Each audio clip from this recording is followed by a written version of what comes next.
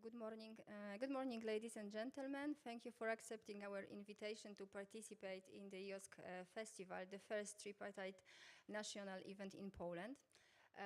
So we shall start the event, and that's why I would like to invite the representatives of hosting institution, but also of the hosting member state. Let me introduce and welcome the Director of National Science Center, Professor Zbigniew Błocki, and the Deputy Director in the Department for Innovation and Development of the Ministry of Education and Science, Mateusz Gaczyński. Gentlemen, the floor is yours. So I guess this is just an introduction. So welcome all of you in Krakow and those who are with us online. I'm very happy to be able to co-organize together with the ministry this event. As you probably know, NCN is very involved in issues of open science for quite a few years now. Several years ago, we have, together with many other grant agencies in Europe, we have introduced the requirement of data management plan in our grant applications. And so soon afterwards, we also joined Coalition S, which aims at open science in publications. So we now require all our grantees to publish results funded by our projects openly. So these two paths are crucial elements of general, open science, which is a very hot topic in Europe, also in Poland right now, as you saw from this poster, many events going on. So we are also a Polish coordinator in European Open Science Cloud. So we're very happy to have all of you for these 3 days to discuss the issues related to implementing open science in Poland and in Europe in general. So thank you again for coming, and I wish all of you a fruitful meeting. So, Mateusz, please.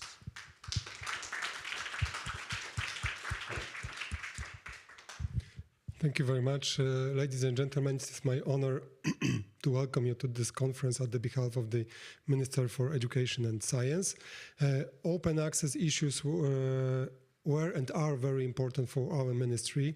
In 2015, we issued a recommendation for the research organization in Poland as regards open access. This year, we are going to evaluate the implementation of this recommendation and the preparation of the research organization to implement other rules, not only as regards open access, but also as regards open access to data, not only publication. Open access plays an important role also in our normal and financial actions, I would say. Polish infrastructure for European Open Science Cloud is included in a Polish roadmap for research infrastructure. We financed the project that prepares the infrastructure, allowing researchers to publish their data and publications online. That's on one hand. On the other hand, as Director Błocki already said, we mandated National Science Center to be our voice in the all open access actions that happens on the level of the European Commission. That's all from my side at this part of the meeting. Like Director Błocki, I wish you a very fruitful conference. Thank you.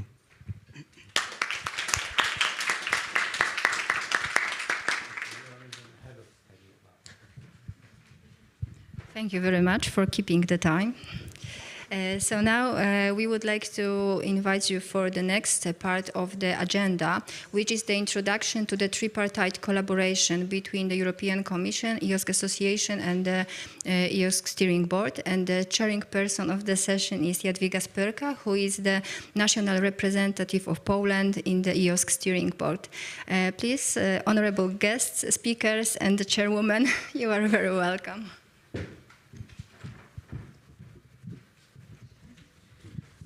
Good morning, ladies and gentlemen. It's my great pleasure to welcome and introduce our next three speakers who will tell us about the EOSC vision as well as its implementation at the three levels: European, national, and institutional.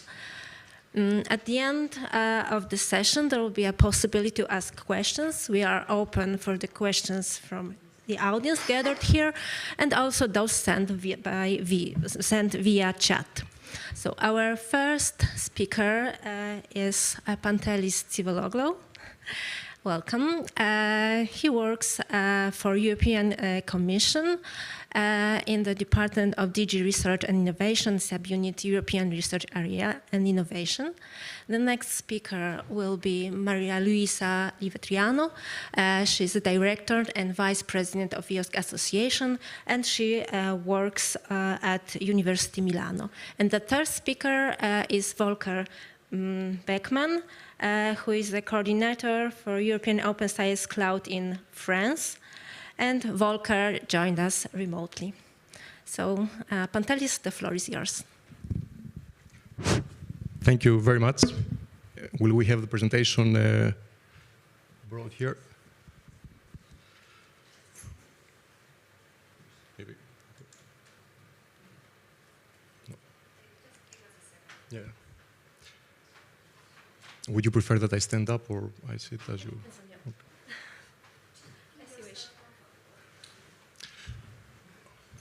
Probably it's better if I stand up so I can also see what I'm presenting. Okay, so, well, hello everybody. It's a real pleasure to be here in the Polish EOSC tripartite event.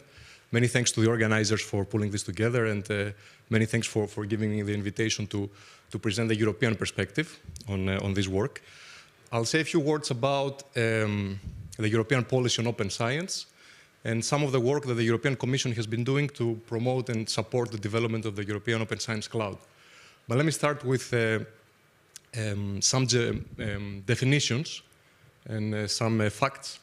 So what we call open science, why we're acting on it. So we see open science as a paradigm shift in the way research is conducted.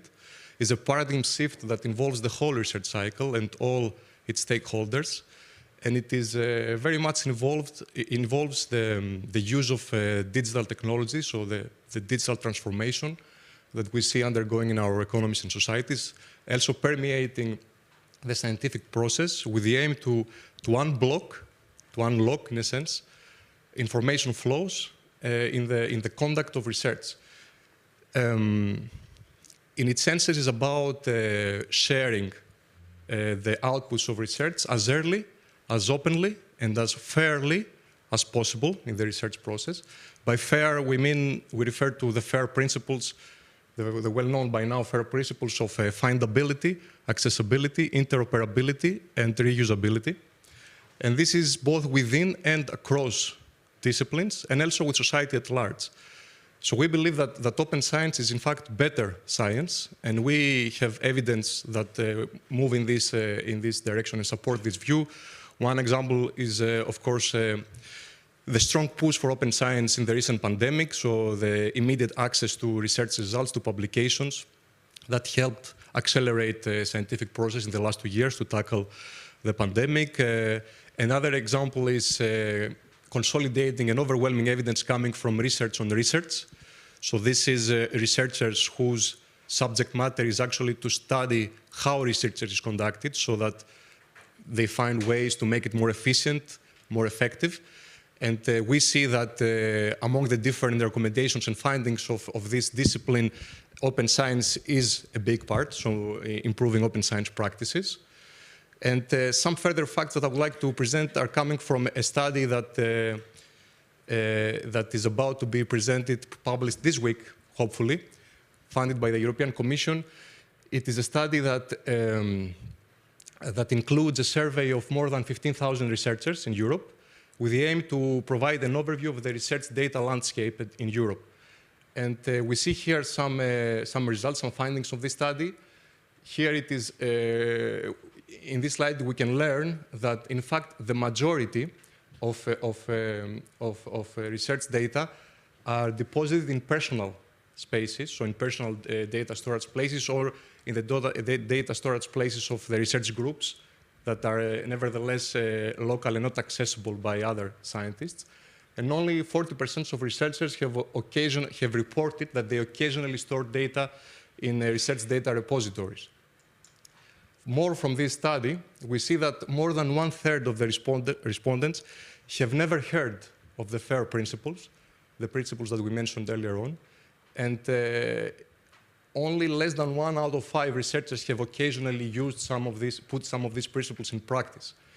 And when we say put them in practice, well, the majority of them, the overwhelming majority, more than 3 out of 4 of the respondents, they have highlighted that by the predominant FAIR practice that they have put in place is the development of data management plans, and other types of practices are much, much less common. For example, putting persistent identifiers in research software, or using institutional and repositories, or putting or choosing and applying licenses to the research outputs that they produce. So what kinds of barriers have the respondents identified in this survey? Well, there is a series of barriers that we see here. I highlight the most significant ones. First is burden, financial burden, time-wise burden, the effort that the scientists need to put in order to make their data fair, in order to apply open science practices.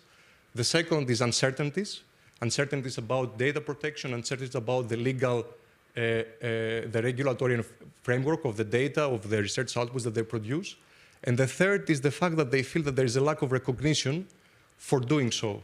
So they may try to engage in open science practice, but they feel that this will be a waste of time in a sense because they don't see the personal benefit, for example, in promoting their academic careers for doing so. And these 3 overarching challenges are very much triangulated by another study that was conducted a few years ago by Digital Science and the Figshare, which again, if you see, the letters are not very eligible, but I can read for you the overarching problems, concerns with sharing datasets are again the costs of sharing data, the uncertainty about copyright and licensing, uncertainty about whether they have the right to share the data that they produce, is about concerns about the misuse of data, so how their data are going to be used by other scientists or by other stakeholders outside the scientific community, and also not receiving appropriate credit or acknowledgement for this work. So again, going back to the recognition, the lack of recognition issue. So these are some of the challenges that we're trying to address under open science. And this is why open science has become increasingly central in the European research policy. I highlight here a series of high-level policy documents published in the last 6 years. Of course, open science is an area of activity of the European Union that dates back to 2006, 2007, so it's much older than these 6 years. Nevertheless, let me highlight only the high-level policy documents from this year and the previous year, starting with 2001 and the publication of a Council recommendation on a pact for research and innovation in Europe. This is a document that identifies a set of values and principles for European research and innovation, and a set of priority areas for cooperation among the member states and the European Commission. And there we see open science being one of the main priority areas for cooperation, and also open science practices permeating throughout the document. Then again, on the same year is the Council conclusions on the future governance of the European research area, including the ERA policy agenda. There, again, open science is very central. as part of the ERA policy agenda, we have what we call the ERA action plan, which identifies a set of actions whereby member states voluntarily commit to deliver by 2024. And one of these actions is specifically dedicated to the delivery, to the development of the European Open Science Cloud. And we will see the slide on this later on. And then just a few months ago, in 2022, there was the Council conclusions on research assessment and the implementation of open science. Again, as the title suggests, of course, open science is very central. This document is more focused on the openness of the scholarly communication process. So, going back to the point that we mentioned about the ERA action on the development of the European Open Science Cloud, let me put some more details on this. Here is the exact definition of this ERA action, as highlighted here. And we have identified 3 concrete outcomes by the end of 2024 for delivery. First is the deployment of open science principles and best practices. Second is the deployment of the core components and services of the European Open Science Cloud, including the federation of a first wave of federations of infrastructures and the interoperability framework. And third is about establishing a monitoring capacity for contributions to the European Open Science Cloud. And in this picture, you can see that this action is what we call Action 1, which is the second column there. And you see that 24 out of the 27 member states have committed to contribute to delivering this action under the ERA policy agenda. So, moving forward to looking into how we plan to implement EOSC, the Commission's approach has been increasingly moving towards a community-driven process.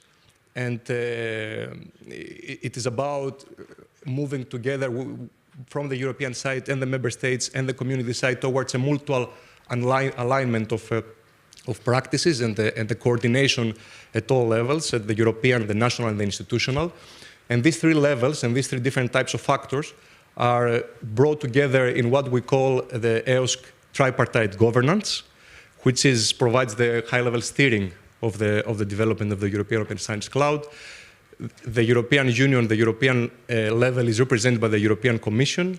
The national level is represented by the national representatives of the different member states and associated countries to the EOSC steering board. And the community level is represented by the EOSC Association, who is supposed to represent the voice of the scientific community. And a manifestation of how the Commission has chosen to move towards a community-driven process is the establishment of the EOSC European Partnership. So this is a so-called Horizon Europe co-program partnership. It involves 2 parties. On one side is the European Commission, on the other side is the EOSC Association. There is a memorandum of understanding that we have signed with a time frame up to 2030.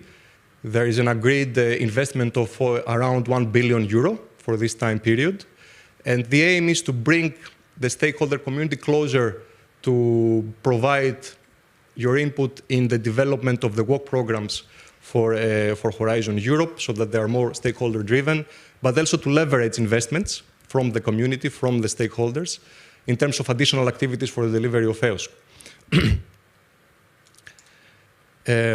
As part of the partnership, we have developed what we call a strategic research and innovation agenda, which sets out the strategic priorities for delivering the EOSC. It is a comprehensive document. It identifies the challenges ahead, the boundary conditions for delivering the European Open Science Cloud. And again, it is structured around 3 implementation levels: European, national, and institutional. And it includes also a multi-annual roadmap for the delivery of the strategic research innovation agenda. We had one for 2021-22, and now we are about to publish the one for 2023-24, and so on.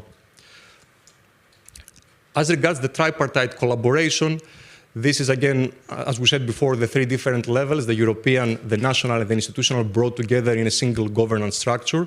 It had its first meeting last year, and it reached to 3 consensus points, which, as we will see, they very much parallelized with the 3 concrete outcomes of the ERA action plan that we saw before. The first one is the deployment of a viable EOSC platform, and the follow-up on this consensus point is a procurement that the Commission will soon publish on the European Open Science Cloud on developing the core functions of the European Open Science Cloud. The second is the deployment of a single joint capacity for monitoring the uptake of open science in the member states and at European level. And there is work carried out under the Horizon 2020 project, the EOSC Future Horizon 2020 project, on an EOSC observatory, which is supposed to be a tool that will be following up on this work. And the third is the alignment of policies and practices, and at national level, regional level, and there we have, in fact, the series of national EOSC tripartite events. There was a series of events in the previous weeks and months, and today's event is the event for Poland, so here we are. And not only the aim of this event is, of course, to coordinate at national and regional level and to get to know the different practices on open science that institutions are taking and are carrying out at national level, but also to develop a catalog of best practices from different countries and from institutions that contribute to the development of the European Open Science Cloud. So, talking about this catalog, I highlight here a few examples from inputs that we have received from different countries. This is an example from Norway. So, member states and associated countries are included in this process. This is focusing on principles for the assessment and evaluation of researchers that takes into account, takes into account open science practices. It links to the barrier that we mentioned earlier about the lack of recognition. So here is a specific action that aims to address this issue by addressing the reform of research assessment in a way that it actually takes into account open science. Here we have an example from Italy. It's a portal called openscience.it. It's about disseminating news, training material, events around open science and related to the European Open Science Cloud. And here I highlight an insertion by Poland, actually, on open research data repositories. So according to the information we received, this is about open research data repositories. There is a general purpose repository called the RepOD, and 2 domain-specific repositories that are being developed, one on social data and the other on crystallographic data. So the aim of these national events is, in fact, to enrich the discussion and to identify best practices so that we have a more consolidated and more rich discussion at the European tripartite event that is taking place next month in Prague. And with this moral advertisement to this event, I would like to close my presentation. So thank you for your attention.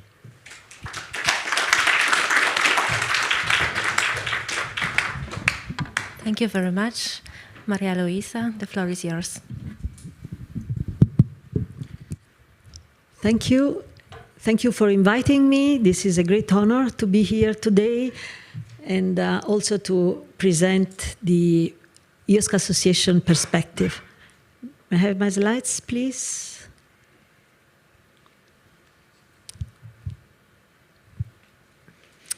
So I'm the director and vice president of the EOSC Association, and in the next few minutes I will introduce you to the European priorities. Actually, I will skip this part because my colleague from the European Commission already told us about European priorities and the open science and the EOSC. I will talk also a little bit about the EOSC partnership and the role of the EOSC Association. So, nothing to add to what the European Commission already said. Open science is definitely a political priority for the Union, and not only for the Union, but also for the member states, who committed actually to the priority area number 1, who is the open science, which includes also EOSC. The European Open Science Cloud initiative have a long journey. EOSC aimed to offer a virtual environment for open access to services to store, share, process, and reuse research data, and also other research digital objects, such as software, for instance. In the EOSC initiative was proposed long time ago, in 2016, by the European Commission as part of the European Cloud Initiative, and was funded through the so-called Horizon 2020 Infra EOSC program. Now, there is a long journey from the 2016 to today, I mean, where we are discussing about the tripartite collaboration. But what is the vision of EOSC? The vision is to building the EOSC ecosystem collaboratively with all the stakeholders through the EOSC partnership. And the role of the EOSC Association is essentially focused on the development of web of fair data and services, including publication and softwares. EOSC is what we call a web of scientific insights, a web of fair data and related services, with the federation of relevant existing and future data sources in a virtual space where science producers and consumers can come together, with an open-ended range of content and services, meeting all European data requirements in interaction with the other regions of the world. In fact, open science is not only focus on Europe, but is a global concept. Now, the position of EOSC, according to the European Commission, is that EOSC is the basis for science, research and innovation data space, and actually is also linked to the data spaces, cross-cutting data space for research and innovation from health, industrial manufacturing, agriculture, finance, and so on. And this is very important to connect all the data spaces together. The guiding principles for EOSC is that for developing EOSC is that research has to be at the center of the EOSC initiative. We always say research is at the center, and EOSC is for research, not for researchers. EOSC will succeed if and only if it follows a multi-stakeholder approach, in fact, and will ensure research artifacts be as open as possible, but also as restricted as necessarily, according to FAIR principles, as we heard before. EOSC researchers' artifacts need to be findable, accessible, interoperable, and reusable, with the federation of infrastructure, federating, in fact, existing and upcoming data and the infrastructure. And also need to be machine actionable to promote also the artificial intelligence approach. There are several tasks for EOSC to become operational: to develop and govern federating core, to manage the authentication infrastructure, to manage the PID policies, the persistent identify policies, to manage compliance framework, and also to manage trusted certification. In addition to that, the outreach to stakeholders, monitor services and transactions, manage the EOSC trademarks, and contribute to the Horizon Europe policy framework. There are several challenges for delivering of EOSC, technical challenges that are more easy to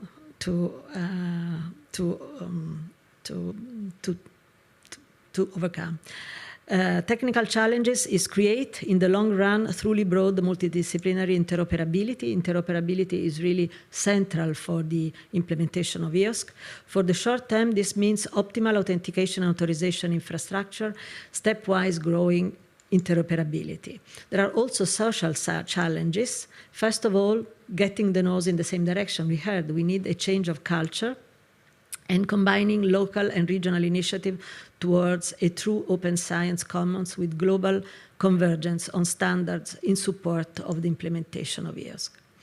Now, the EOSC partnership has been already very well described by my colleague of the European Commission. The initial EOSC governance was steered essentially by the member states, the community, the member states, and the Commission through a project, and then evolved through the establishment of the EOSC Association in the form of the ESBL, a legal entity based on the Belgian law, and now with the co-programmed EOSC partnership. The new governance model agreed with the EU countries for the EOSC implementation phase will be tripartite, as we heard already. The EU is represented by the Commission, the EU countries and countries associated with the Horizon Europe represented through a steering board, and the European research community represented by the EOSC Association. The partnership is regulated by an MOU, which is a contractual agreement, not legally binding, and the partnership board includes the EOS Association, represented by the President and the Secretary General, and the European Commission. There is also the collaboration of the member states, I mean, the inclusion of the member state and associated countries representative through are part of the steering board together with the European Commission, and collaborate with in the partnership in this tripartite collaboration.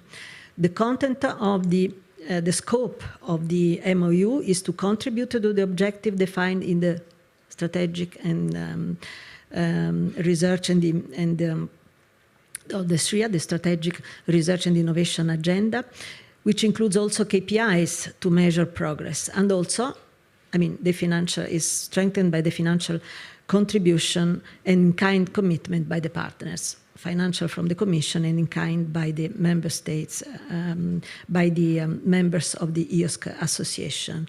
There are several commitments the principal commitment from the European Commission, as we heard, is to duly take into account the input and advice from the EOSC Association when defining the core topics relative to the scope and objective of the SRIA, while the commitment of the EOSC Association is to contribute to the identification of priorities of research and innovation activities and the definition of core topics to be included in the Horizon Europe work programs.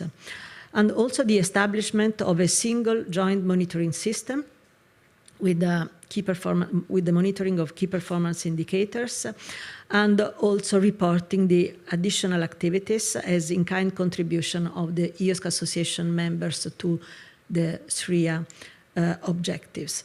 The Strategic Research and Innovation Agenda is already described by my colleague of the Commission, have several objectives. The principle is is focused on the open science practices and skills, and that need to be rewarded and taught, becoming the new normal. And this implies the development of standards, tools, and services allow researchers to find, access, reuse, and combine results with a sustainable and federated infrastructure, enable open sharing of scientific results.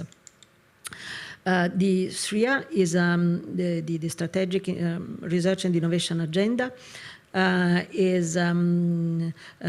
include also a multi-annual roadmap. A multi-annual roadmap is set up according to the SRIA, and which identify priority activities and overcome, and is grouped by 3 levels of implementation level: European, national, institutional level.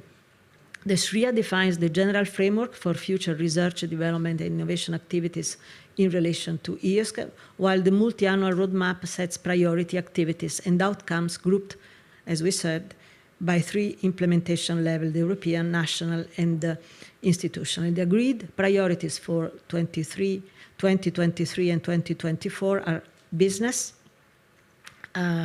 which is a resourcing model, which is a top priority, and we will discuss in the panel this afternoon. The EOSC core development, the interoperability and data search, the data quality, the member state engagement, and the recognition and awards for open science. Now, the EOSC Association. The purpose of the EOSC Association is to provide a single voice for the advocacy and representation of the broader EOSC stakeholder community, to promote the alignment of the European Union research policies and priorities with activities coordinated by the association, and to enable seamless access to data through interoperable services that address the entire research data life cycle. The EOSC Association have a very strong member base, including 163 members and 78 observers with a broad geographic distribution.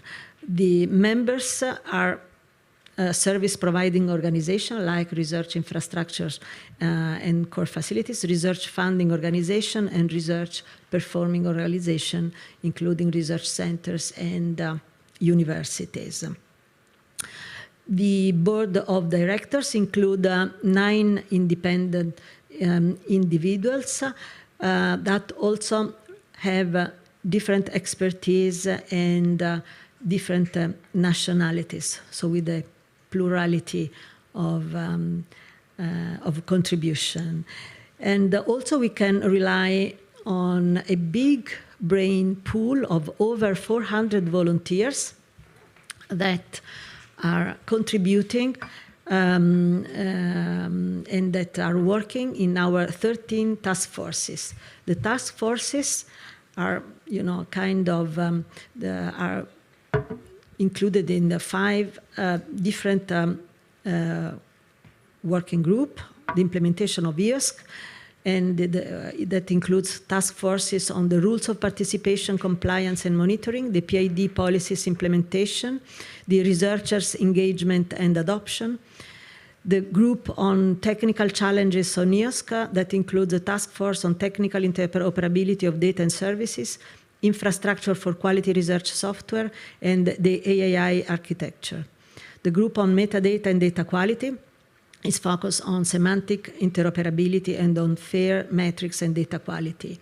The group on research careers and curricula includes task forces on data stewardship curricula and career path, the research careers recognition and credit, and the upskilling countries to engage in EOSC.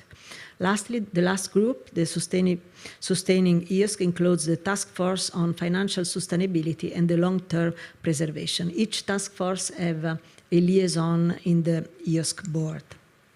This is the picture taken at the General Assembly in May this year, and it's a nice picture of how looks the EOSC Association today. We engage the community through a platform called EOSC Forum, which is very useful for exchange of information and also a platform for including for having exchange with the community. We also wanted to establish an EOSC brand. This is to make all the project included in the family. And in fact, in EOSC logo has been developed and has been also adopted by the different new EOSC project funded by the European Commission, make a kind of EOSC family. And this is very important because the European Commission, the EOSC Association wants to work and to try to coordinate the effort of all the work that is developed in all this project. So, the road ahead is long and winding, and let's co-create EOSC together. Thank you very much for your attention.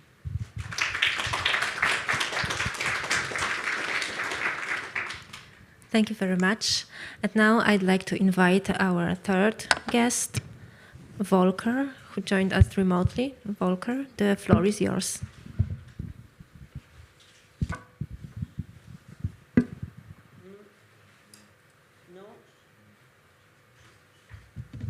Volker, we cannot hear you. Not yet. Not yet. Try again.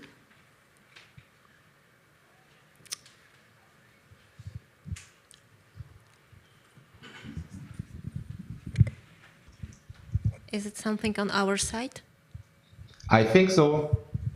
Now we can hear you. Now it works. Yeah. Okay. Okay, very good. Thank you. So thanks again for your invitation. And I have to switch off the sound on my side because otherwise I have an echo. I'm sorry that I cannot be there in person. It's very exciting to see this national events kicking off now and seeing really the partners getting engaged and bring this back into the countries and moving together forward. So I'm here representing the EOSC steering board as co-chair, and I'm working at the French Ministry for Higher Education and Research. So let me see if this works. Okay.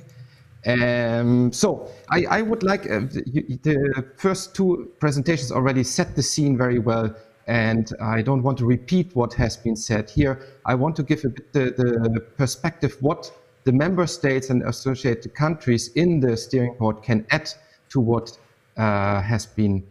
what is done by the Commission and by the association. So I would like to draw your attention to the fact that the EOSC is part of a large movement in Europe. So the digital transition we are in right now, and especially in research, where we have a fast increasing need for being able to treat fair data, to provide services and e-infrastructures for all scientific domains and across countries. So as on the European level, we entered the digital decade, and this really includes much more than the EOSC. It includes the cybersecurity aspect, for example. It includes being sovereign in our infrastructures.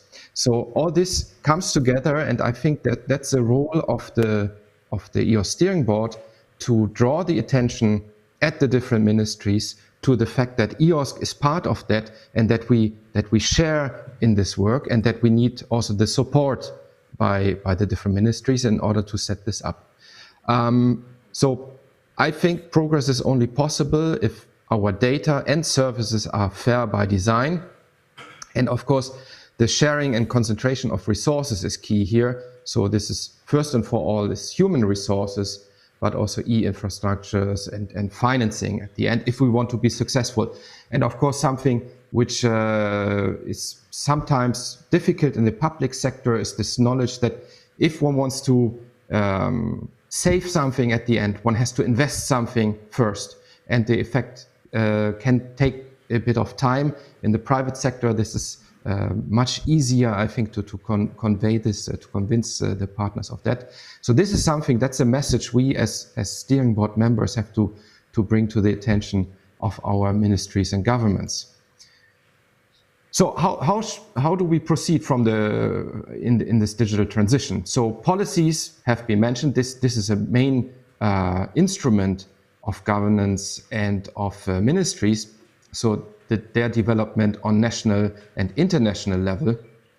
And we have a lot of examples already seen today. I want to draw your attention also to policies like the Data Act, the Data Governance Act, the Digital Services Act, which all have a direct impact on what we do in research. And sometimes it's a bit like with the GDPR. It takes a while for us to understand what this means for our domains and how we benefit from that.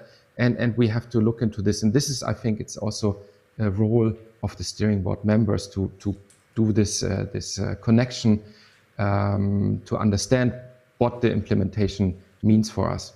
So then an example for policies relevant at the national level. So as Maria Luisa just presented, I would like to mention the Piano Nazionale Scienza Aperta in Italy. In France, we have a similar document which implements the will to have open science as the new normal in the near future in our countries. We have also, when we look across the Atlantic, you see the EU's memorandum ensuring free, immediate and equitable access to federally funded research. So we are not in Europe, not alone in this endeavor. So the US memorandum even goes further, I think, than our national plans, because there it is about immediate release of research results to the public.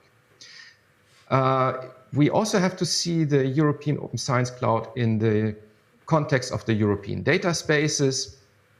That's an approach to ensure faster development of sharing data for research in different domains. So we are starting off with the European health data space, and the regulation has been drafted by the European Commission and is under discussion with the member states right now. And other data spaces are in the planning. And there, one role, of course, of the steering board is also to draw the attention on the political level that EOSC is a European transverse data space. So we have to see where we can contribute, where we can participate in the different European data spaces, where our expertise and part of the services are very welcome and very needed in order to avoid duplication of investment. So this has been mentioned before. EOSC is a partnership. There's a bit of a different diagram than has been shown before, but it shows the same. So let me just go to the main points I want to make here. So this is really a very strong commitment by the three partners. So the European Commission is willing to invest about €500 million within Horizon Europe into EOSC. The EOSC Association is willing and committed to provide services, that's mainly in kind, at a level at least of the EU financing, and the member states support this development through policy development and through financing of infrastructures and organizations important for the EOSC, and help with the coordination of EOSC at the EU level.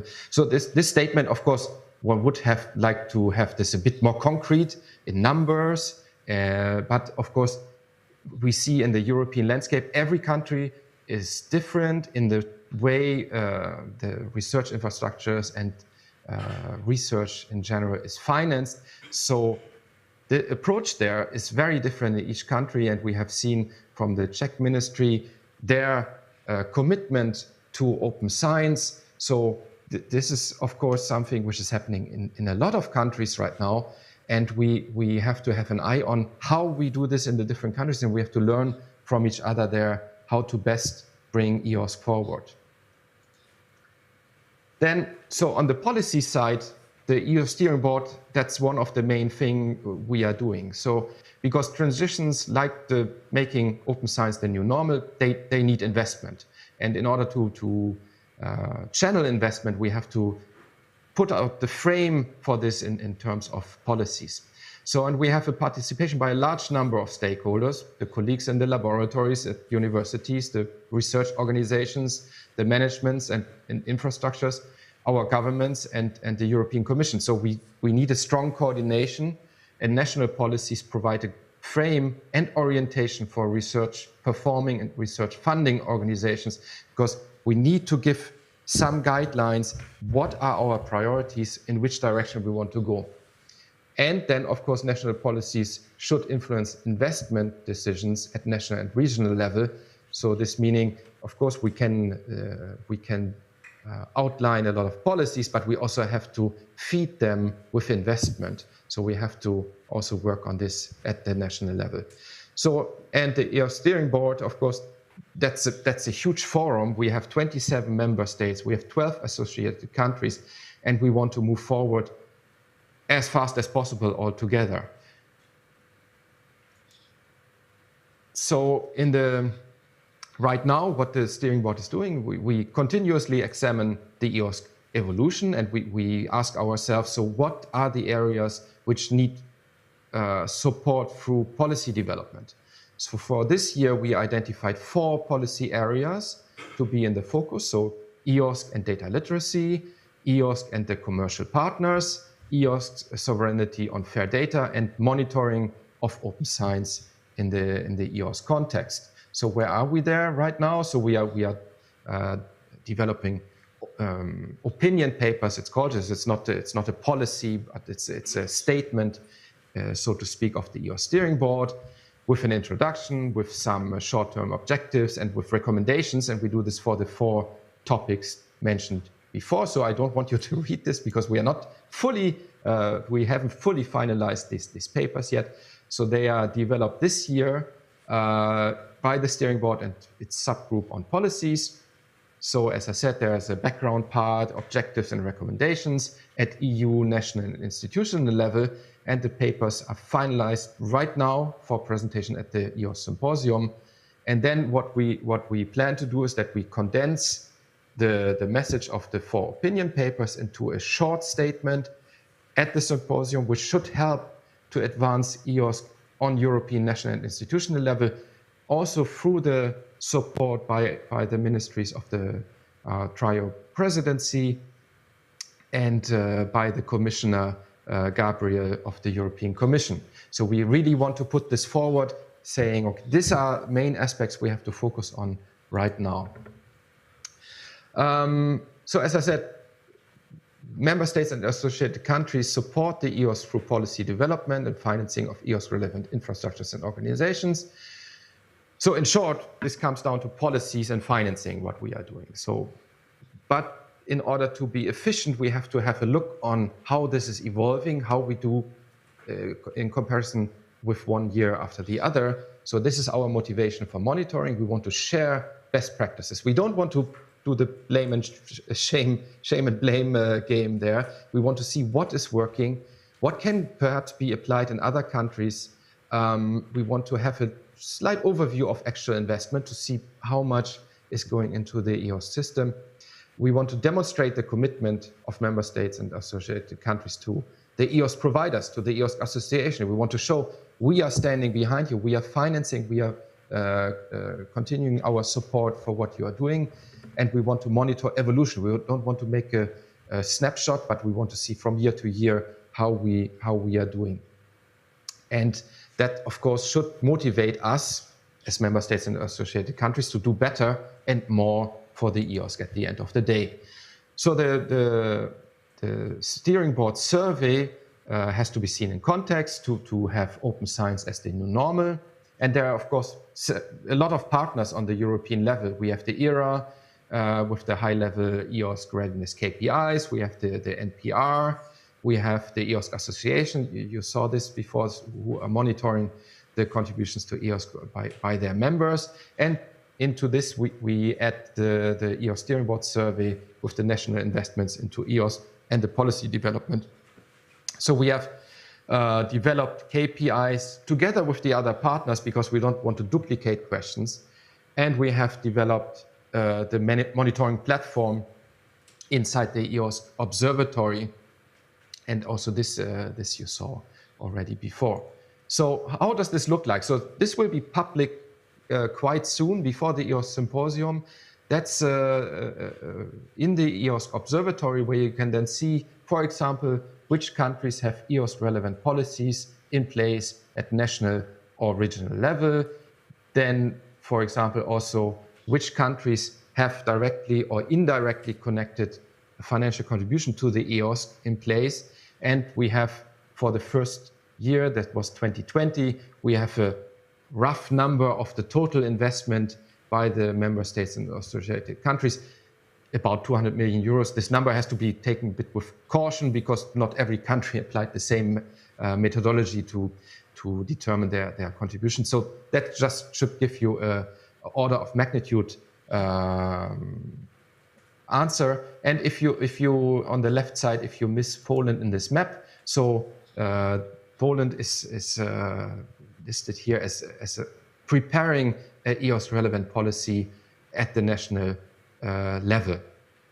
So this is something you can look forward to and you can access very soon. And what are the next steps for our survey there? So we want to have the report about the first survey published for the EOS symposium, so probably slightly before the symposium. And then in the next step, we want to extend our survey to all aspects of open science, for example, open access to publications, citizen science, and other topics. We want to clarify the methodology for determining national financial contributions to EOS so that we are able to really present overall sum, what is the investment. I don't think we want to disclose necessarily what each country is investing, because that might then lead to this name and shame game. So this we have to see. And we want to continue to coordinate with other monitoring exercises to avoid overlaps, for example, with the EOS Association survey. And we want to favor pulling information, because a lot of information is out there and it can be harvested over survey questions to be answered by EOS steering board members, because this puts us a lot of load on the representatives in the EOS steering board. And this, of course, will be accompanied by the EOS steering board statement to achieve open science goals. And we are going to also, so these numbers are also not finalized, we are going to set quite ambitious goals, what we want to achieve until 2024 in the European context. So thank you very much for your attention, and I'm looking forward to questions.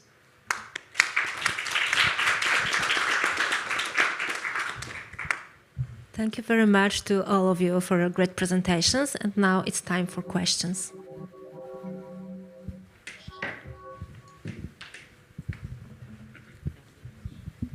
Hi, my name is Roxana Wilk, and I'm from Cyfronet in Krakow. So I will have probably several remarks and questions as a summary to the all presentations that were given.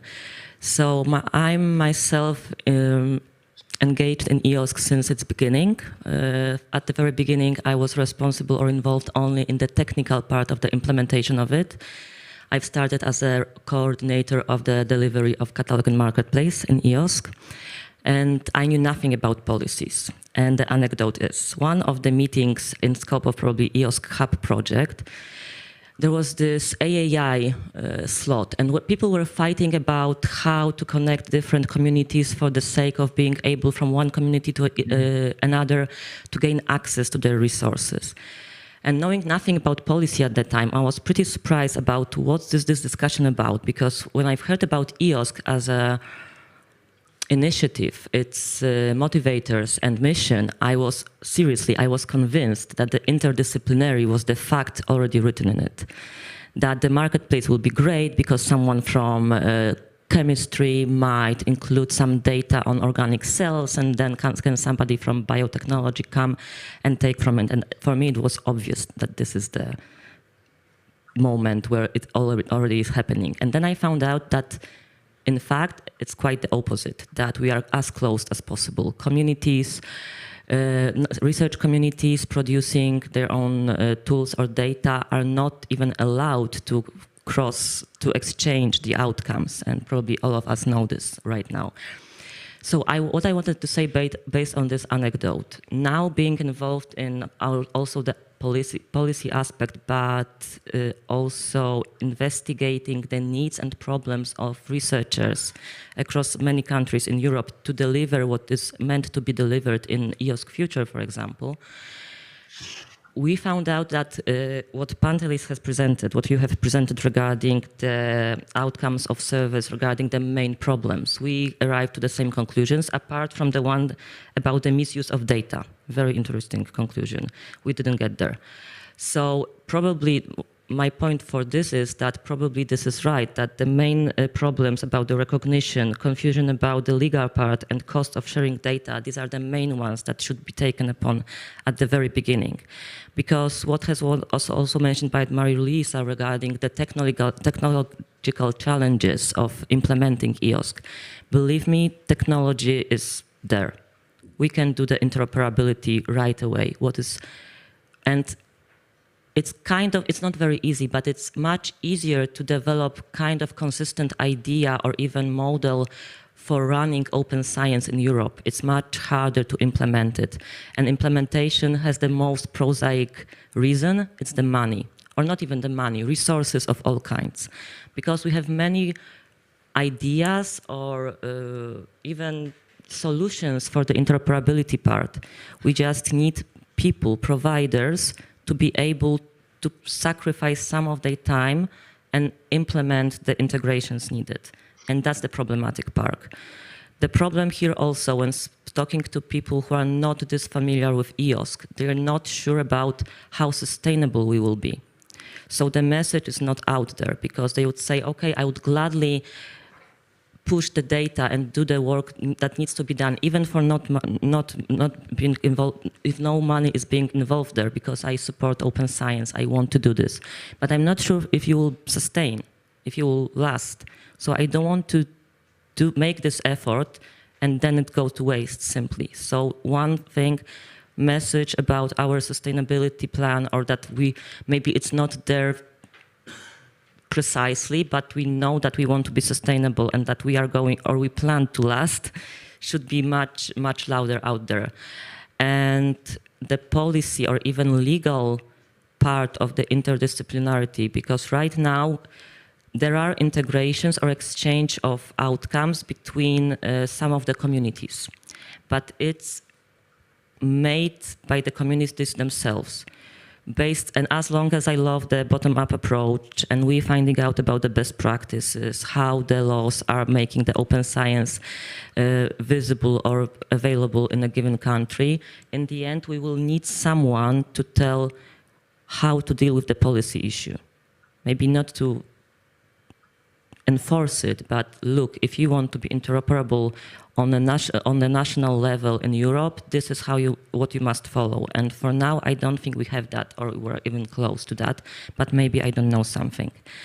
And regarding the connections already at place, they are here, but this is not a model that will enable us to have end-to-end connections in the end, to enable the cross-disciplinarity or interoperability on a global level. We have some first integrations, and we can take what has been made in order to enable it between the communities, but probably some legal grounds have to be made in order to the exchange of outputs can take place among all of the communities.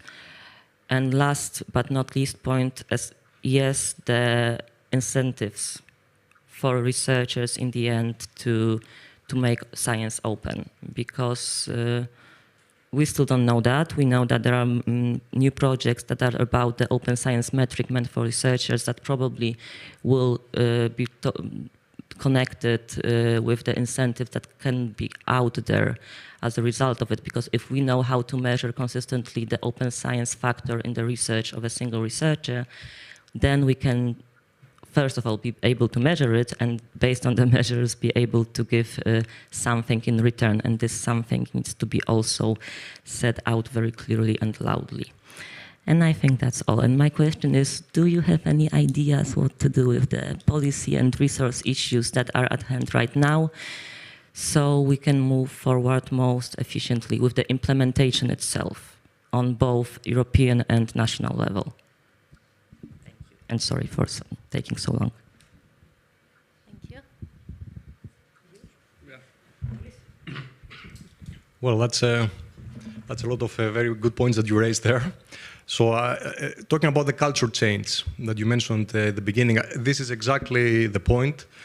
It is one of the objectives of the partnership is in fact to make open science a new normal, to ensure that that researchers follow open science practices. And this is an objective because it's very difficult to achieve. It's a very complex problem. There are scientific norms and cultures that have learned over many years to work in certain ways. And now we're asking them to move to a new model. And that is not something that can happen from one day to the other. We have to see. Do you think there's a chance that an idea about spreading the word about EOSC and open science among especially young researchers might be some kind of an answer here, that try to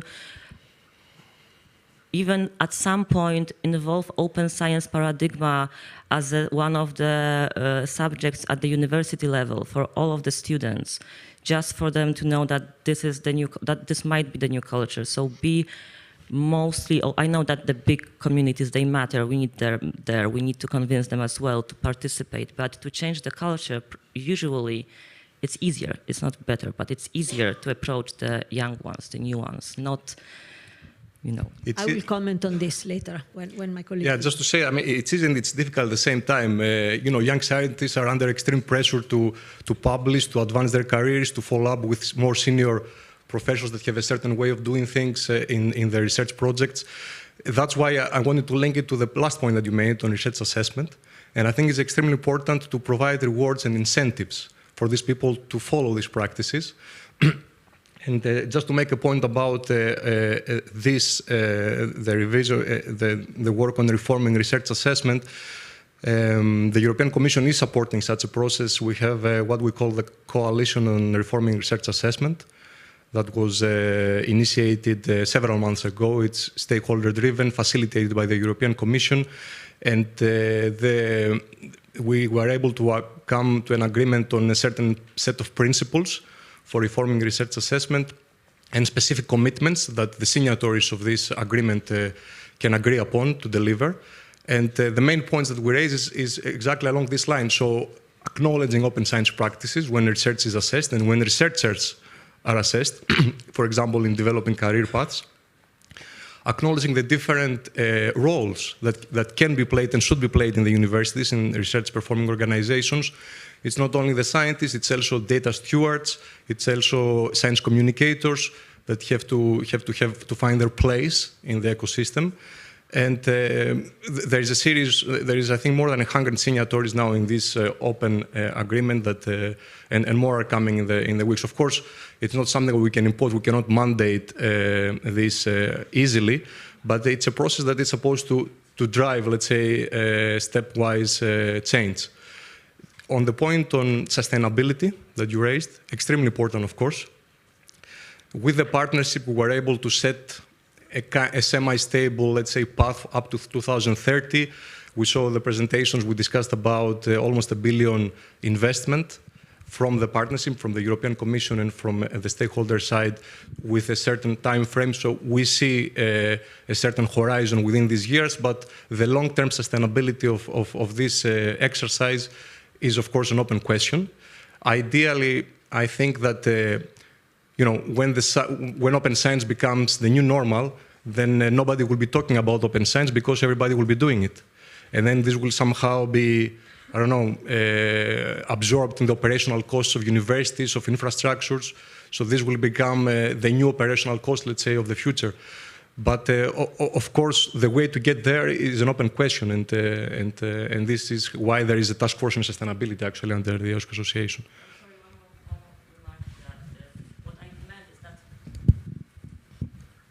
Finding a way to build a trust, because what I've meant is, because I know we have a plan until 2030, and that what comes later is connected, in fact, how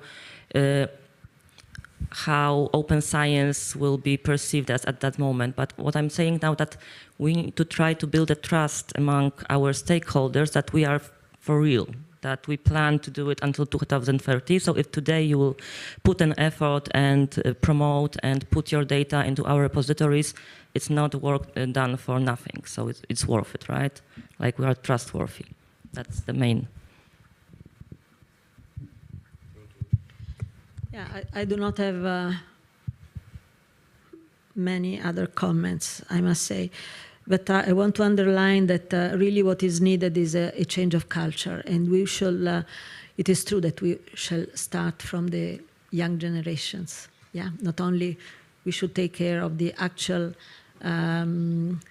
employees in our research performing organization and the service providers organization.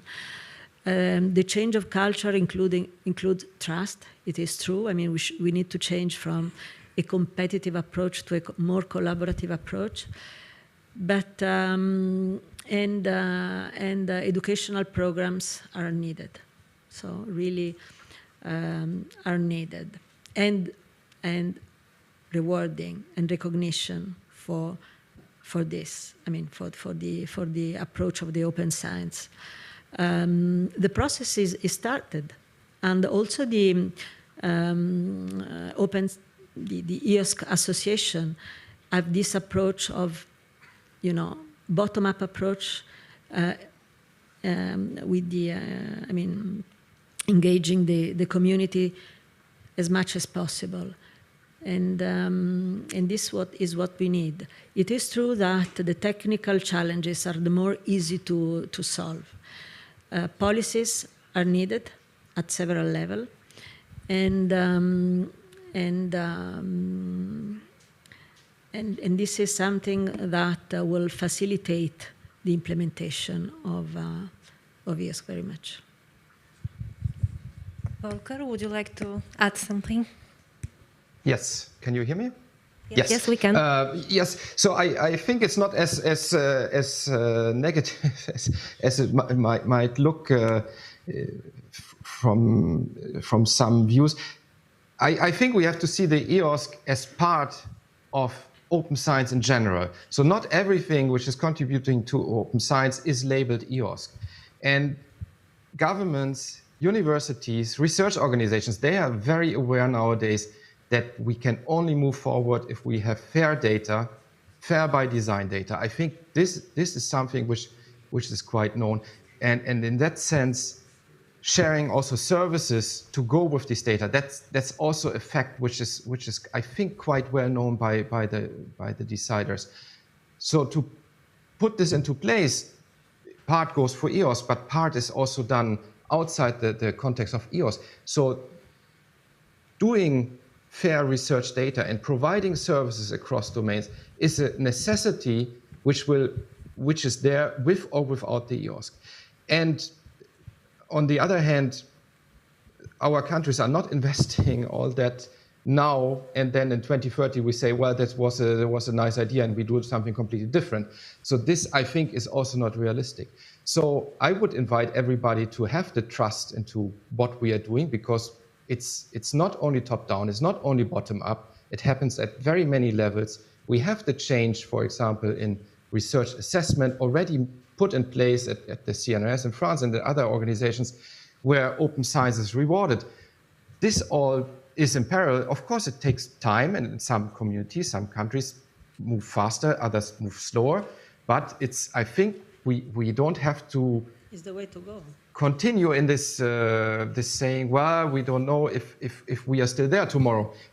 This problem is not going to go away. Our ambition is not going to go away, and the EOSC as a frame is not going to go away. And so I think we should be quite optimistic, and we have to pass the message on that open science is here to stay, and the EOSC is here to stay. Thank you very much. Thank you. One remark ad vocem to what Volker said about this sustainability. From the perspective of the paying side, so the Ministry of Science or the funding agencies, I would like to say towards this sustainability that we are in front of the cultural change as regards the perception of science in the society and by the society. We cannot say no longer that we give vast amount of money to scientists because they do things. We need to explain this to the societies, and therefore we need this open access activities. Therefore, it will not vanish in 1, 2, or 5 years. It will be with us forever, because the social requirements to see what the public money goes for will be even stronger than it is right now, because we are living in a more and more connected society, in the society that cares for the public money in a broad sense. Therefore, I think that we are at the beginning, rather not in the middle of the road as regards the opening of the science and regards of the translation of the science to the society. 2 remarks as regards Volker's slides. One as regards the Polish expenditures to the open science activities. It will be a very difficult issue in our case, because open science activities are one of the 100 categories that can be counted as regards research organization expenditures via public money. In 2018, we underwent the very vast reform of our research and higher education framework. The reform was prepared on the basis of the Policy Support Facility report co-authored by the European Commission and its expert. And one of the main requirements was to simplify reporting from the side of a research organization and university. And we simplified dramatically the reporting, which means that we direct one stream of money to the research organization, and we receive information only about one source of expenditures via the research organization. Therefore, it will be extremely difficult in our case to have exact numbers as regards expenditures on the level of research organization. Of course, we can see the large projects are referred to in my introduction, so the Polish infrastructure for the EOSC. That's one big project, and we can see that, we can report that, but that's one case. As regards Polish policy towards open science, we are bound by law to prepare by the May 2023 national policy towards opening of data science. The revision of the open science, open access activities I mentioned in my introduction, the evaluation and the revision is part of this work towards having this open access national policy. And finally, my question.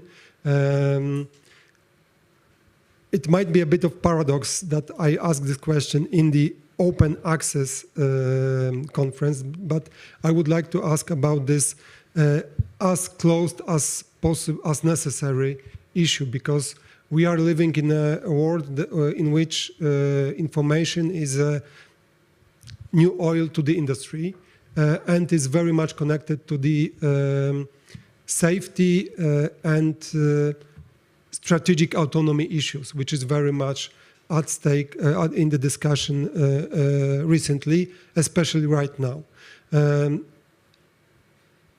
Public funded research goes only not to, applies not only to the social research, but also to the different very sensitive issues like communication, energy, and so on. So how EOSC is going to address this security issues? I don't know if you are able to respond to that. Well, I counted that the person who has the hand emblem in the LiPo will be the one who will address the question. So that's my question. Thank you. Volker? Yes, thanks for this question. So I think we have to think there, for example, if you think of the health data space, patient data, of course, you have to then make sure that not personal data are going to be shared. And we have to go even a step further. It's not enough just to remove the name, but with as technology improves and information technology improves, it's possible to track down somebody by some information which is given through health data. So that's a very easy example where we have to make sure that the data are as closed as necessary, not to disclose something. Other examples, you mentioned energy sector. We have seen now how fragile our system in Europe can be, and we have to make sure that not data are shared which can be used against us. I agree that public funded research in general should provide the results openly to everybody. This is why we say as open as possibly, and not use the other part of the sentence as an excuse for some domains to not disclose their data, which are not have not sensitive issues. We also want to ensure in this context that every domain stays in control of their data in the sense that they decide what can be open, because the expert at the EOS portal, for example, they cannot decide what are sensitive data. So in sensitive data, we really have to think in each case what the issues are and how they can become can be overcome. For example, by anonymization or by removing geographical information and so on. But it's a sensitive issue, but it shouldn't be used as an excuse, I think.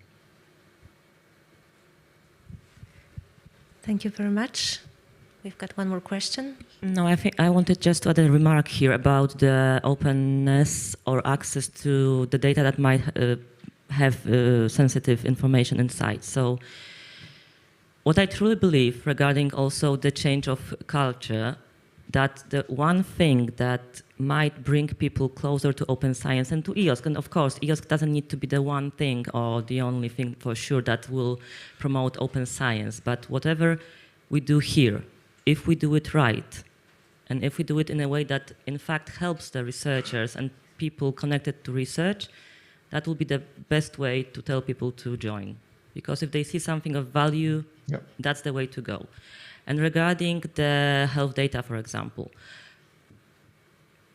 I think that for this, what might be done is just solving a puzzle, because right now the technology out there allows you on one hand to decrypt the information so we are able to pin a person based on the genetic data, on the, let's say, physical data. We can do it already. But on the other hand, we have technologies also able to anonymize the data enough to be still used, but not decrypted. So the answer I would give for, let's say, security of some of the sensitive data is that here is also a big part of it, it's about technology, finding a way to verify the person, and it's also connected with the misuse of the data. Finding a way what to do, how to handle it operationally, that we know the person who accessed the data, and we can tell for 95% accuracy that that person is connected to science, doesn't want to do anything bad with the data. Right now, this question is silly, sounds silly probably, or like a unicorn, but probably one day with a good idea and technology behind it, this would be doable. So as Volker said, I agree that for now, we need to be restrained or have constraints regarding what operational or technological solutions we have at hand, but in the future, probably it will be easier to care about these things, and this kind of data could be open as well in the end someday. Thank you.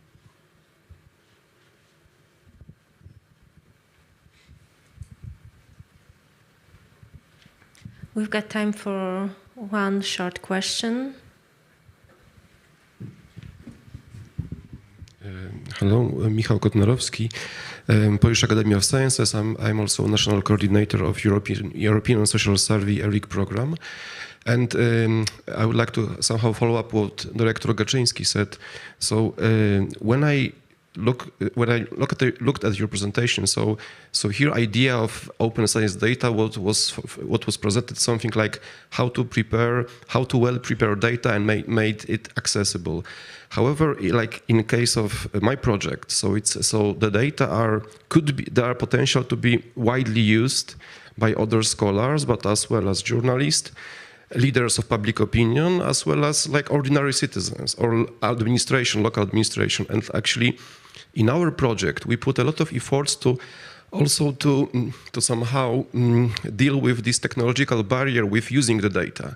So, for example, we put efforts in providing trainings to other scholars, trainings to journalists, and also we have planned to do some workshop with local authorities. So in EOSC perspective, do you also have such issues connected to making data more accessible for broader audience, to providing some kind of trainings or even software to make the data more accessible? Thank you.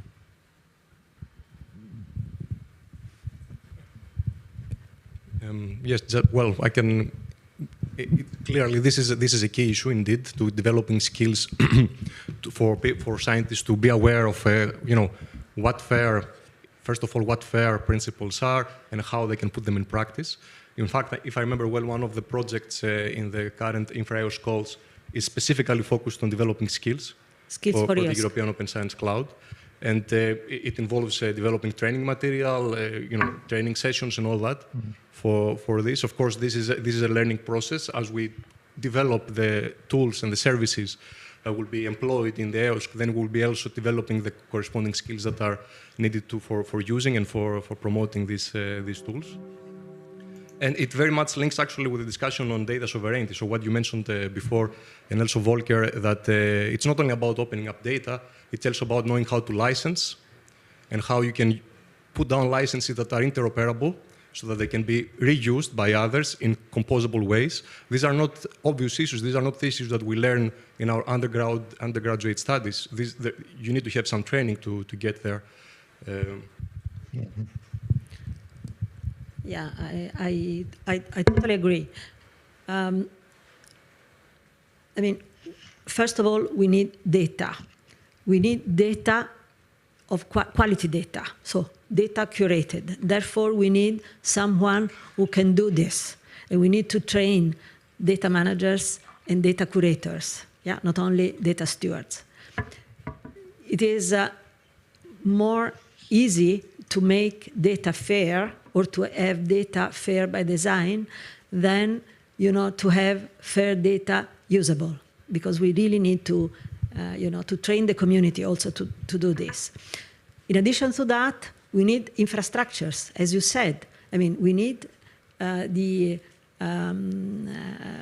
infrastructure that allow us to access data, to find data, to access data, and to have data interoperable.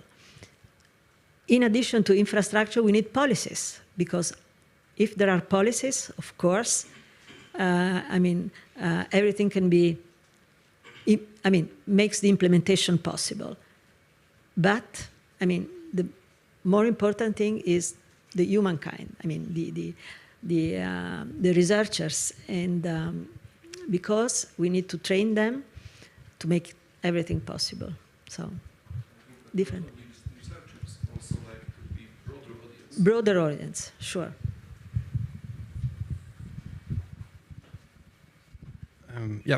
If I may.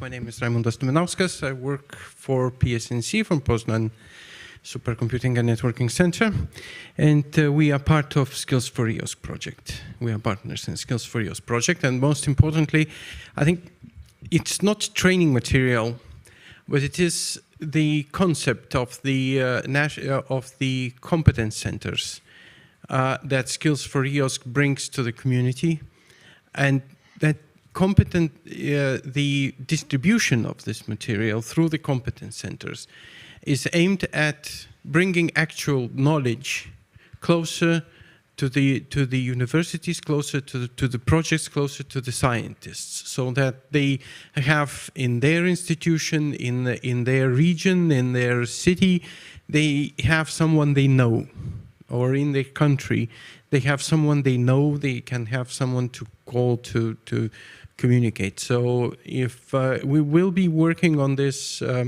in the upcoming few years. So while Skills for EOSC project is operational, and we will continue to work on this. So we will be happy to collaborate with the NCN and whoever from the community, from National Academy of Sciences, to establish these competence centers, so that it's not only, we are not talking about this on the pan-European level, on the high level, but this skills and this communication gets to the actual people who will be using and will be advancing in the direction of fairness.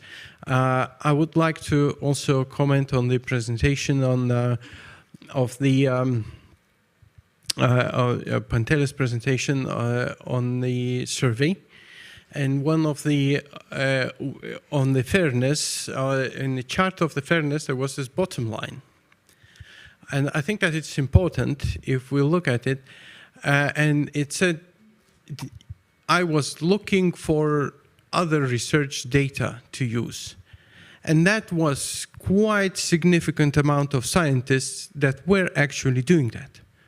So that is your bottom-up approach, because if scientists are looking for the data or for the results that others have already shared, they have to be ready to share theirs. So that we have to be ready to share our own scientific data if we want to do the multidisciplinary research. And that is one of the drivers, and that's one of the values that fairness can provide to the scientific processes. One last thing. I understood from your question also that you are asking about how and if we will train on the use of the data itself, not only about fairness, but how to reuse the data for those who not necessarily deal with it on a daily basis. So I would say that, again, in my head, but it might be only in my head, in the end, it's about creating a community that follows what is needed. And once there will be many questions or many requests to share this kind of training, people who are allowed or are capable of giving that training and delivering it, it will just appear and become part of the network.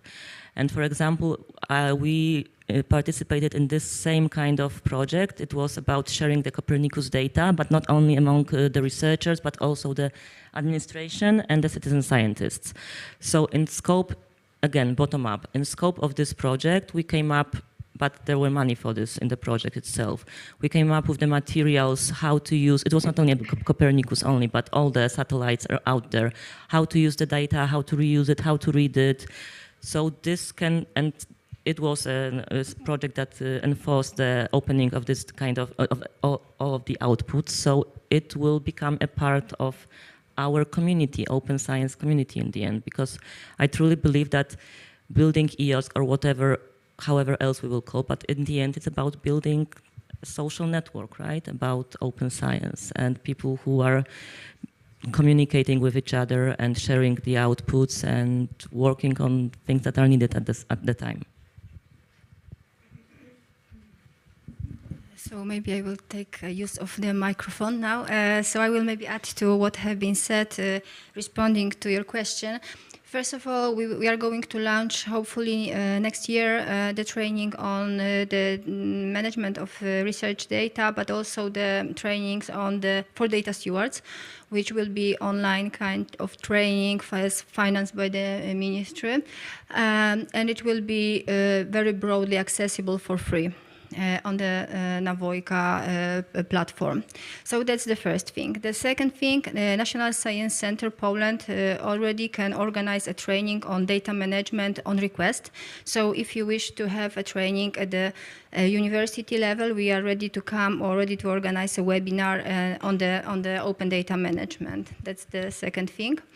The third thing is that we have launched the EOSC Network Poland, which I think all together with all the stakeholders that are present here today and many more that hopefully will join the EOSC Network Poland, we are going to join the synergies and do more about the communication, promotion, education, and training, because all together we have first of all we are more horizontal and more interdisciplinary in this sense in training about EOSC, because training about EOSC is training about soft skills, but also core skills about the infrastructure, services.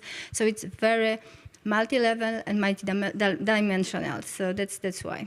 And for fourth comment that I have tried before to add about the culture of sharing. I think it is very important to start the education much earlier than at the researchers level.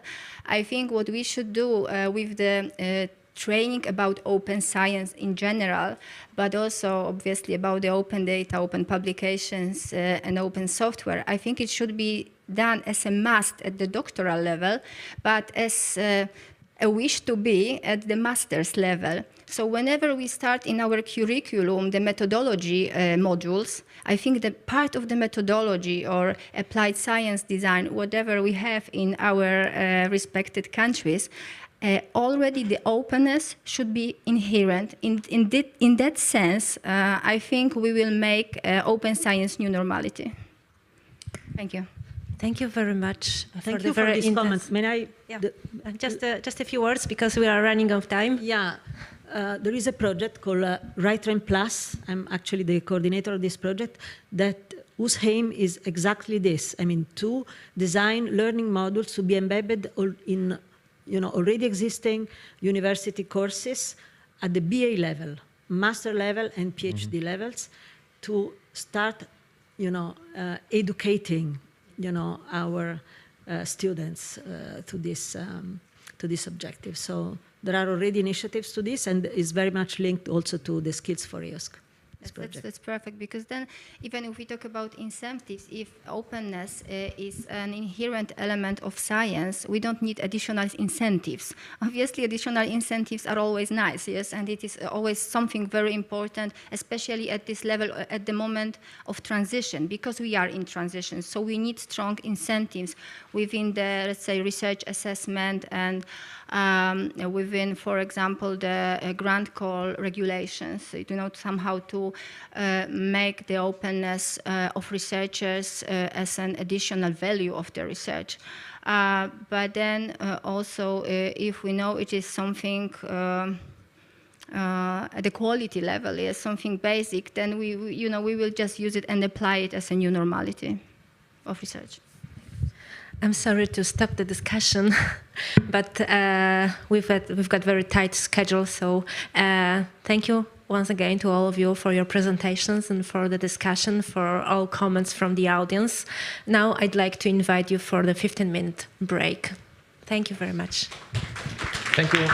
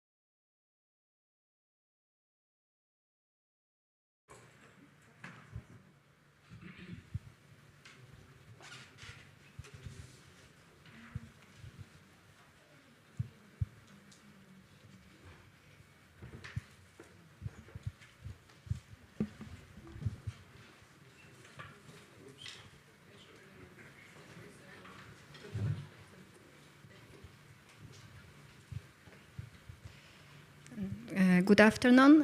Welcome after the break, and welcome everyone who has just joined us online. We are very pleased and very honored to have so many participants online and also our honorable guest speakers online.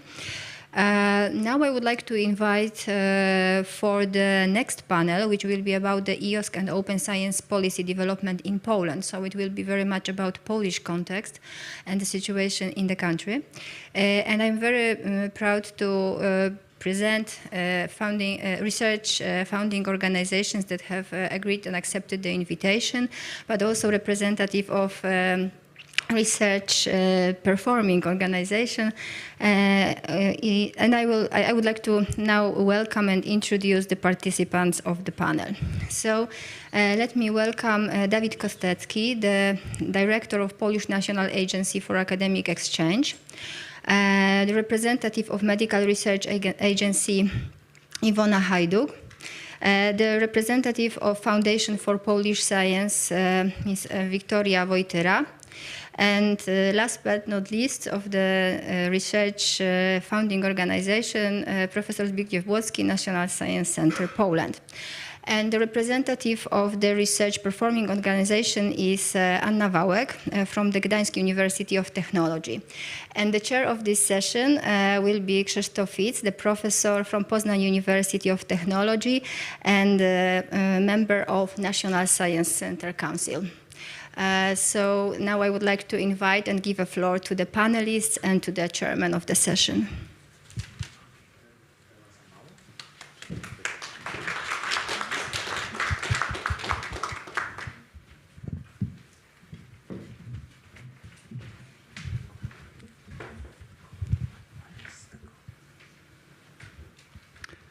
Ladies and gentlemen, good afternoon. I think that we are already after, so I just want to welcome you on this panel discussion. As it was already said, we will be speaking about the Polish context of the open science and all this stuff which relates to that. We will slightly change the schedule because there were some requests from our participants, and we will follow the way that there will be a presentation given by the respective person, and then we will ask the questions. After that, once we have all the contributions completed, then I'll try to launch the discussion and some comments, some remarks, and then I will try to induce also the discussion over the challenges and the work which is still ahead and the work which is still to be done in order to fully implement the open science practices in Poland.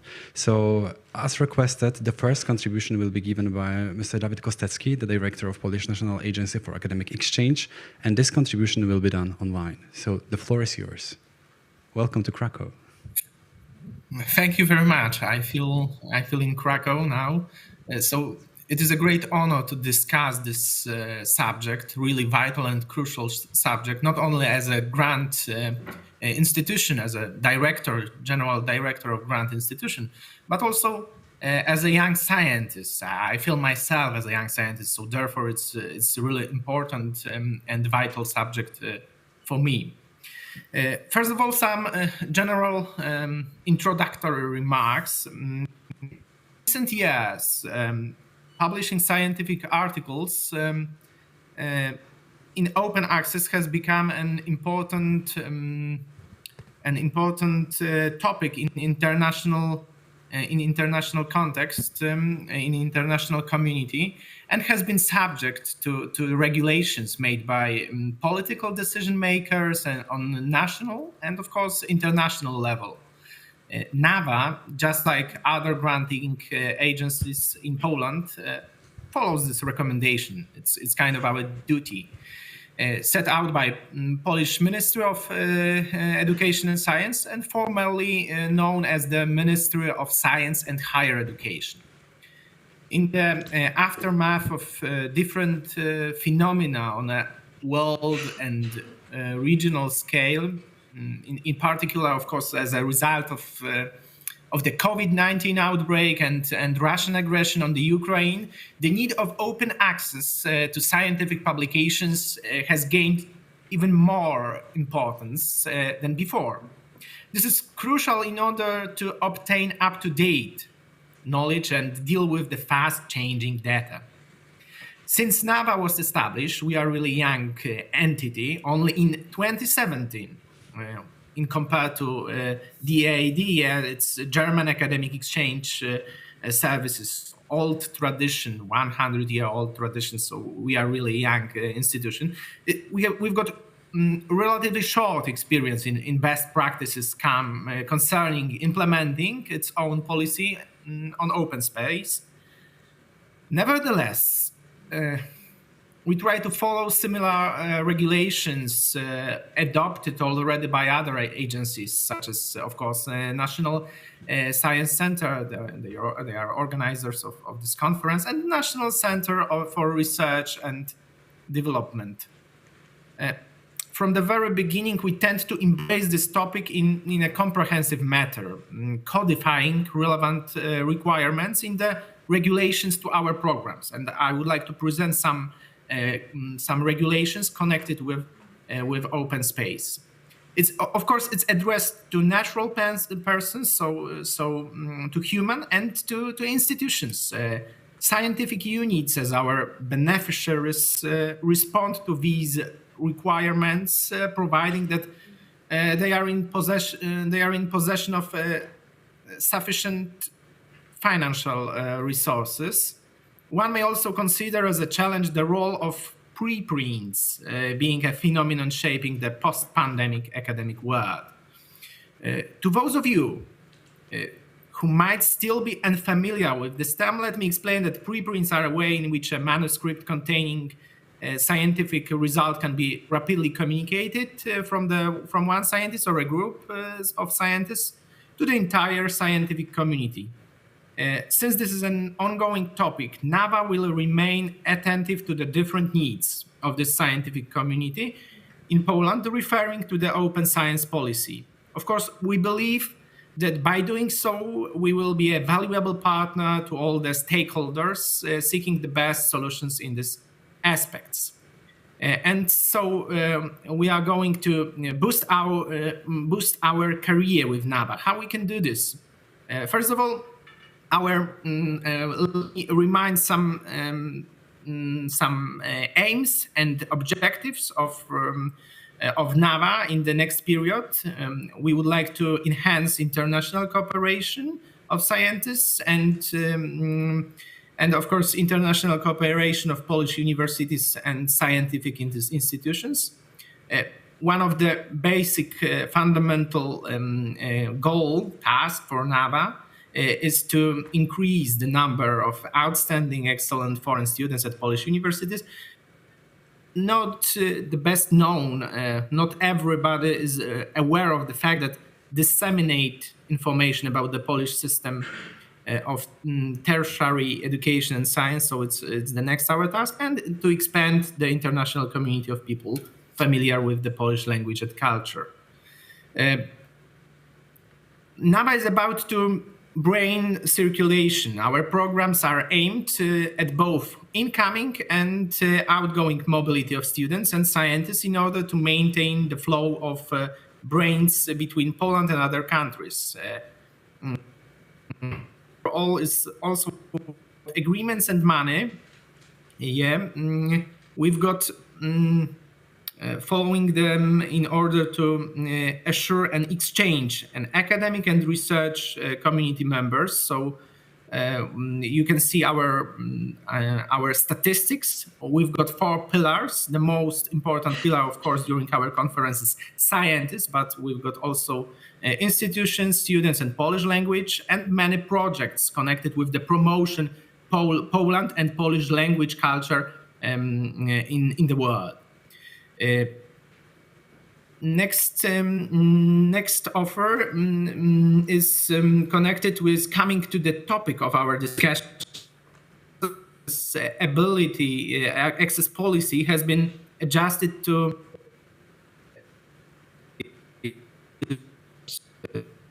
differentiation between institutions.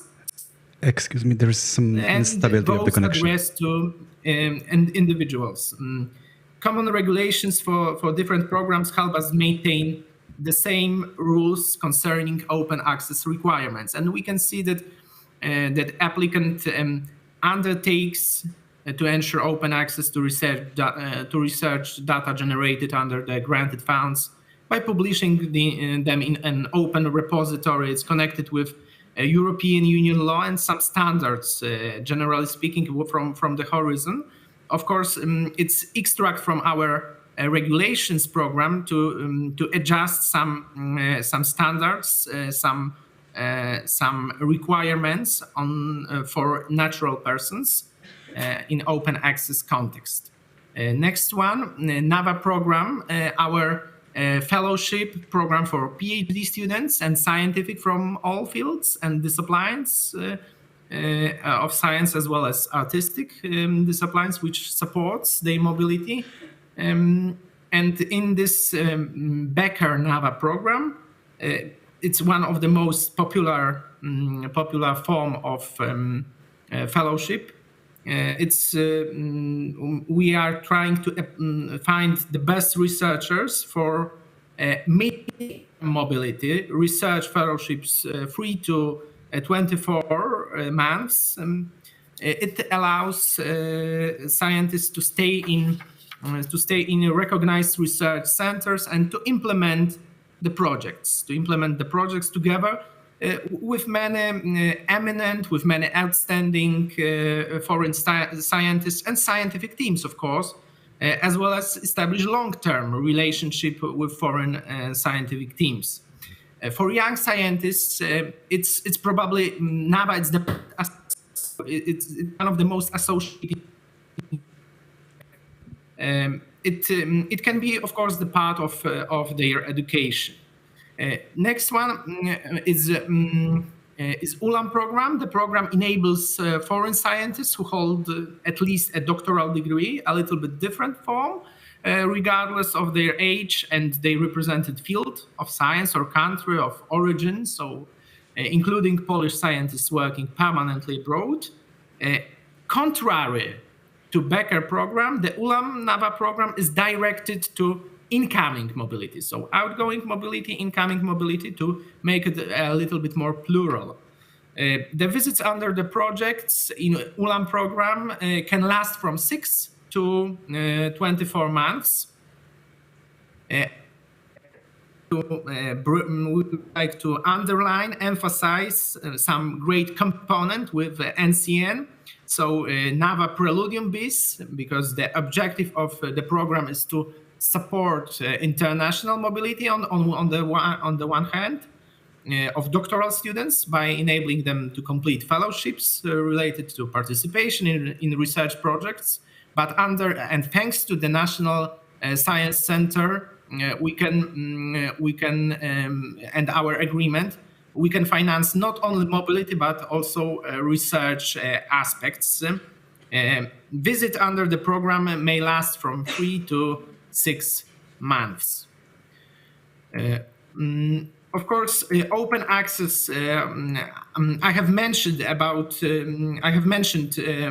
open access for a natural person, and we've got some different regulations connected with open access programs for institutions.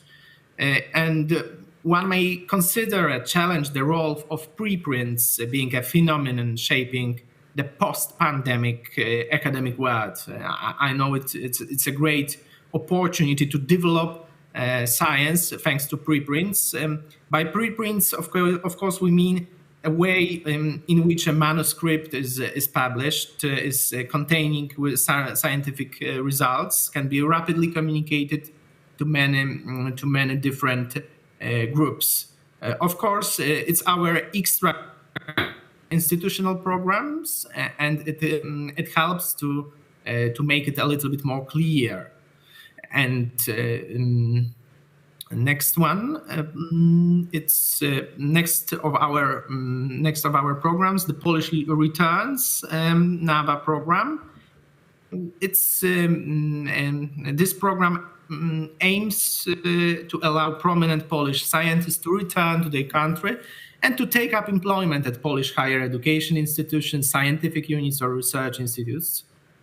The program creates the best possible conditions for returning scientists to conduct scientific research or establish their project group in Poland. So So it's kind of remuneration for the returning scholar and for the members of the project group too. Of course, the Polish Return, it's kind of flagship program available in our offer from 2018. The program includes two stage of the returning. It's stage and experienced scientists. Under the junior scientist track, the program may last from 24 to 36 months with NAVA financing. It's in the experienced scientist track projects, it's a little bit longer because it is 36 to 48 months. And NAVA Chair program is addressed to Polish universities and scientific institutes and invite to Poland and employ for a period of a long time scientists with outstanding international achievements coming from various countries in the world, and to create projects group for them. We've got a lot of examples connected with Ukrainian scientists who are really pleased with the fact that they can study, that they can scrutinize their research in Poland. They can continue, keep up with next research. And it's a really good solution for them, absolutely. But not only for them, it's really universal formula. Next component in Polish returns, NAVA Chair. It was created with collaboration with UN. The applicants are allowed to apply by National Science Center and as a starting grant to be used during the first 18 months of the project implementation. And of course, the eligible costs comprise costs of publication fees for scientific articles, and the cost of sharing research data. So open access according to the policy rules adopted by NCN regarding open access to publications. So we are using the best practices from the NCN in this context. And one of the last but not least program of NAVA is NAVA Urgency grants program. It's absolutely unique program because of the fact that it was generated as a form, as an answer of Ukrainian war and the pandemic. Because thanks to this program, we can find response to sudden, important, unforeseen social, civilization, and natural events with global or regional implications. Nowadays, we can note that urgent grants are coming from are connected with Ukrainian situation. Yeah, so it's kind of preferential. Of course, and it's one of the youngest program, NAVA program. Of course, first of all, it was dedicated to social, and first of all, it was dedicated for medical science. But now we can meet with many social and law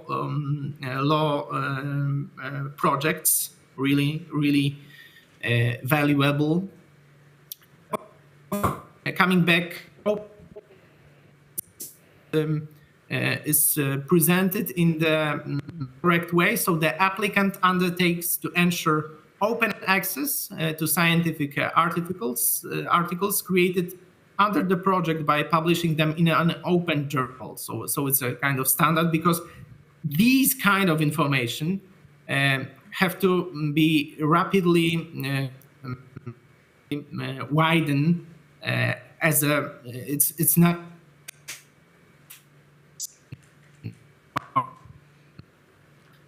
open repository, open access. Excuse me, there are some instabilities of the connection, so... With the just obvious statement that we should keep with developing such solutions as open. And thanks to NCN, we can do this more and more better. I apologize to you, but unfortunately, cannot stay longer to the first PM. So, and I'm asking for your understanding because it's a completely urgent situation. I had to reschedule all today calendar. Thank you very much. What I need to mention is the fact that we have some troubles with the connection. The last few words were unfortunately not clear. I can repeat it. We just noted that you need to leave, so there is a very short time for the question. Just the conclusion, yeah, please. Just the conclusion, yeah. Taking everything into account, I am absolutely convinced. I am really certain that we should keep up with this path connected with open enterprise, like here in NCN and Krakow, is a great solution to develop this scale on the great scale. Thank you very much for this panel, and thank you very much for such enterprise. Thank you very much for your contribution. In this case, we will follow with several remarks and questions, I guess. So we have a few minutes for that. Before I ask my questions, I'll give the time to our panelists or our audience. So if there are some questions or comments from the panelists for the moment, and maybe from the audience. So if not, let me start, or just to induce the discussion. So NAVA's agency for the exchange, the scientific exchange, touches several aspects of international community. And the open science practices are, of course, a different level of advancement in different countries. So can you tell us your, let's say, perception or the motivation for joining the Open Science Initiative? And what's your, let's say, motivation or ambition for that? Do you think that it's, can you list at least a few benefits for the scientists that they will join the open science practices? Because we speak about the things that scientists, researchers needs to do. But there is still some missing voice about the benefits. So I see that NAVA is joining this community. So maybe you can take it, or you can say it loudly. What are the benefits for the scientists, especially in the scientific aspects, please? Thank you very much for this question. It's a good question, not especially for young scientists, but generally for when we define science as a puzzle, and we would like to find the next puzzle and make progress for the next generation. For sustainable development, for resolving some civilizational problems, open science gives us a lot of opportunities. Excuse me, again, there is some problem with the connection. The stage. Let's try. Maybe I'm speaking too fast, and yeah, internet was a little bit problem. It's not my fault, absolutely. Is it on the side? Okay. Yeah. So please proceed. We will try, let's say, to solve or to elaborate on. So, I would like to say that we should define science as a kind of puzzle. And if we would like to find the lack of the puzzle, we should make a progress.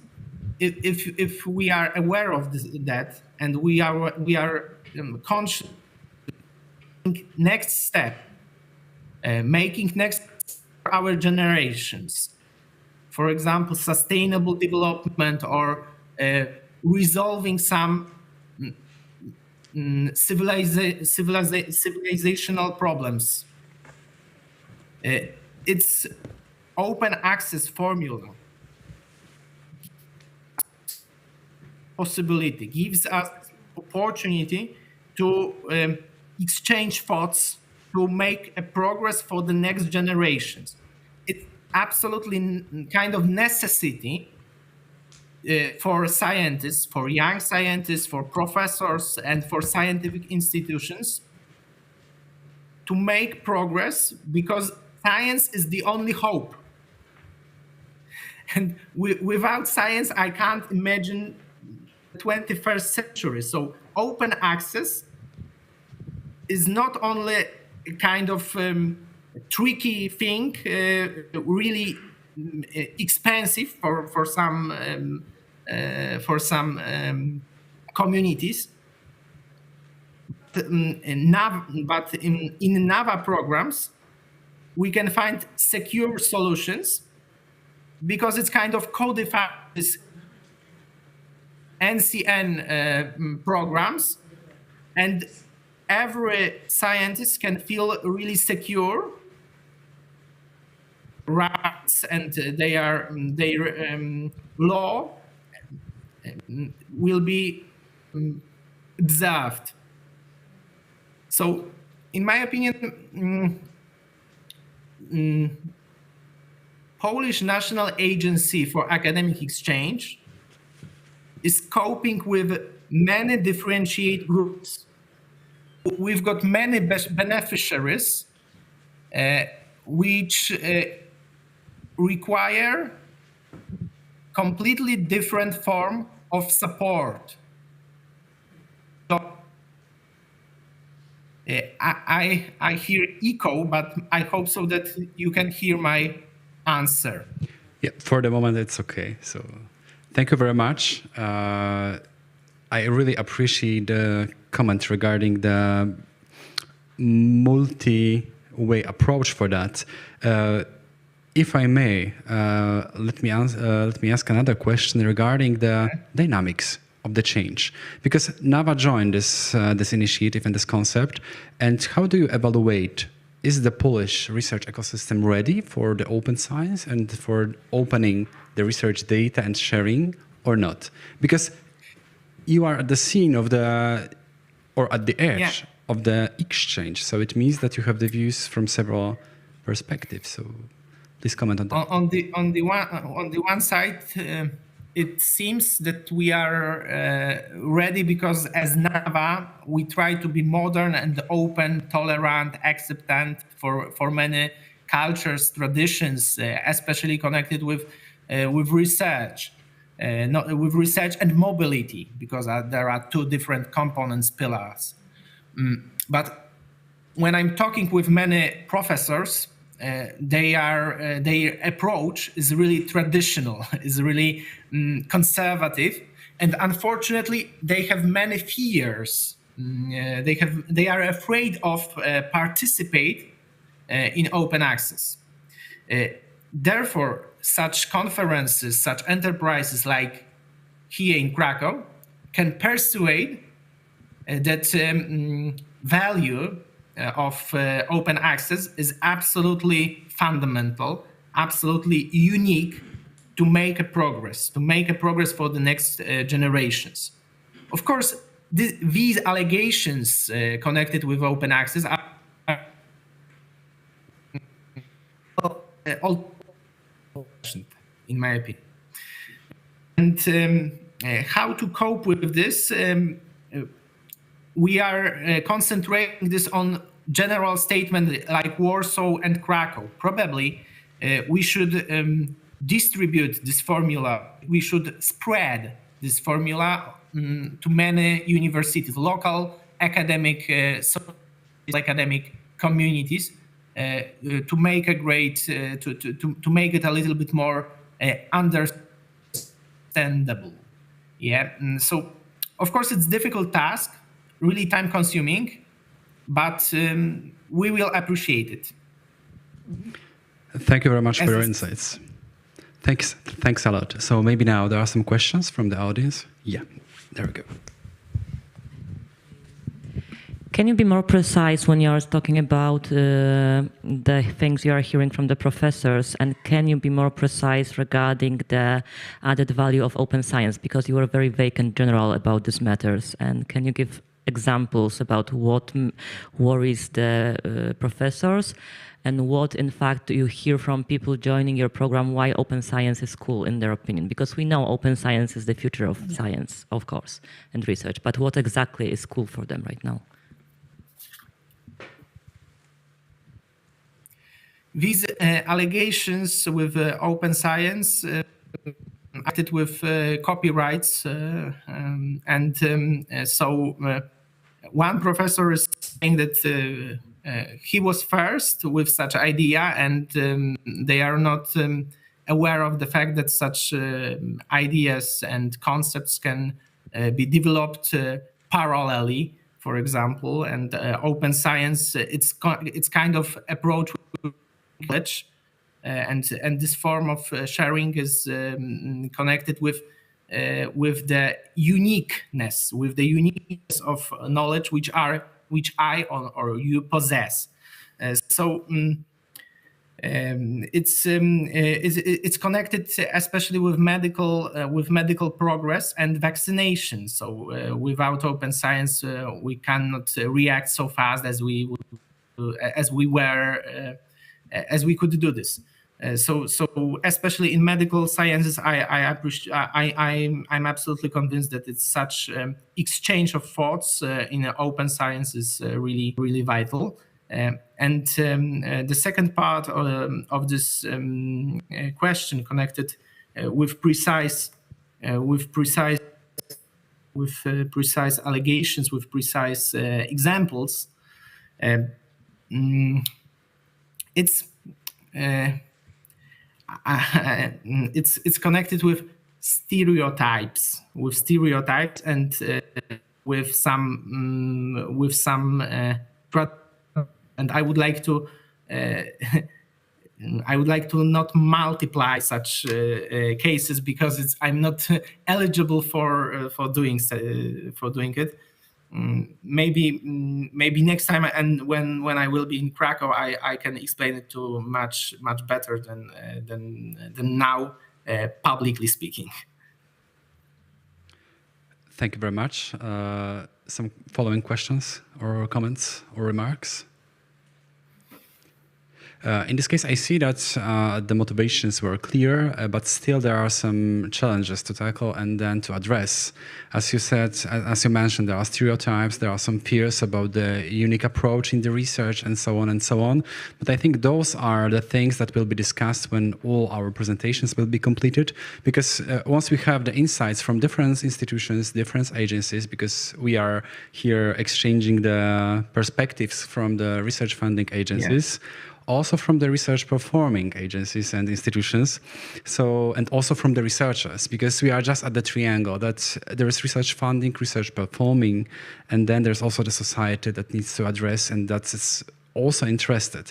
So in this case, as I don't see any following comments right now, so please stay with us as long as you can, and then yes, we will proceed to the next presentation just to allow next speakers to present their insights and contributions. Is it okay?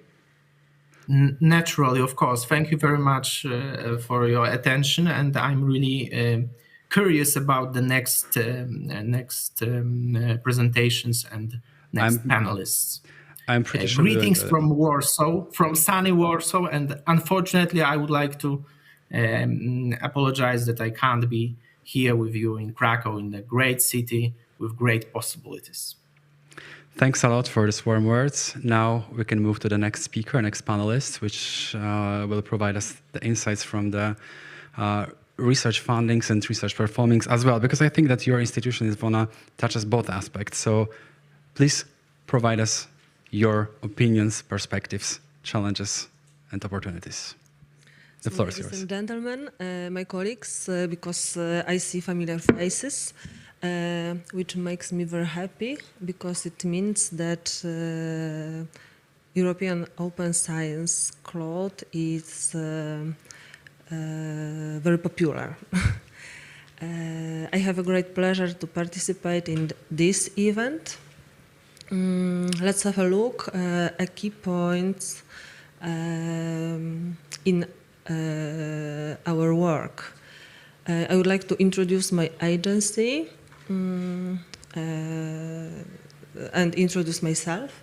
I work at Medical Research Agency. It's established in 2019. MRI is located in Warsaw, on Moniuszki Street. We invite you, of course, to Warsaw. We invite you to Moniuszki Street. As you could see, according to European Commission, health is the first supported area, according to presentation lady Maria Luisa. So my agency's mission is through research to health. Here is the button. Yeah. Through research to health. This slogan is very important mission. It opens the door mainly medical universities and medical companies. It gives them a chance to open publication of research results. So open science for better science. My name is Iwona Hajduk. I am a head of the commercial product department in Medical Research Agency.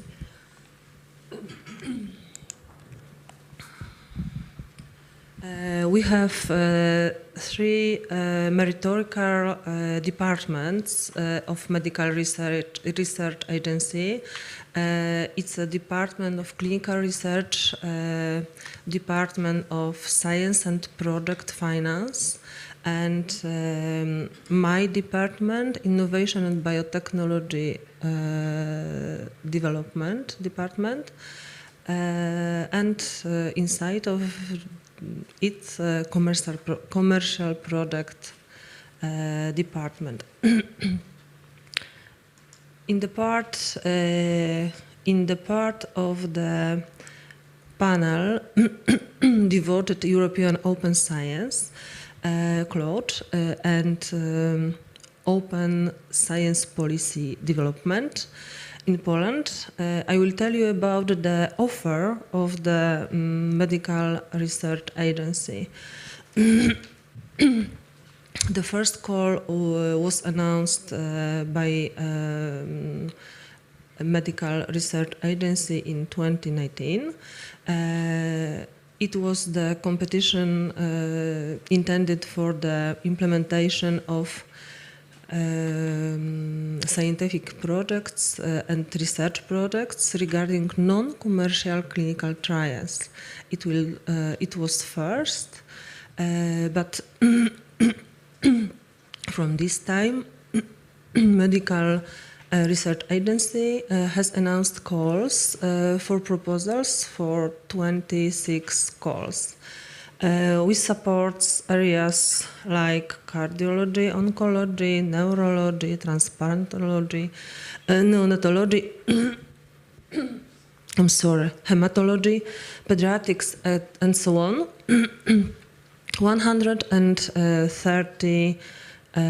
over 130 projects, which were co-financed, and over 1 billion zlotych intended for research by MRE for research in the area of medicine.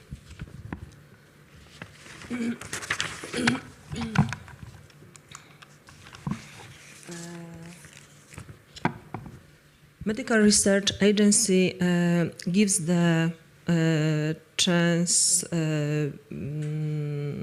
for open science and announced calls for proposals. Currently, we have some. We have some, which I have in the next slide. There is a call for non-commercial clinical trials. Oh, it was to last Thursday. It was non-commercial allocation, 100 million zlotys, and because it was, I would like to tell you about something which is the next call. I'm very sorry. The next call for proposals, there will be call for companies to develop innovative medical devices, but these medical devices will be based on artificial intelligence for coordinating diagnosis and treatment. This is the time when the call will be open soon. It was the first commercial call, which allocated 30 million zlotych. And the short description is that the call development a microscale solution for coordinating diagnostics and treatment in outpatient health care, so outpatient, because we have all the time affluence, so-called long COVID. What is the areas of support by medical research agency? Firstly, it carrying out research experiments on medical devices and of course medical procedures, because that is very important, in particular therapeutic and diagnosis. Secondly, an area is implementation of epidemiological studies, the long-term effects, for example, the long COVID effect, but not only. In addition, new antibiotics, chemotherapeutics, or medical products for the treatment for bacterial infection, and yet development of medical devices for the needs of military medicine. It isn't here now in Ukraine cases, but we have all the time the military medicine in Poland. If you don't know, you know now. With particular emphasis and battlefield medicine. And apart from that, the next call, it will be for creation and development of the network and digital medicine centers for clinical research support centers. These were areas which a medical research agency support. This slide presents that we have also 5 calls for proposals scheduled for 2023. These calls will be co-financing from the state budget. First quarter of the year, it network digital medicine centers. The second quarter, it's research experiments, epidemiological studies, and medical devices for military medicine. And the third quarter is, as I told you, first antibiotics, chemotherapy, and others treatment. it is what we plan co-financing from the state budget. The budget is distributed as you can see. It's big value, I think, for the 2023. And we have also 8 or 9 calls for proposals, co-financing from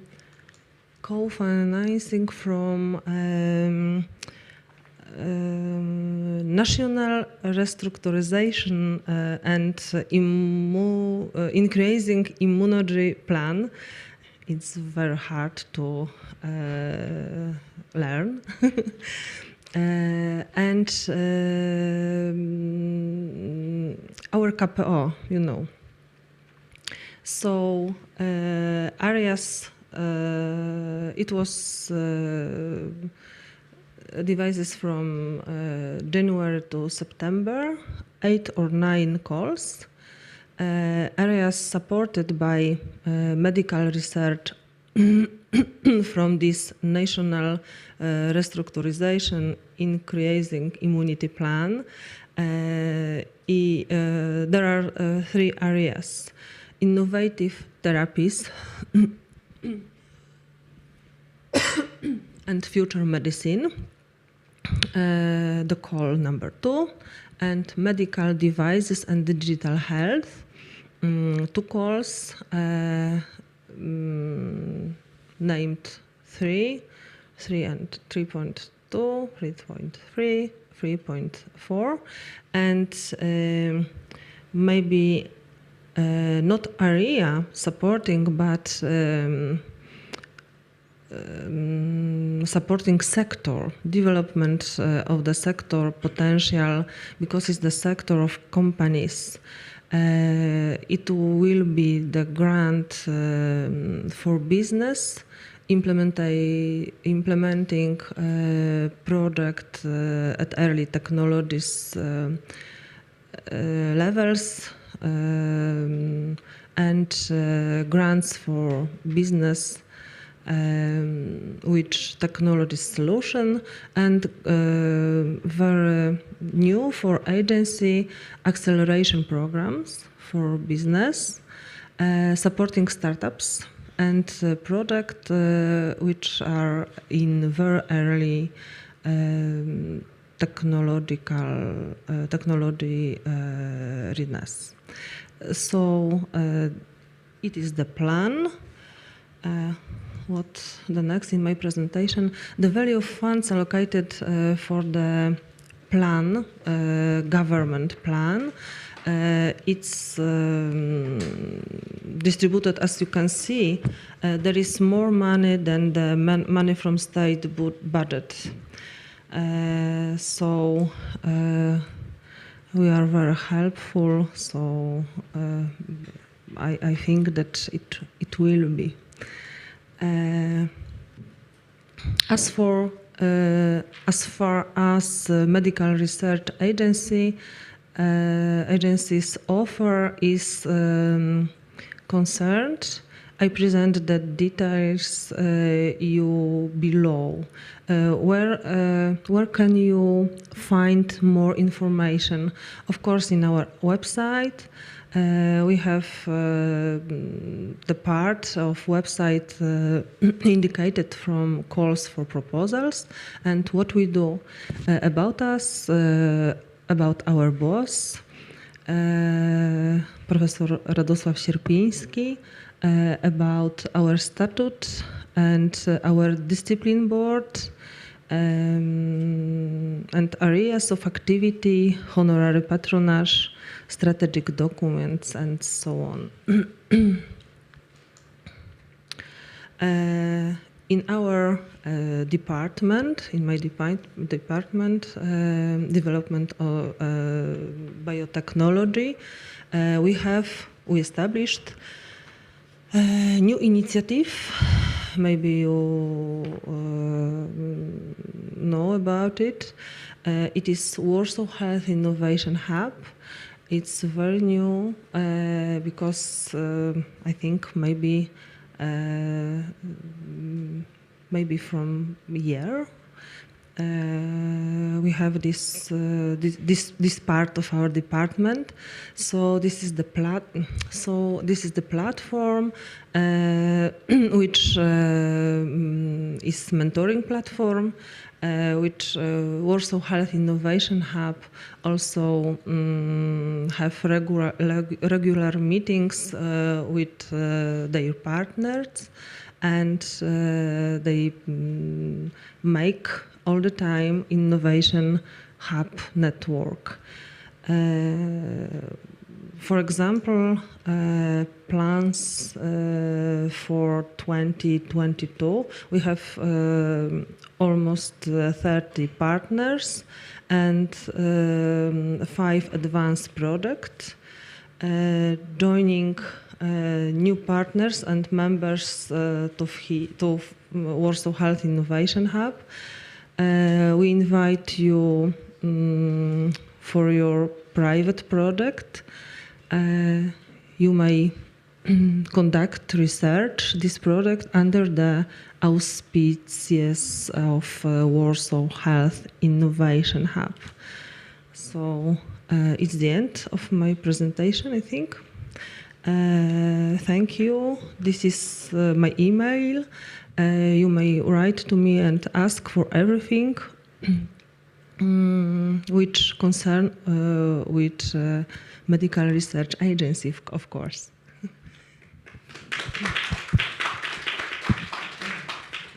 Thank you very much, Ivana, for your contributions and insights. I think that you will stay with us for the discussion after our panelist presentation. Just one thing, because your agency touches very sensitive and important aspects of the human health. So it means that the speed and the dynamics of sharing the data, exchanging the data, even the open access for the papers and so on is extremely important and of essential important for advancing the science there.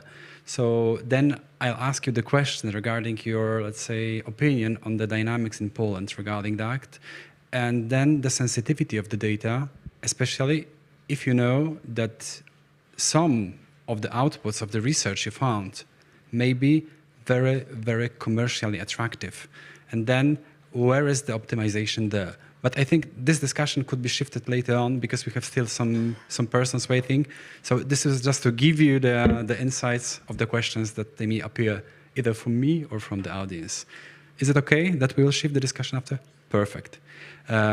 In this case, let me introduce, or let me give the floor to the third speaker, Zbigniew Błocki, Director of National Science Center, with his insights of the open science approaches for Polish researchers and all the things that already came to NCN on that.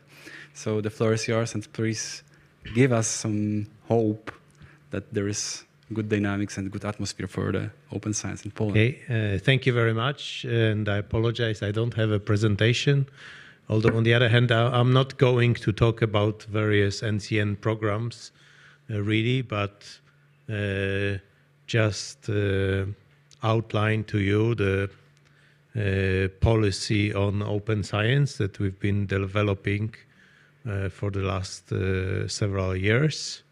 And that's also probably also what differentiates NCN from other national funding bodies, is that we are really very active in this area. So there is a lot of probably to talk about, but I'll try to be brief. Okay, so first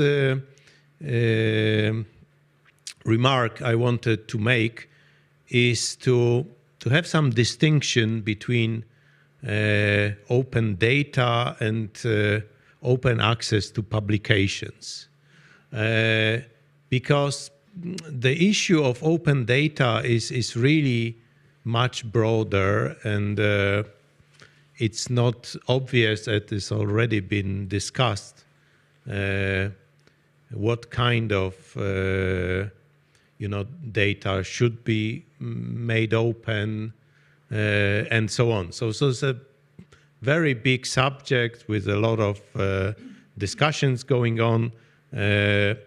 Whether I think in a way the open access to publications on one hand is an easier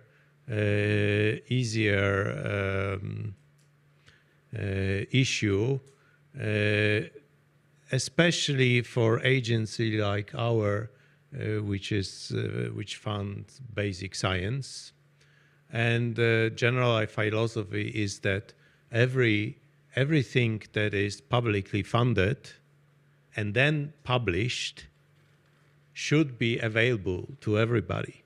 So there should be no commercial barriers in distributing publicly funded results. That's the at least our idea in terms of open publications. So let me speak about those two issues. So first about the data.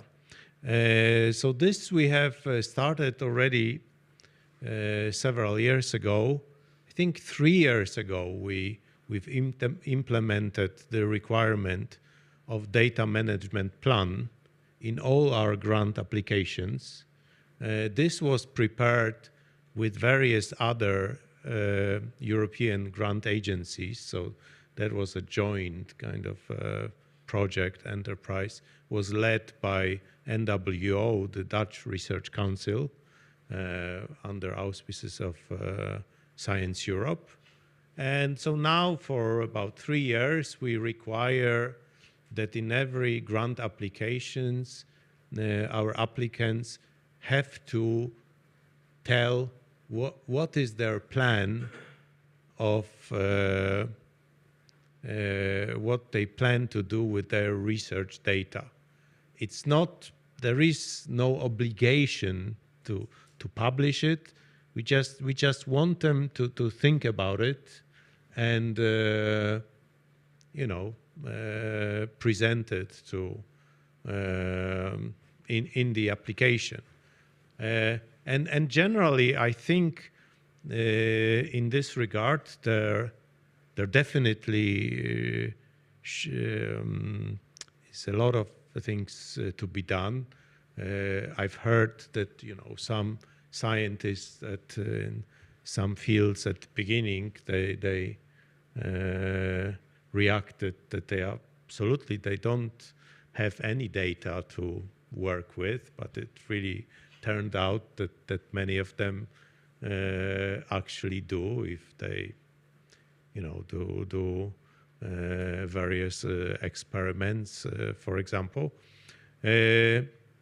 So I think this was maybe just the beginning of treating this issue in Poland, but I think the main kind of goal with this move was to really make scientists think about the problem and try to plan it. Now I believe that in the future these things will have to develop various standards. Probably they will be different in various disciplines. I'm not sure how universal those regulations can be.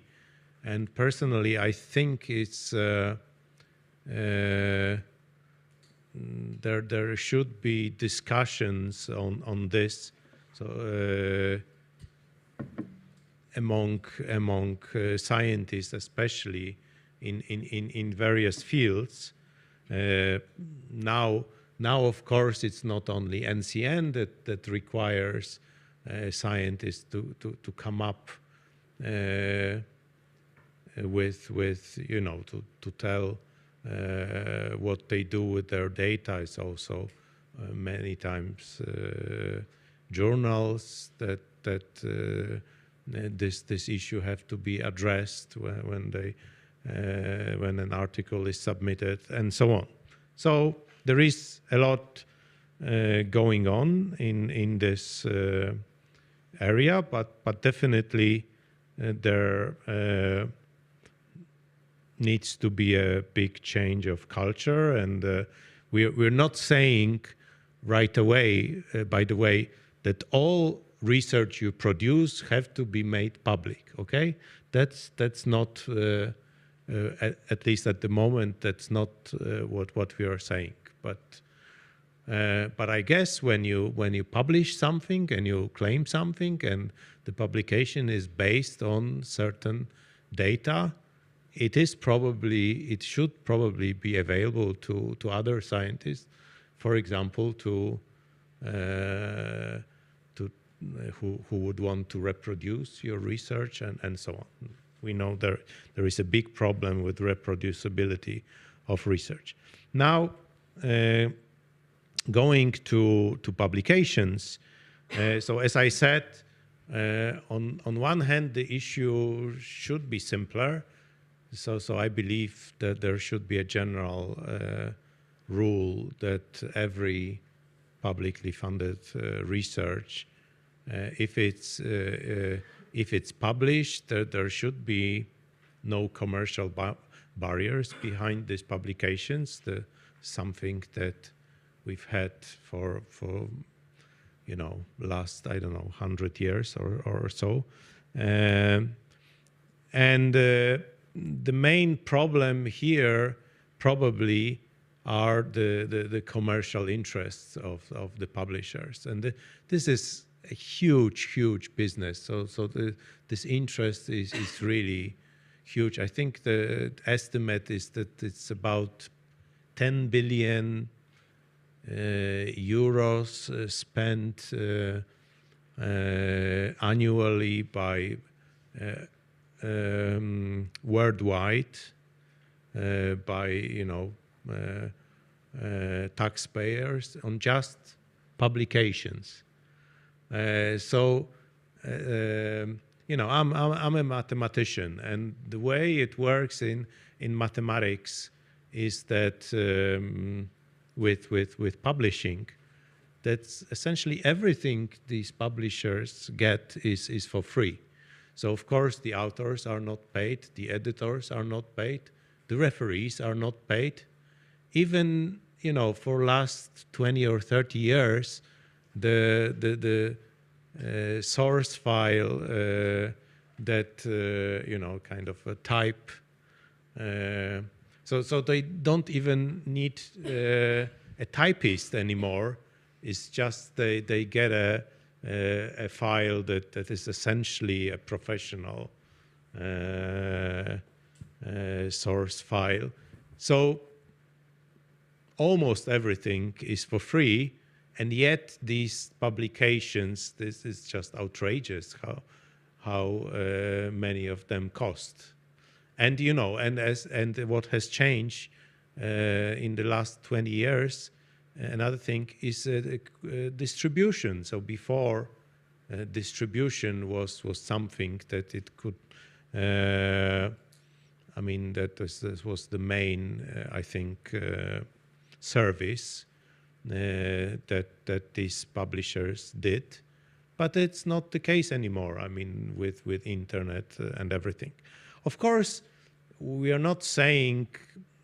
So there is a value in scientific publishing. Don't understand me wrongly. I think maybe the main value is the kind of quality stamp that a publication in a prestigious journal gives. So this is important also for grant agencies, for evaluating.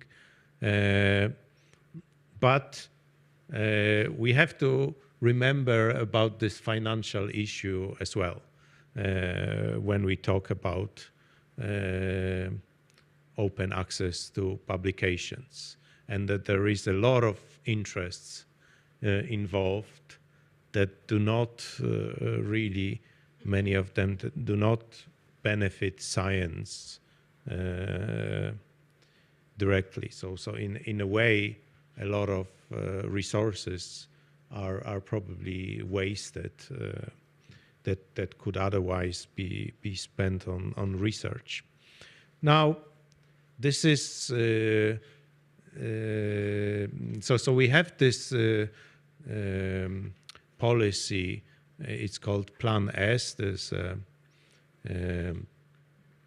group of grant agencies and other funding institutions, also the most prestigious private foundation like Wellcome Trust or Bill and Melinda Gates Foundation or Howard Hughes that have joined, and we require that all publications that are funded from our grants have to be open, that there are some kind of integration of both the green and gold access.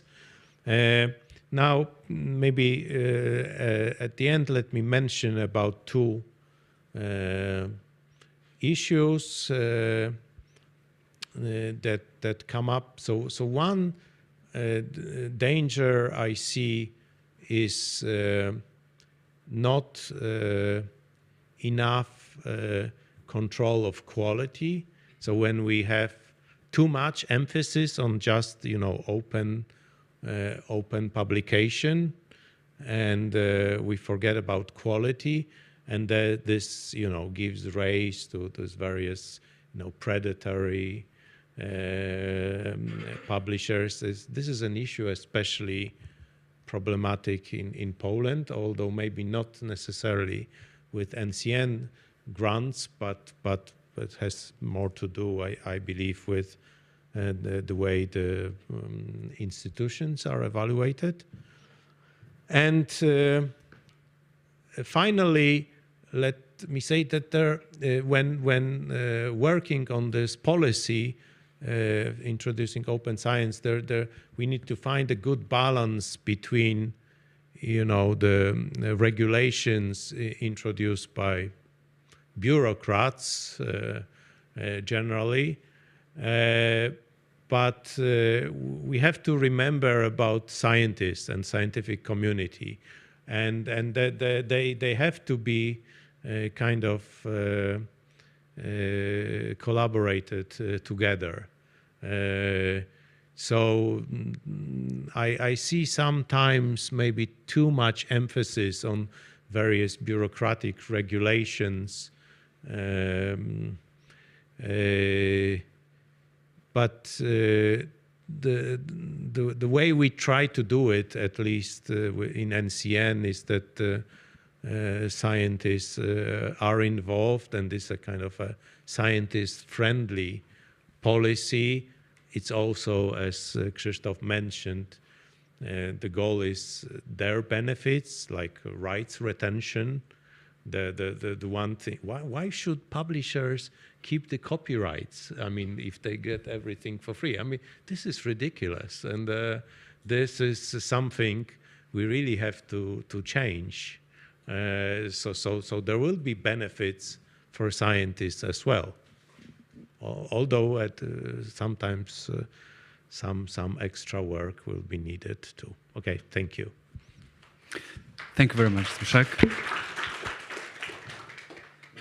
Before we continue for the next speaker, so I just want to prepare you for the questions I'm going to ask during the discussion.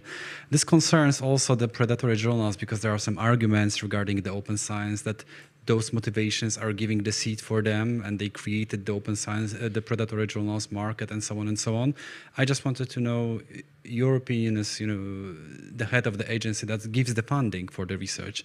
And of course, what I like very much, and from what I learned in the during the morning session from our speakers, that there is some culture, the research culture needed that we need to cultivate, and then what we need to do on that. So I just need your comment on that. How NCN is curating or is giving the advices to the young generation to make the research open for the data, for the science? Because it seems that it's a very, very long process. We will not change the approach to the open science in 1 or 2 years.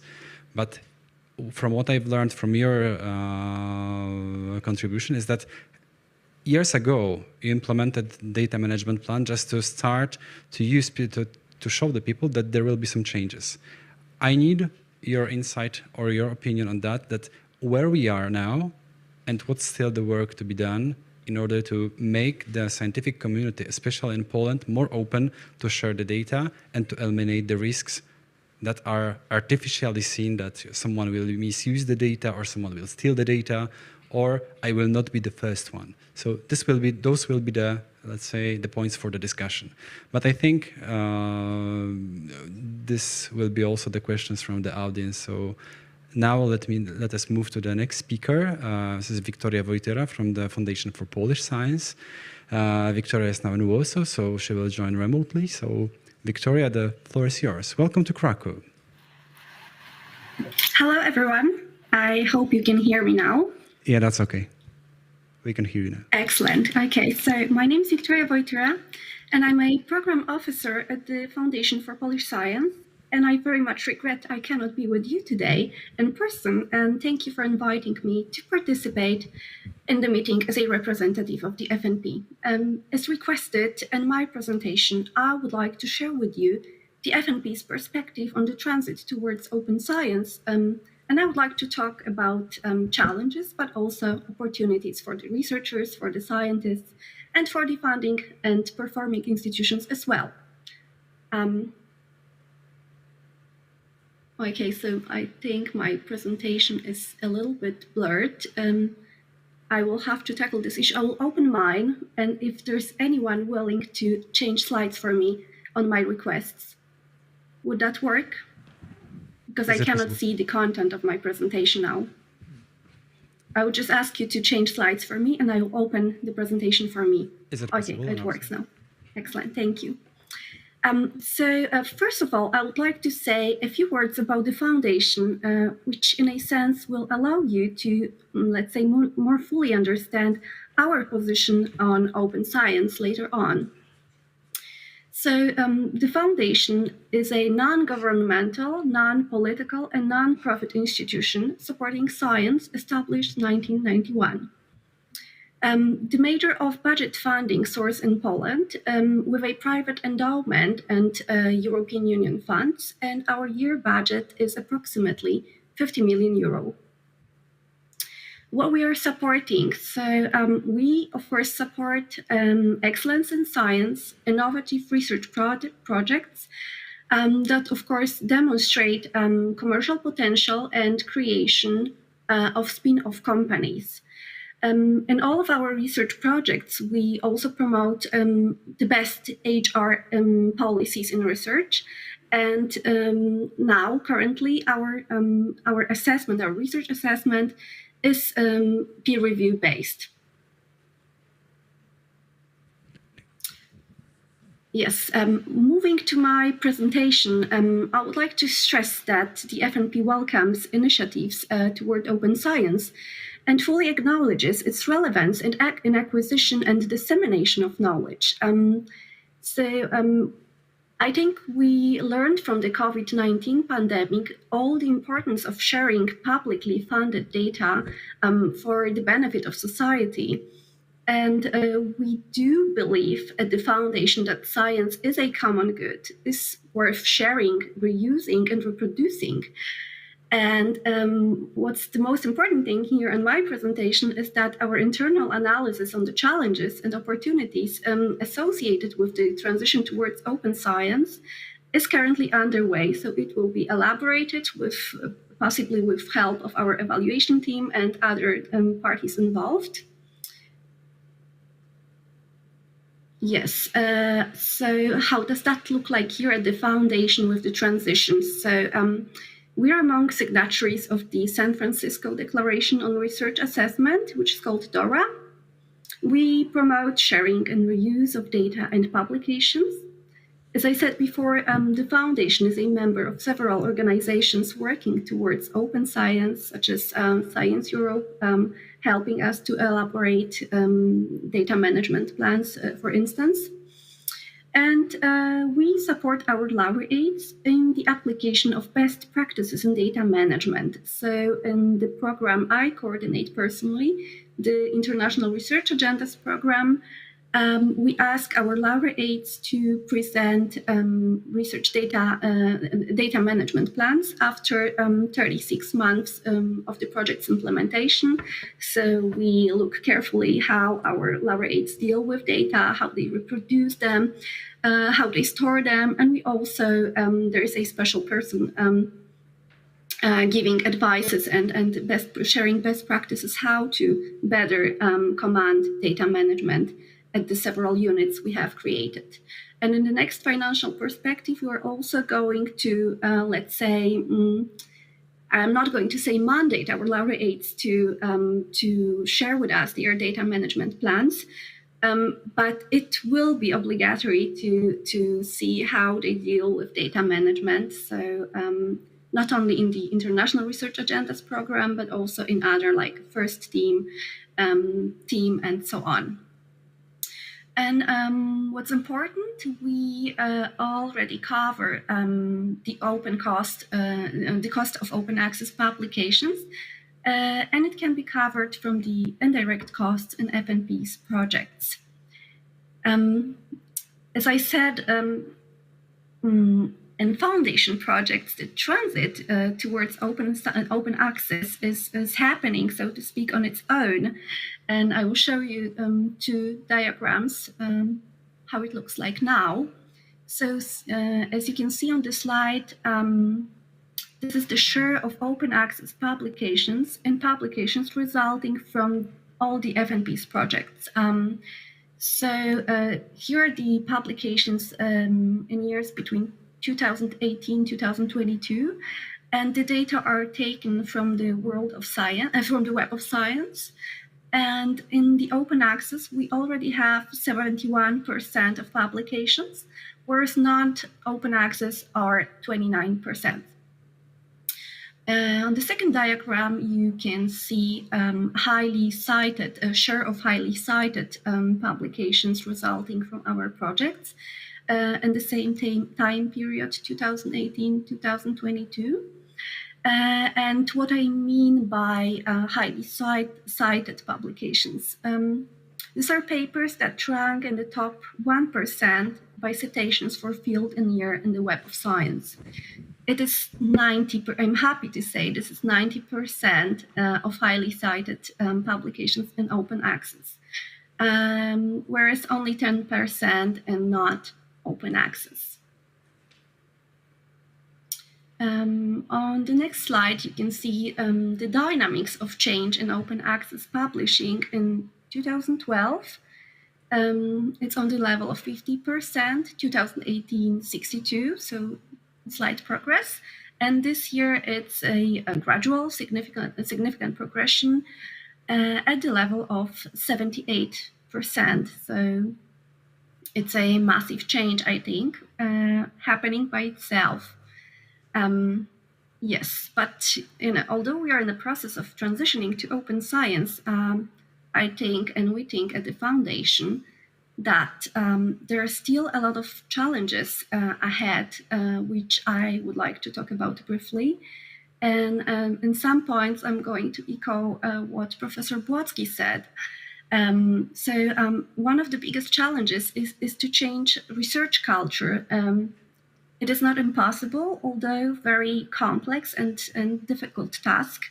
It would require understanding the obstacles to changes in the way research is assessed, and also a little bit experimenting with very different approaches and creating a shared vision when revising existing policies and practices.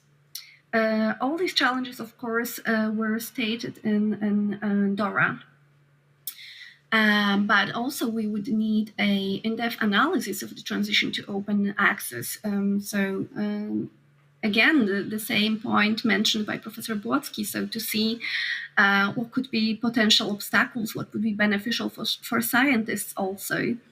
Then there is an important factor of tackling research and innovation, foreign interference. So a general question on how to protect data from stealing and misusing in a way. And the third point would be responsible and transparent assessment of scientific output and the question of quality assurance. So again, I'm echoing what was said before, especially in this digital environment. Also, I would have to stress that our scientists, our laureates, they are representing very diverse fields of studies, and they are also characterized by different approaches towards open access. So it's first of all a question of academic freedom, but secondly, a question whether we would like to create a unified strategy or different separate strategies for separate different fields of studies with different approaches, with different outputs. And this would be challenging as well, I think. And as I said before, we also should not, or we are not allowed to mandate our laureates to choose certain strategies. It's about academic freedom that we wouldn't like to harness in any way.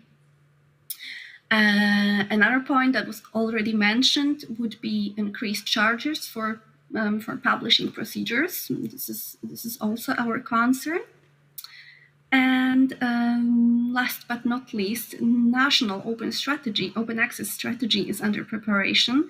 So we somehow wait and expect what's going to come next, what will be the best practices to follow for us. Yes, but I would like to end my presentation with a positive statement and talk about the tasks ahead of us, which can definitely be achieved or were achieved partially at least. So the activities to be taken would be to require data management plans in all our projects. As I said, we do this in some of them, in our flagship program, International Research Agendas, where we already require this plan. And now we are going to ask for it at the stage of application. Or depending on the program or during its implementation. Then what we see is a lack of training, and both our laureates and us as a personnel at the foundation, we would need an extensive training on how to elaborate best practices, how to guide our laureates, and this will lead, hopefully, to the third point, which would be development of a comprehensive open access/open science strategy. And we would like eventually prepare recommendations for our laureates on the transition towards open science. Again, recommendations. It's not a requirement. It would be a recommendation. What would be the most beneficial for scientists to follow, in order also not to get lost in all the guidelines and strategies around.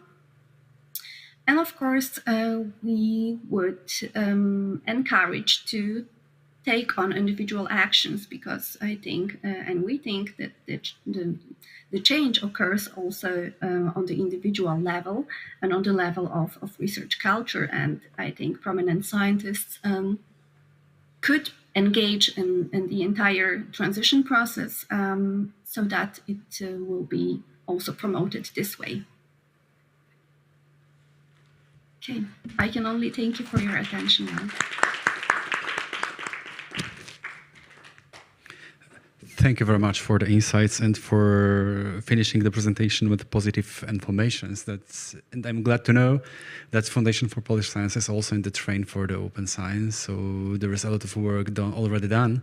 I'm very glad to see that there is a plan for the future as well. So Victoria, my questions will concern, and the discussion will concern the numbers you presented, because it's really impressive that in 2022, already 78% of the papers published by the beneficiaries of the Foundation for Polish Science are already in open access. So definitely, you know, maybe you know the secret, how to reach those values and what was the motivation. Either this was the mandate that they need to do, or they really feel that in order to be in the international community and to make the research transparent and visible, open science is the only way. So those will be the questions for you to address in the preceding discussion, okay? So just to make you prepared for that, and those will not be the only one questions, I guess. So now, thank you very much again. We will come back to you soon after the last presentation, which will be provided by Ania Wałek from Gdańsk University of Technology. Thanks a lot, and Ania, the floor is yours. Thanks a lot. Thank you.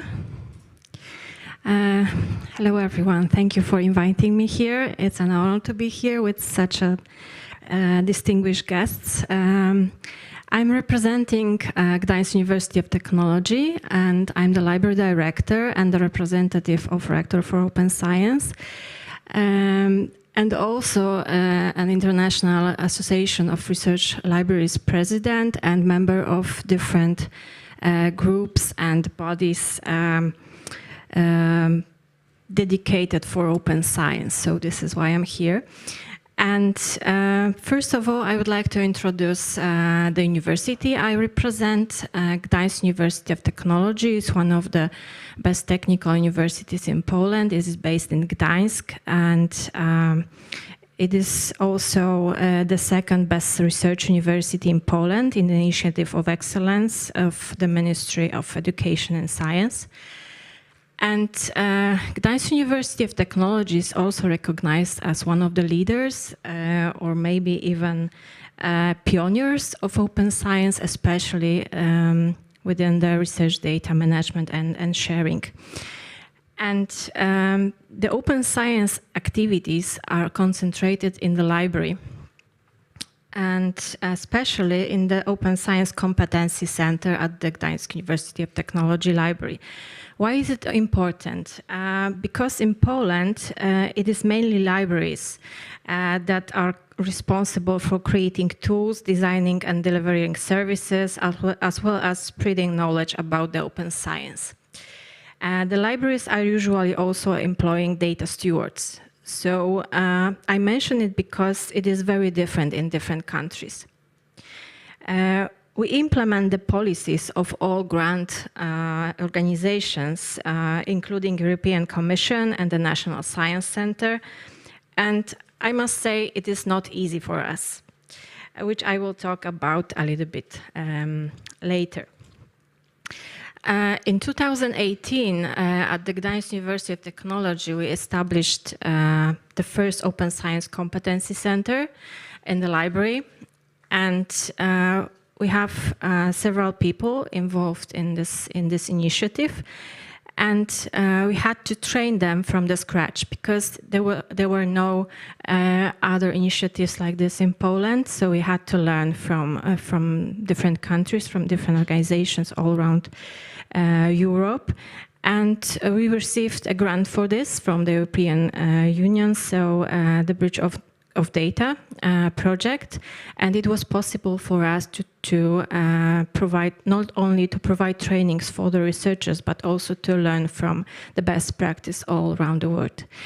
And Gdańsk University of Technology, so myself and my colleagues are also involved in almost all the crucial initiatives, such as EOSC Association, including the Task Force for Data Stewardship, and GoFair. We are the national chapter of the Data Stewardship Competency Center Implementation Network, within which we are also creating a national network of data stewards. We have more than 80 people now involved in this network. And we are also the member, the organizational and affiliate member of Research Data Alliance, CSAR member, and Spark Europe Board of Directors members, and many others. So we are quite involved in all the initiatives all around the world and all around Europe. Gdańsk Tech is also the first university that created the multidisciplinary research data repository. And it is called Most Wiedzy, so the bridge of data in the English translation. And yeah, it was built from the basis on regarding to fair principles. So the Most Wiedzy platform is now at EOSC ready, and it is indexed in Web of Science Data Citation Index, and it is under the process of certification of the Cultra seal. So we are aware of the needs of researchers, but also the needs of the policy makers. So our initiative is very complex, and all the services, the data research repository, the Open Science Competency Center, and also the data analysis on the supercomputer and the virtual microscope has been delivered within the project. And yeah, we will be talking about within the next few panels tomorrow and on Wednesday. But I want to say that it was possible only because it was the cooperation between all the units at the university. So the library that provided the expertise and provided the guidelines, together with more than 60 researchers from different disciplines from 3 universities in Gdańsk, so Gdańsk University of Technology, the Medical University in Gdańsk, and the University of Gdańsk. And the IT specialists from the IT Center at the Gdańsk University of Technology and the TASC Supercomputing Center. And they provided tools, and they provided the space, and they also managed to provide the tools and to prepare the tools for all the requirements of fairness, of indexation, and everything. So they created the tools to be relevant for the researchers, because without the cooperation between all the units, if we as librarians or the IT specialists will provide some tools, some services that will be not, dedicated for the researchers' needs, we will not be successful, because we need to hear each other. We need to work with each other, and we have to do this together. So I'm really glad that we are here together, all the stakeholders that are interested in open science. And from the perspective of service providers, like the libraries, like the IT centers and supercomputing centers, but especially from the perspective of researchers, the policy should be coherent and uniform. Why I'm mentioning this? Because the National Science Center has introduced the policy that makes our lives so much easier. Researchers and university authorities are aware about open science, open research data, but also fairness of data, because we have to talk not only about the openness of data, but also the fairness of data, because this is the beginning. Even if the data is not to be shared in the future, it should be made fair, because it should be ready to reuse in the future.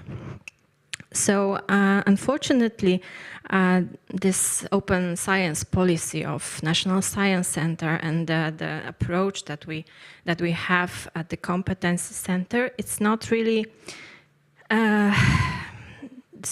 relevant. It's not really consistent with the requirements of the evaluation of science in Poland, and it introduced a certain dissonance, because open science is not rewarded. And there are no benefits of open access and open research data in the evaluation, if in research assessment. Hopefully not yet, as we heard from the ministry representative. But it has to be changed in the nearest future, and I hope it would be changed after the implementation of the national policy. there is also no organizational or financial support for data stewards.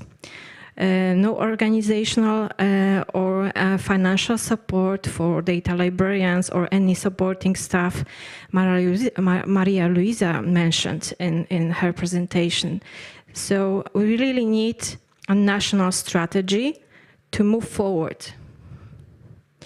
It's always about the, the carrot and the stick, but we can see now, after many years of implementation of the recommendations that we have here in Poland, that recommendations are not strong enough. Because if we have different recommendations or different requirements from the agencies, or for one or two agencies, and different expectations and different, policies from the side of the ministry that actually evaluates science, so gives the money to the researchers and to the universities. It is really a bad approach. And what I like to mention as well, so as Director Kostecki said, open access is something that is now recognized by researchers as something expensive. And sharing data, as I hear as a as a person that speaks to researchers, sharing data is something recognized as unnecessary bureaucracy. So the data management plan, without explanation,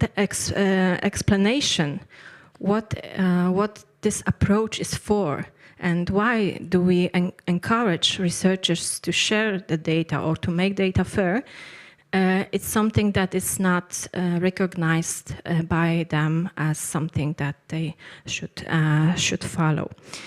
And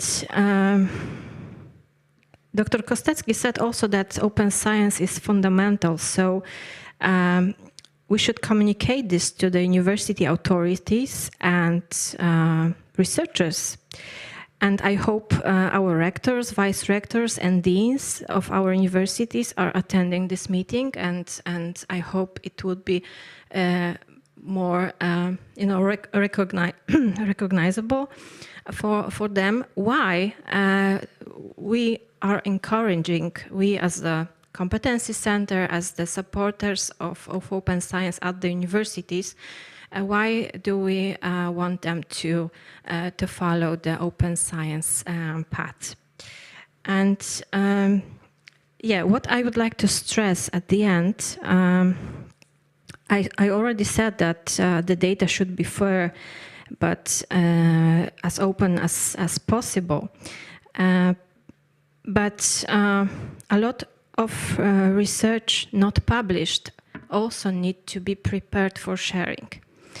So the libraries and administration staff, such as the scientific affairs departments, they also, directly help researchers with open research data, with preparing data management plans for the project, and guiding researchers with the policies of the research funding institutions, organizations.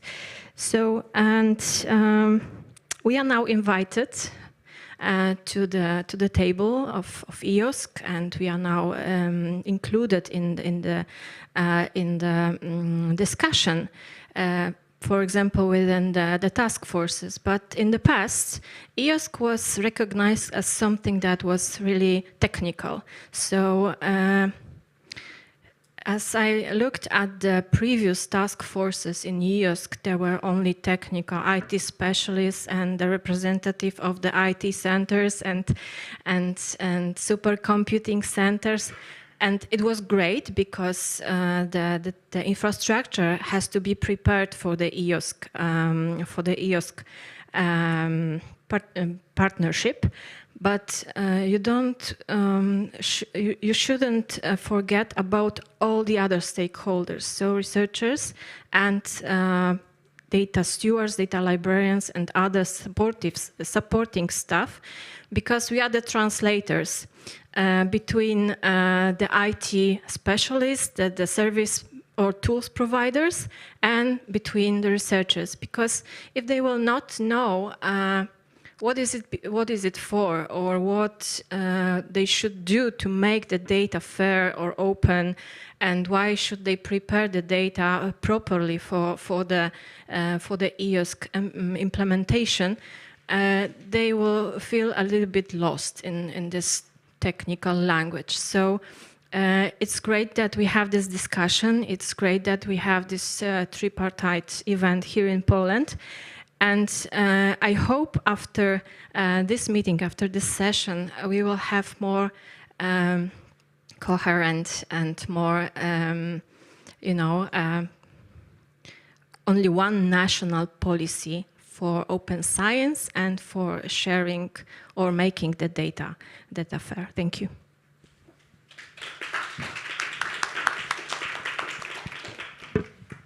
Thank you very much, Ania, for your insights. And again, important contributions from the research field, because I've learned that you are just at the front, because you are touching the researchers with their problems. For the moment, it seems that the researchers for the open science, they see only the costs. They cannot see the benefits. They cannot see the real outcome of sharing the data. So I hope that in the following discussion, you will be able to give us some ideas or concepts how to convince them that behind the cost, like APC or data storage, something like that, what's the real need for that and why we should do it, especially because I think that you are at the technical university, so there are several, again, sensitive aspects of sharing the data, because one is the pathway for advancing the science and technology, and another one is just the commercial value of that. And I think that especially at technical universities, this is quite important aspects, especially that people may be against sharing the data and so on. But this is something, let's say, for more in-depth discussion in the following minutes. For the moment, thanks a lot again for this insights and informations. Now the presentation part is closed, and now we start the discussion. And I hope our panelists are ready for very heavy and tough questions. So, any comments, remarks from the audience? Okay, the first one, the kick-off question. Thank you very much. So, several of the remarks, and I would like to start with, I think, emphasizing Anne's presentation, because Anne here, and it really aligns with what I've learned on the techie side, let's say, of EOSC. Anne here is the representative of an institution or initiative that, in fact, tries to implement and be practical about open science in Poland. So really, all of you who are representing the governing part, please take into your heart the recommendations from Anne, because they are really, everyone who's trying to implement open access will tell you more or less the same thing. First of all, recommendations are not enough, at least not at that stage, maybe later, but not now. Second thing, I very liked your comment regarding the cooperation between researchers or research world and the supporters. It doesn't matter if it's about data supporters or IT solution supporters, tool supporters. The cooperation is very important for the supporters to deliver and promote something of value to the receivers, so the researchers. We cannot work, not again, or still, on the assumptions that we as specialists or experts in the field will know everything regarding the functionalities or solutions needed. No, we will not. And I'm talking to myself or others that are working out the solutions. We need to work on hypotheses and verify them with the users of our tools. And I would say the same would apply to EOSC, because I tend to look at EOSC as a product, the product we need to sell in the end and implement. And following that thought, what I wanted to say what I wanted to do as a person who is responsible for, let's say, take-up of the core services currently developed in EOSC. I really wanted to gather, have a handbook for people spreading the word about EOSC, what we can say regarding why to do open science. Because there is not so many, or I will start on the other hand. Once investigating into researchers or research community needs, we were trying to do it as broad as possible. With the new projects, new communities came. With the new integrations, new point of views were added. And believe me, there are so many factors that will change what, from the researcher perspective, is important. For example, high energy physicists, they don't care about computing, they don't care about storage, they have it all. They have enough money to have everything they need for their research, but what they need, as we learned, is the exchange of information, to be able to find who had similar problems to them and be able to take that knowledge and translate it into their field. On the other hand, humanities, computing, because in humanities we don't have enough computing for the capabilities that are growing, because for them the use of technology is not that new in that field as it's for the, let's say, high energy physics. Chemists, different needs, etc., etc. So scientific discipline, one thing.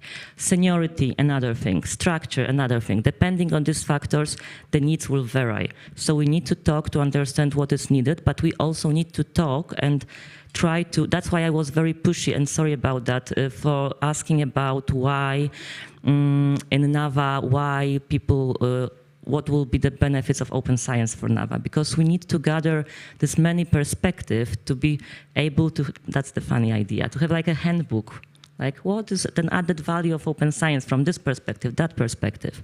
For publications and data, for example, as Miss, sorry, I forgot the name, Victoria, thank you, said, I think it's not a coincidence that 90% of the most cited publications were open science, because open science gives you the visibility to more people that would be able on normal circumstances to see your publication via paid publishing facilities. And yes, the publishers, for me, I'm very upset with them, and the very exact facts about how they do almost nothing. Sorry, I have a personal grudge with them, but almost nothing and take the money. And it was a very well noticed that they do matter right now because they provide quality, or they have a brand. That's it. They have a brand, because the verification process is on us, on researchers. The peer review is on researchers. So they give the brand and the quality stamp. So I'm not looking at you, Louis-Marie, because I really believe that in part of Rules of Participation Task Force, we are discussing the openness versus inclusiveness, let's say. And as long as I believe that openness from the consumer perspective should be there, that anyone should be a consumer of open science. But regarding, at the very beginning at least, the transition part, the provider part, not necessarily. Or unless we have some verification to say who is verified versus who not necessarily is. And at the very beginning, I was one of the people pitching the marketplace idea in EOSC. That was not very well received at the beginning. But the reasoning behind it was that in a way that everyone can enter, we know already one mechanism that can make the verification who is better or worse. And that's the market approach. That there are providers, consumers, whomever is needed most, it will be seen from the consumer's perspective, the evaluation, etc. But right now we are the marketplace, I still believe it, but the marketplace approach and creating the market or using the market mechanisms to verify in the end. But right now we don't have the critical mass yet, unfortunately, to do it. So we need other tools to be able to tell or to create the brand for open science, as the brands are now being already created for the publishers. And the last remark about the data, I think it's not as spread as it should be, that this fear of somebody will steal my data once I publish it and will deliver the same magnificent paper as I would. It won't happen. Like, in most of the cases, it won't happen, because the amount of science you can make from one data set is enormous. And right now, when the interdisciplinarity comes and one discipline uses the findings or outcomes of another discipline, it even makes it more obvious that once I publish the data of the brain of a cat while it's running because I want to check if it's happy or sad, the same data from the MRI can be used in thousands of other use cases. And there's almost endless possibilities for that. So one of the maybe messages out there to ease, let's say, the pain of your data being stolen is one, saying that it can be used in many, many research. And second of all, again, reward for using some kind of reward. It needs to be taken into account when granting the money for scientific grants or acknowledgements, I don't know. But if we want the data to be open, we need to think about what the people publishing the data will get out of it once being cited or used to further research. That's all. Thank you very much for those comments, remarks. Maybe someone wants to address that or to answer, because there were some comments as well also to the technical aspects of open science. So maybe Anya? Yeah, so maybe I will answer or I will comment the issue that you mentioned about the publishers and about the costs of open access and actually the value that publishers give to this. We have this problem because I'm representing the library, so I have also the point of view from the library that provides the access to research within the databases and the scientific journals. So we can see that I'm very in favor of Plan S, but since the Plan S has been implemented, the prices increase a lot because researchers have to replace the cost of open access. So as I can see, my invoices for the research journals in the past few years, I can see that since they implemented the read and publish agreements, the prices increased a lot, and also the APCs increased a lot because I prepared my PhD thesis in 2008. And it was about the role of the libraries in open science environment.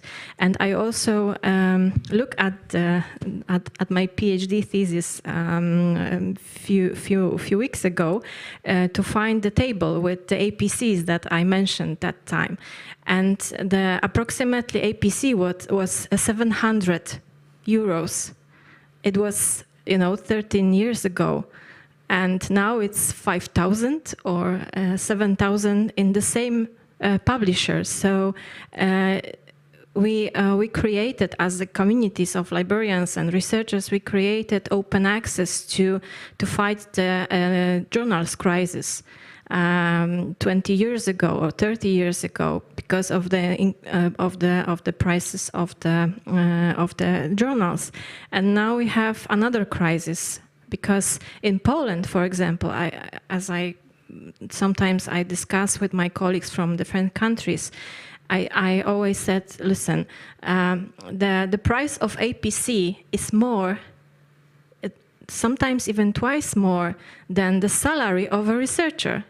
So only with some grants, only with some additional funding, they can afford the APC in the open access journals. So that is why me and my colleagues, we are encouraging the idea of the diamond open access or the repository road that actually Plan S is also supporting, because if we will not promote this kind of approaches, our researchers will think about open access as something that is too expensive for them without additional funding.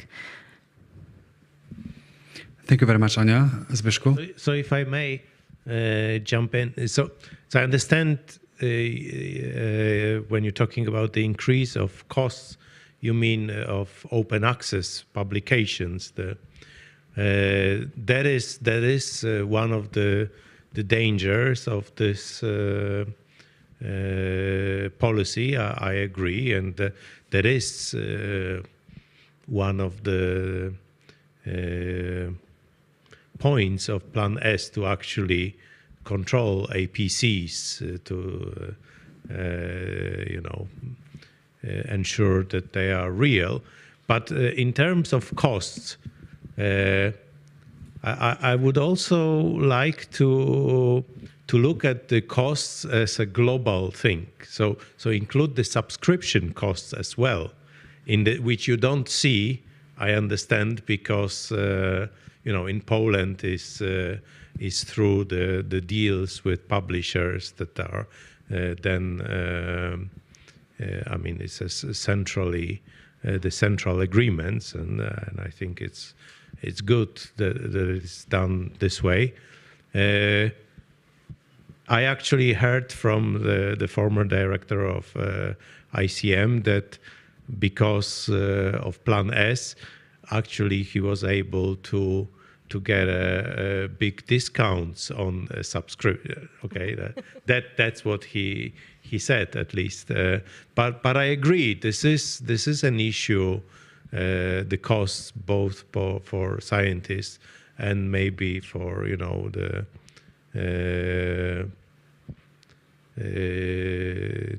institutions that pay for subscriptions.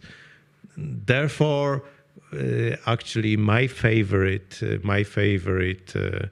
path in Plan S is the second one, namely the green one, through so not paying for open access in kind of separately or in a hybrid journals or whatever, but so essentially publishing there where you think suits best in terms of quality of journal and so on, and then at the same time publish the right version of the manuscript in a repository. So that I thought was at least for a moment is the best way. This is something that really works for many years in certain fields like physics or mathematics. But the whole publishing business is transitioning, and obviously they will not give up this huge profits easily. That's for sure. So in this regard, I think we need more support from maybe even those who introduce laws either in Europe or regulations in Europe or in Poland, because that would help probably in some of this discussions, so to say, that the scientific world has with the publishers. That is true. But still, I do maintain my point that there is. I'm not saying every journals and every publishers, but there is many of them. There is a tradition. There is a quality. There is a certain. The achievement that peers give for publishing in a certain journal, and this is then based purely on quality. At least that's how it should be. Yeah, I agree. We also support the green road. And unfortunately, because I'm from the technical university, and the national agreements are only for a few databases, and we have to buy a lot of additional resources. I would like, I won't tell you which one, but I have the same database without the publish component 2 years ago, and now I have read and publish agreement this year, and it's 30% more. So it should be less, but it's more, unfortunately. Yeah, so. Thank you very much. Maybe following this discussion, just to structurize some, definitely implementation of open science requires support from the EU level, national level, and institutional one. But as we mentioned, the money and the budget, there is a discussion which I want to, let's say, fully express the disagreement for that.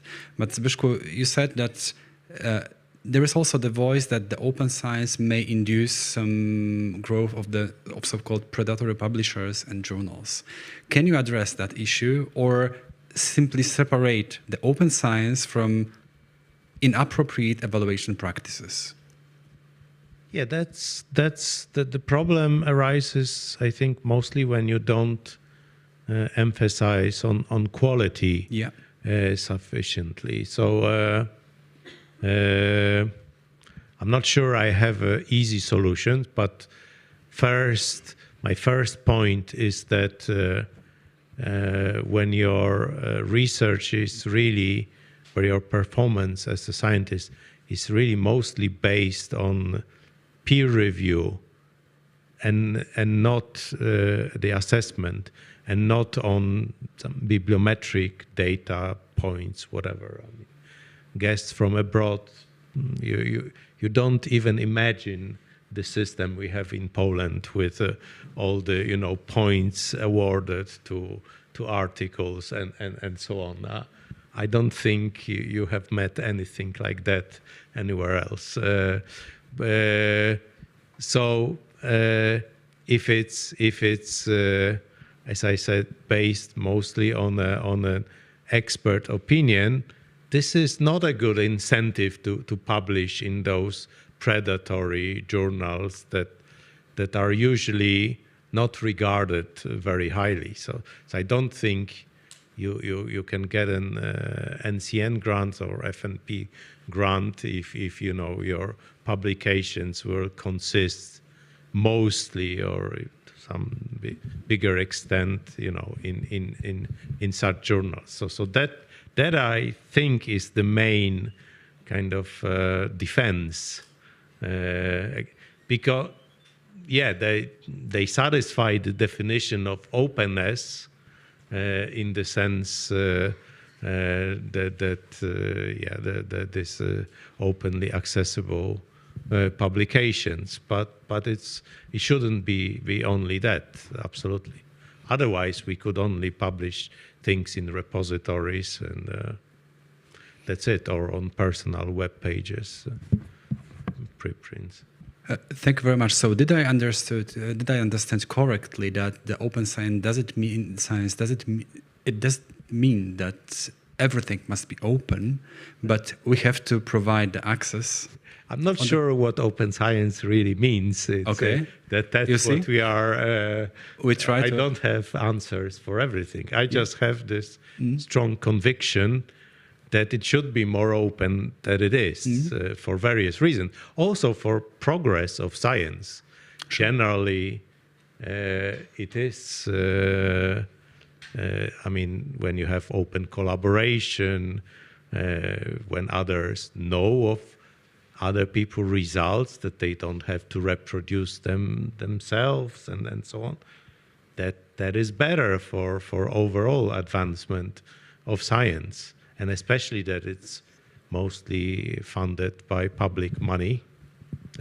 And I'm also kind of convinced that it's overall a right, at least direction, is that those biggest private foundations have joined Plan S. Really, all the, Howard Hughes, Bill and Melinda Gates, Wellcome Trust, Templeton, they're all in. So they kind of see the importance of this. right. In terms of predatory journals, yeah, that the concern is that they are seem to be doing especially well here in this country. So that's something we need to straighten up. Sure, but I think that the most important take-home message from this discussion should be that the open science doesn't force anyone to publish everywhere. But the most important is to, yeah, or everything. But yeah, but it means that it has to be based on the quality. Actually, I believe people publish too much. If I ask about my personal opinion, so if I wanted to encourage people to be rather, in general, to publish less, but of more quality, not quantity. But okay, I think then once you publish something and claim something, yeah, there should be data that I mean that is based on this. It should be possible for others to reproduce your results and so on. So there are many issues, but I'm not saying you have to publish everything. And also, sure, if there are possible commercial applications, yeah, I can understand that there are some limits whether you publish this or not. That's another thing. So as I said at the very beginning, the one thing is that once you publish, I think it should be open, one way or the other. And yeah, the data should be properly managed and also much more open than today, I guess. So you mean that the equality in science doesn't mean that this is the race in the numbers, but rather the race in the quality? I mean, yeah, that's doesn't mean necessary. Sorry, can I? Because I would say even, of course, sure to that. Like quantity, it's not quality. And my idea about this, like what we might do in order to promote quality instead of quantity, and this might be a revolutionary approach maybe, and it's toward the ministry, probably not us here, but to revise and totally change the way we, the path to seniority in science. Because right now, to become the next step in your research work, you need to publish papers, right? Publish, and be quoted. I think it's too revolutionary what you're saying. Probably, but you have to be visionary to make any change, but at least revise what can be done in that field. Because right now, in my opinion, it promotes quality instead of quantity, really. But that might be only my observation. But because all the researchers are, all I know, or most of them, they are constantly sitting on papers, like producing papers, instead of being able to have a one long distance goal to achieve in the research. Sorry, but that's the situation right now in Poland, in my opinion. Produce papers. That's our job. Okay, I think we should concentrate on more narrow issue, and this is, how to make our research open. I think that, the career path and so on, I agree there are a lot of issues, but we probably are not going to revolutionize everything. But I still think in the foreseeable future, the researcher's career will be based on publications. It doesn't, and Krzysztof knows very well that this assessment should also include other things, absolutely, some other impact. I totally agree with that, and this new reform that is going on. Research assessment. But okay, doesn't mean it can be totally, probably publications can be taken out of it. Yep. If I may? Yeah, sure. So, very quick comment regarding the openness and fairness. My experience in the EOSC and open science world is that fairness, especially fairness, is more of a direction rather than a goal. That is more that we sort of move there into the realm of fair data services. It's not something that is going to happen, that we have a checkbox to tick and say that now we are fair and we are good. At some point in time we can say that we are fair enough. But that is a moving target. However, I wanted to touch upon a different topic that was raised in this session, and unfortunately Mrs. Ivona is no longer present, but it is quite relevant to the openness and the publishing of the data, and that is the sensitive data. In the tripartite event of the Nordic and Baltic countries in Tallinn, there was a dedicated session for the sensitive data, and I think that is when we speak about openness, that would be one of the topics that we are work on, because it's not only perceived as something that needs to be protected, but also was something of a burden, because the scientists try to minimize the time required to science, time required to prepare for doing the science, for doing the research, and acquiring the necessary permissions, acquiring the necessary authorization to access the sensitive data is perceived as an increase of that time to research. So we will be speaking about the creation of this sort of trusted environments for scientists who work with the sensitive data. And it would be interesting to see from the perspective also from ANA maybe, but also from the funding agencies, what is being in the view, in the perspective regarding the work and the sort of making sensitive data more open, not only anonymizing it, because it's not always possible to anonymize fully, and may not be even possible to do the science with the anonymized data. So what is the view of the funding agencies, and how this topic will be approached? Thank you. Well, I'm not sure I have a good answer to this question. I totally agree. It's a very complicated issue. I mean, it's not even data being open, but whether you should be sharing some genomes with certain other international entities, not even just making it open, but with the collaboration that you have. So there is a lot of sensitivity in that, and I could only comment that these are things that should be worked out, the standards,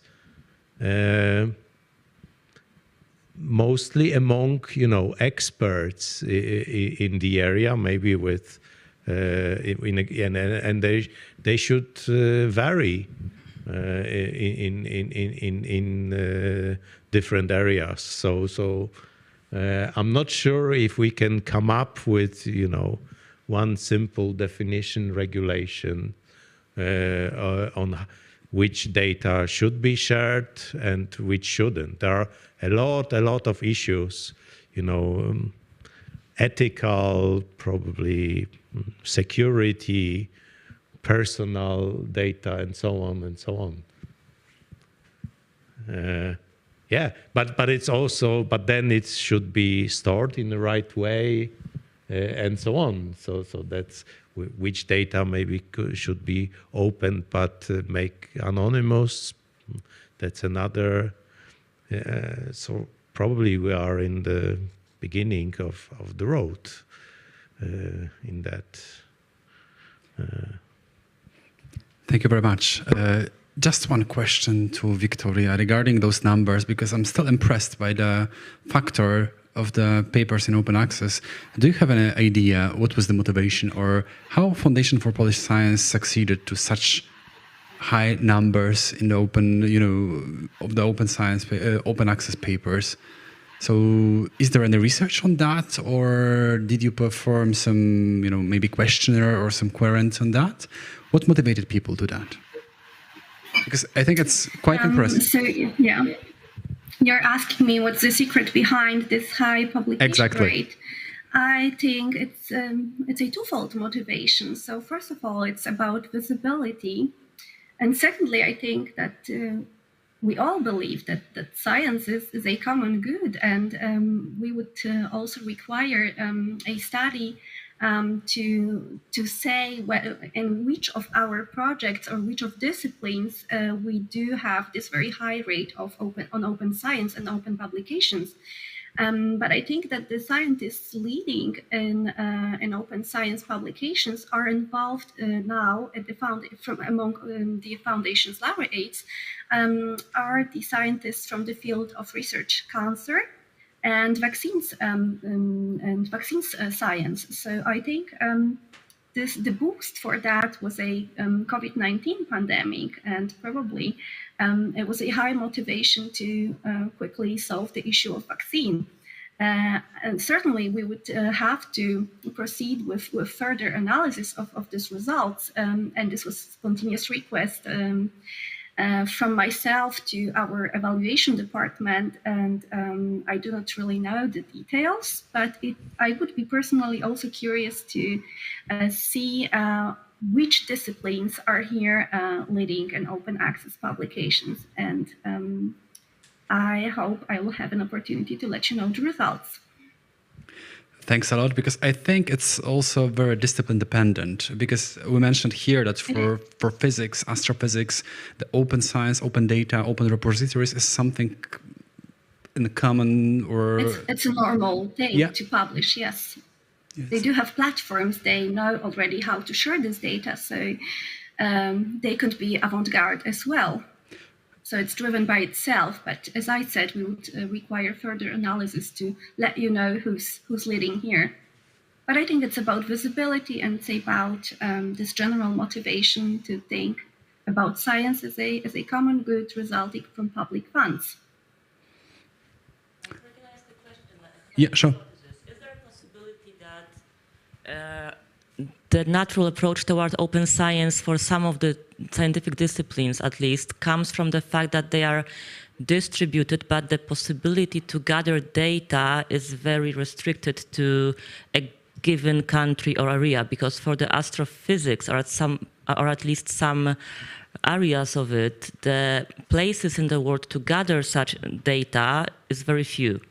So for this one, I would assume or guess that with astrophysics being taking place in every country, but only some of them being able to gather the data and produce the data, it's kind of natural to share it, right? To make the science more effective. So is there a possibility that this kind of analysis can make us closer to understand what might be the reasoning behind some natural approach in some of the scientific disciplines towards open science?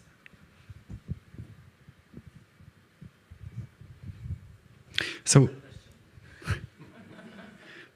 maybe in this case, I'll try to manage with that. I think that the number, the statistics is the statistics. So regarding the number of the representatives of the communities of several disciplines is important aspect, because as you said, for the astrophysics and the physics, I think that this community knows that the reproducibility of the data requires also an enormous funding for gaining the infrastructure and so on. So this is simply just to share, just to save the time and the equipment, because then they realize that the dynamics of the exchange of the data is much faster, so they can benefit more with sharing than isolating and publishing, in the separate individual ways.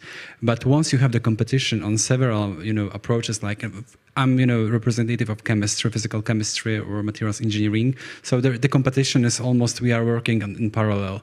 And then the case is that, who will be the first? And this is something which is, maybe non-reasonable. But then I don't understand, or I fully support the open science, policies and so on. But then I don't understand the, this kind of race that goes, with the papers, who will be the first. Because if we share some part of the works, then we will be faster at the, at the finish. However, there is a problem, especially in the experimental sciences or experimental research, that I think maybe this is the typical of Polish, ecosystem, that I will do it better.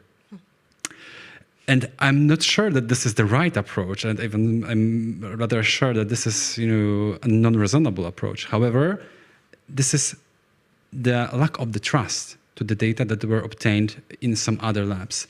And this is something that we must convince people that the data, if they are prepared on the right manner and if they are of the high quality, we can trust, and there is no possibility that they are of the less or the lower values than the data we perform at our labs. Because again, we reach without the open science, we will follow the way, which is for Poland now performing very nicely now, Me-Too approach, that several, laboratories, several research groups, they are doing the same things for the same public money. For me, this is, I'm sorry, because it's maybe also kind of a silly and naive thinking, but for me, living in a world where we have such a growth in science and so many topics to investigate, chasing after one hip or, on top subject, it's just silly, right?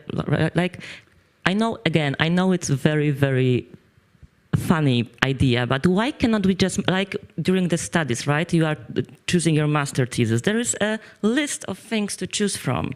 They are all matter, they're all relevant. And obviously some laboratories are more equipped for some of the experiments, some to the others. And again, I know it's maybe a silly idea, I would repeat it 5 times, but why to compete over a topic when we are in times where there are so many things to be investigated and we can gain from on a society level or industrial one? I see you laughing, but I really believe in that. Thank you very much for this comment. I think there is one person who wants to address. I have Maciej Piasecki from Klawin Infrastructure. I have simple answer to this remark because of reviewers.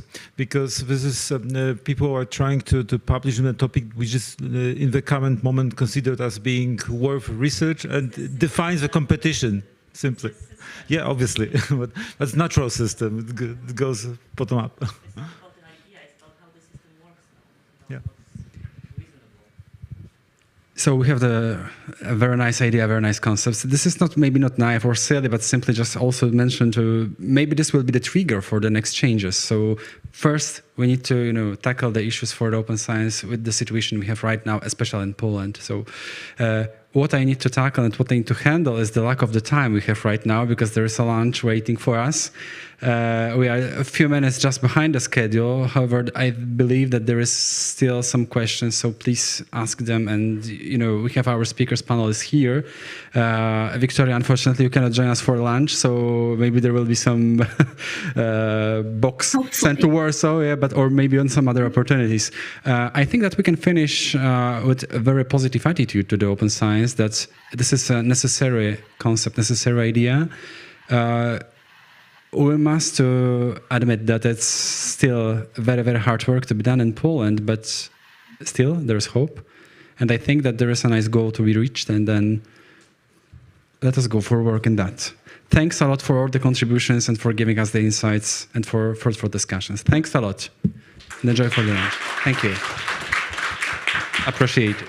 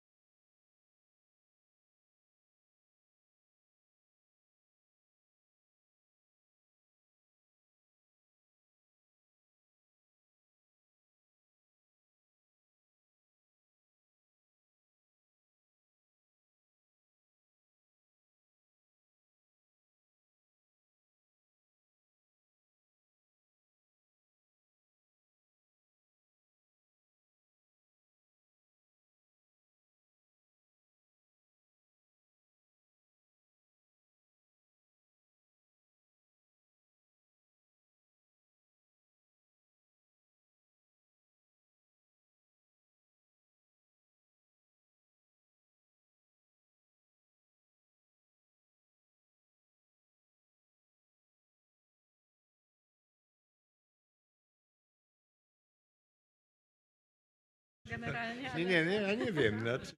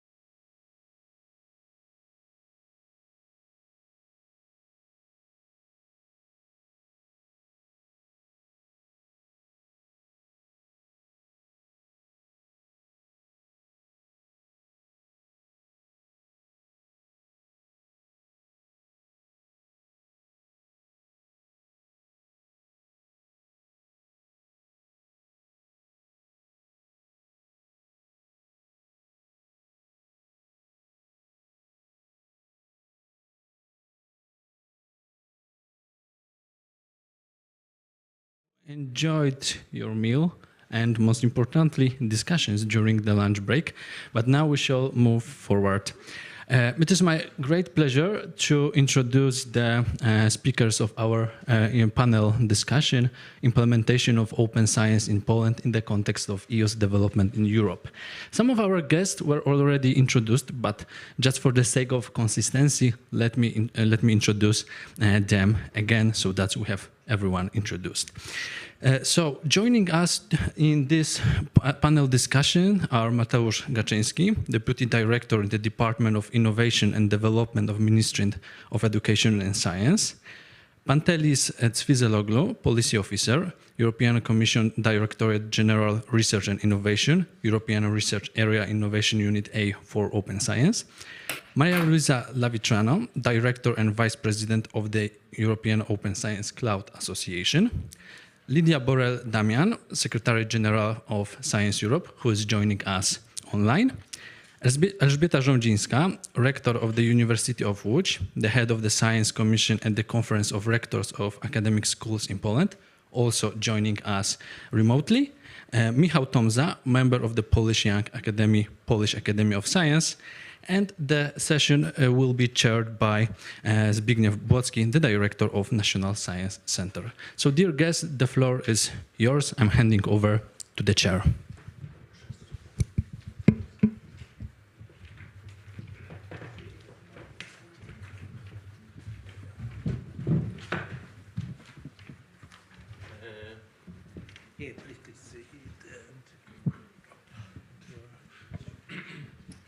Good afternoon. I think we have one more.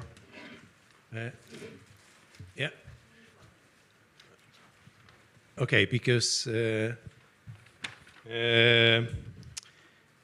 think we'll start with a short presentation by Maria Luisa. Yes. Right. Okay. So that's the.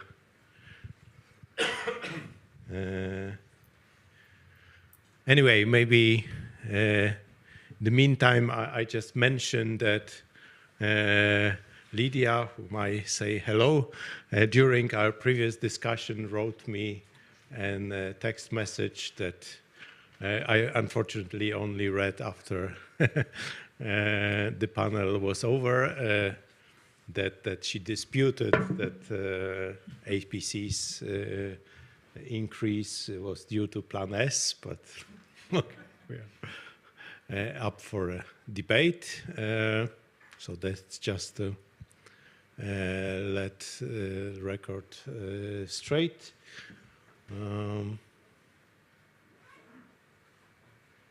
I think we're still waiting for the presentation.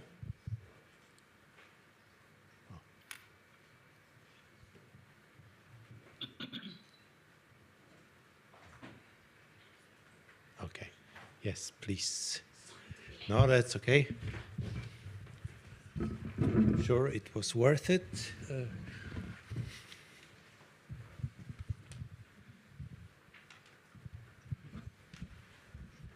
Yes, already it appears on the screen. Please, yeah, please go ahead. So thank you very much. Just a few slides, actually, on the two questions, right, that you prepared. One is soft skills versus institutional solutions. What should be the priority right now?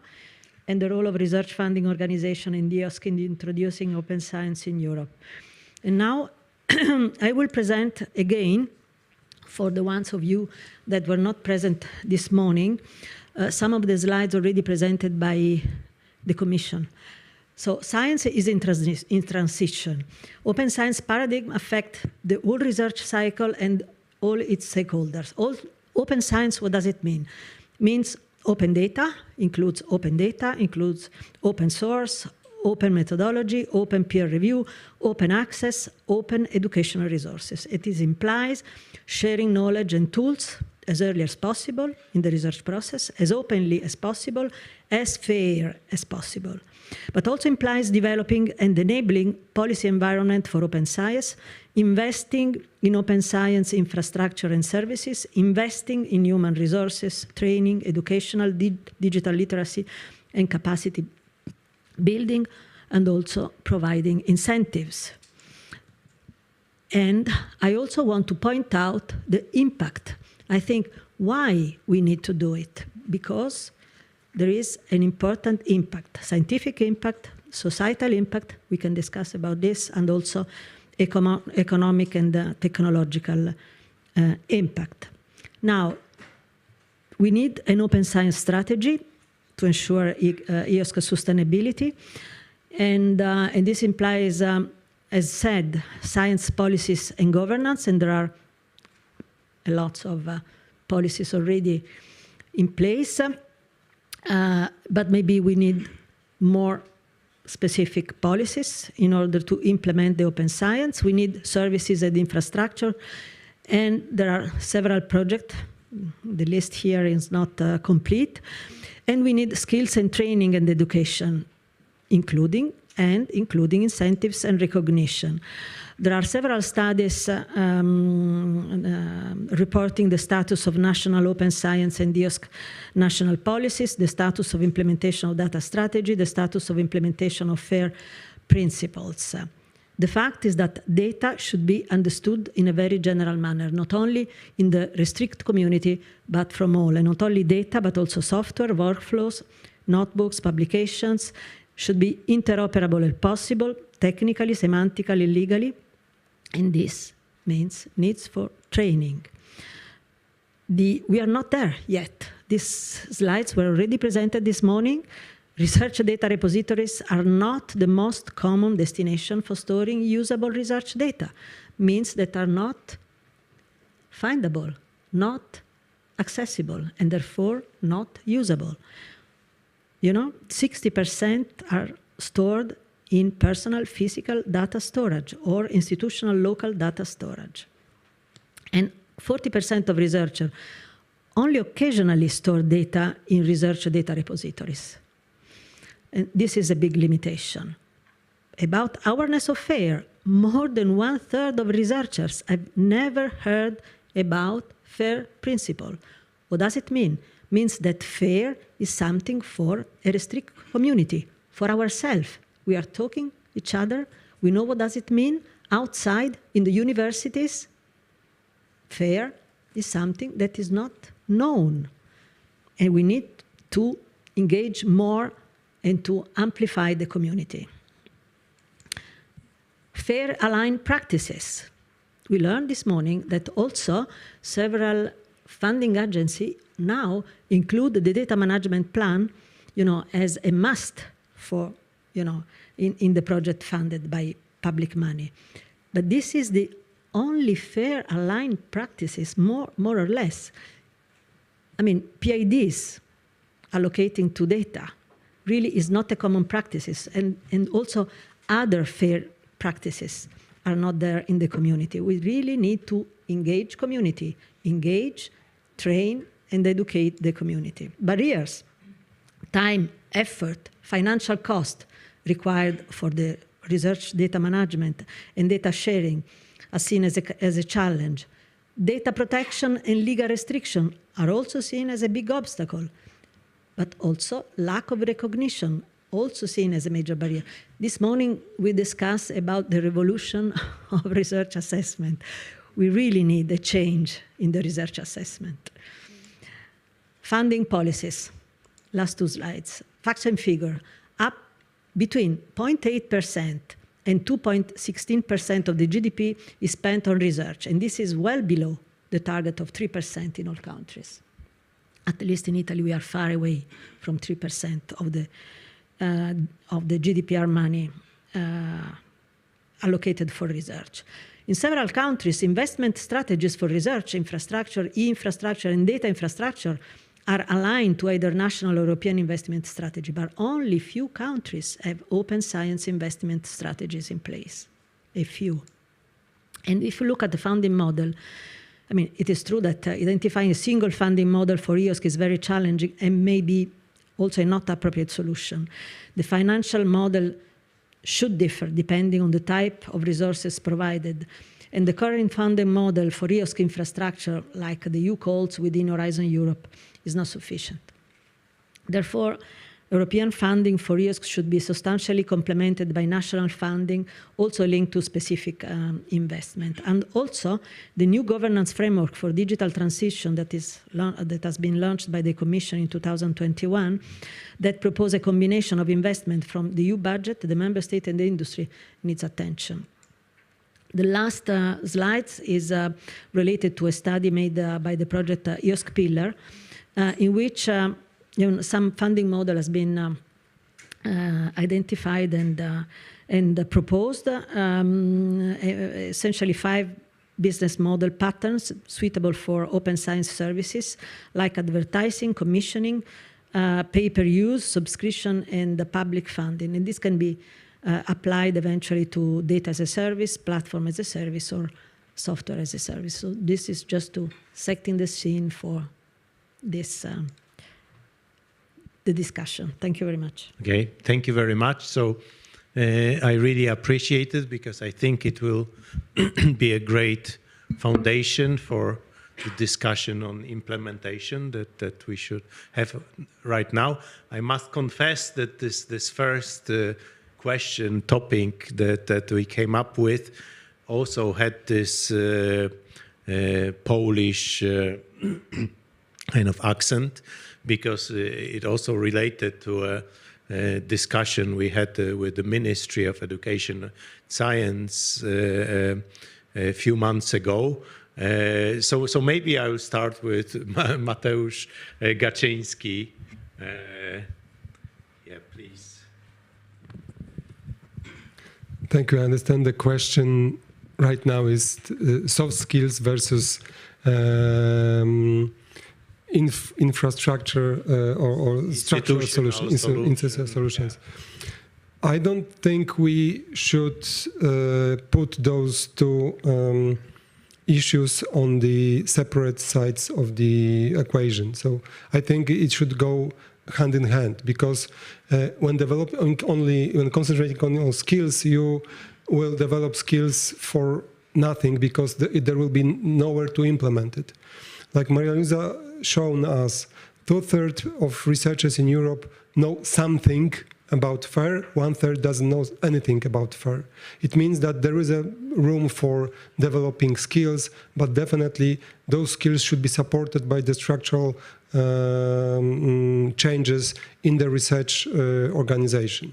From the side of the ministry, we are not so very keen as regards Polish system to put in place a very strong legal binding requirement to have open access policies at all research organizations. We would rather go for mechanism that will support implementation of open science, not enforce the implementation of open science. We have our allies like National Center of Science, Horizon Europe, in which you need to publish all the data. We want to build on that, so we want to encourage our research organization to implement in place structural changes that will support implementation at their level, open science solutions. That's the ministerial or my personal point of view, because currently we are in the discussion of how should evaluation of scientific performance look like, because we just ended the first evaluation under the change scheme. So we are discussing how it should look like. In this evaluation that ended, we had some issues related to the open science, but we know that we should go more into that direction. So we will work how to implement open science issues into the broader evaluation scheme of research performance. Thank you. Okay, thank you very much. So if you don't mind, maybe I will continue with the Polish participants of the panel first, and then, yeah. If you like to, okay, sure. No, I would like to ask a question to you. And the question is, what about the education system? Because research career, research assessment is something, but the education, I mean, starting really, I mean, how to educate the next generation, also including in the, in the university courses, new topics that can help our student to understand what does it mean open science, how to manage data, and yeah, but there is a question how to do that, because not every student will be a researcher at the end. So there is a question whether it should be mandatory for all of the students. Someone in this room said for the PhD mandatory, for the students it should be obligatory courses. In Poland we have this scientific information field of study. Open access should be there, is touched there, and definitely it should be a part of the PhD curricula. That's my opinion. But the challenge is that in Poland we are not possible from the side of the ministry to enforce any changes in the PhD or students' curricula that are taught at the universities. It should be the decision of the given university. We support it very much. We support the implementation of open science management at the universities. That's the issue Zbyszek referred to, because we had a very heated discussion about how National Science Center should support our participation in the EOSC. Sorry for not being a diplomatic, we forced National Science Center to prepare a mock curricula that will be openly accessible throughout central MOOC platform in Poland. And next year, like you've heard in the morning, there will be this. The courses will be published. So we are doing what is possible from the side of the central administration to broaden the knowledge about open science. We support the creation, supported the creation of. We are supporting the creation of this massive open online courses, and we encourage, because currently a number of Polish research organizations like ICM, which was shown in one of the slides, so Interdisciplinary Center of Mathematical Modeling in Warsaw, organizes a number of courses as regards open science in different fields. Gdańsk University of Technology as well. So there are few places in Poland that already are doing some things towards that. We think that things will speed up a bit when we will adopt this national policy on open science, which will happen hopefully in May next year. We are working towards reaching this goal. Okay. I think it's actually also a great question to our next panelist, Rektor Rządzińska, who is rector of University of Łódź. So please, maybe, general question, and also on the student curricula. What do you think? Curricula.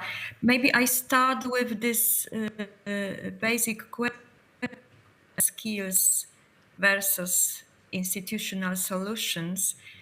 I think that institutional solutions are very important. I think appropriate infrastructure is very important, or even in higher importance. But we still have to remember that used repositories for open data free of charge. And it's crucial to acknowledge the initiatives of domestic centers which invest in infrastructure that allows for the safe and complex research data management. Communication and activities to achieve the desired results, and convinced, what is very important, the academic community that responsible research data management is crucial. Regarding students, I think we just discussed about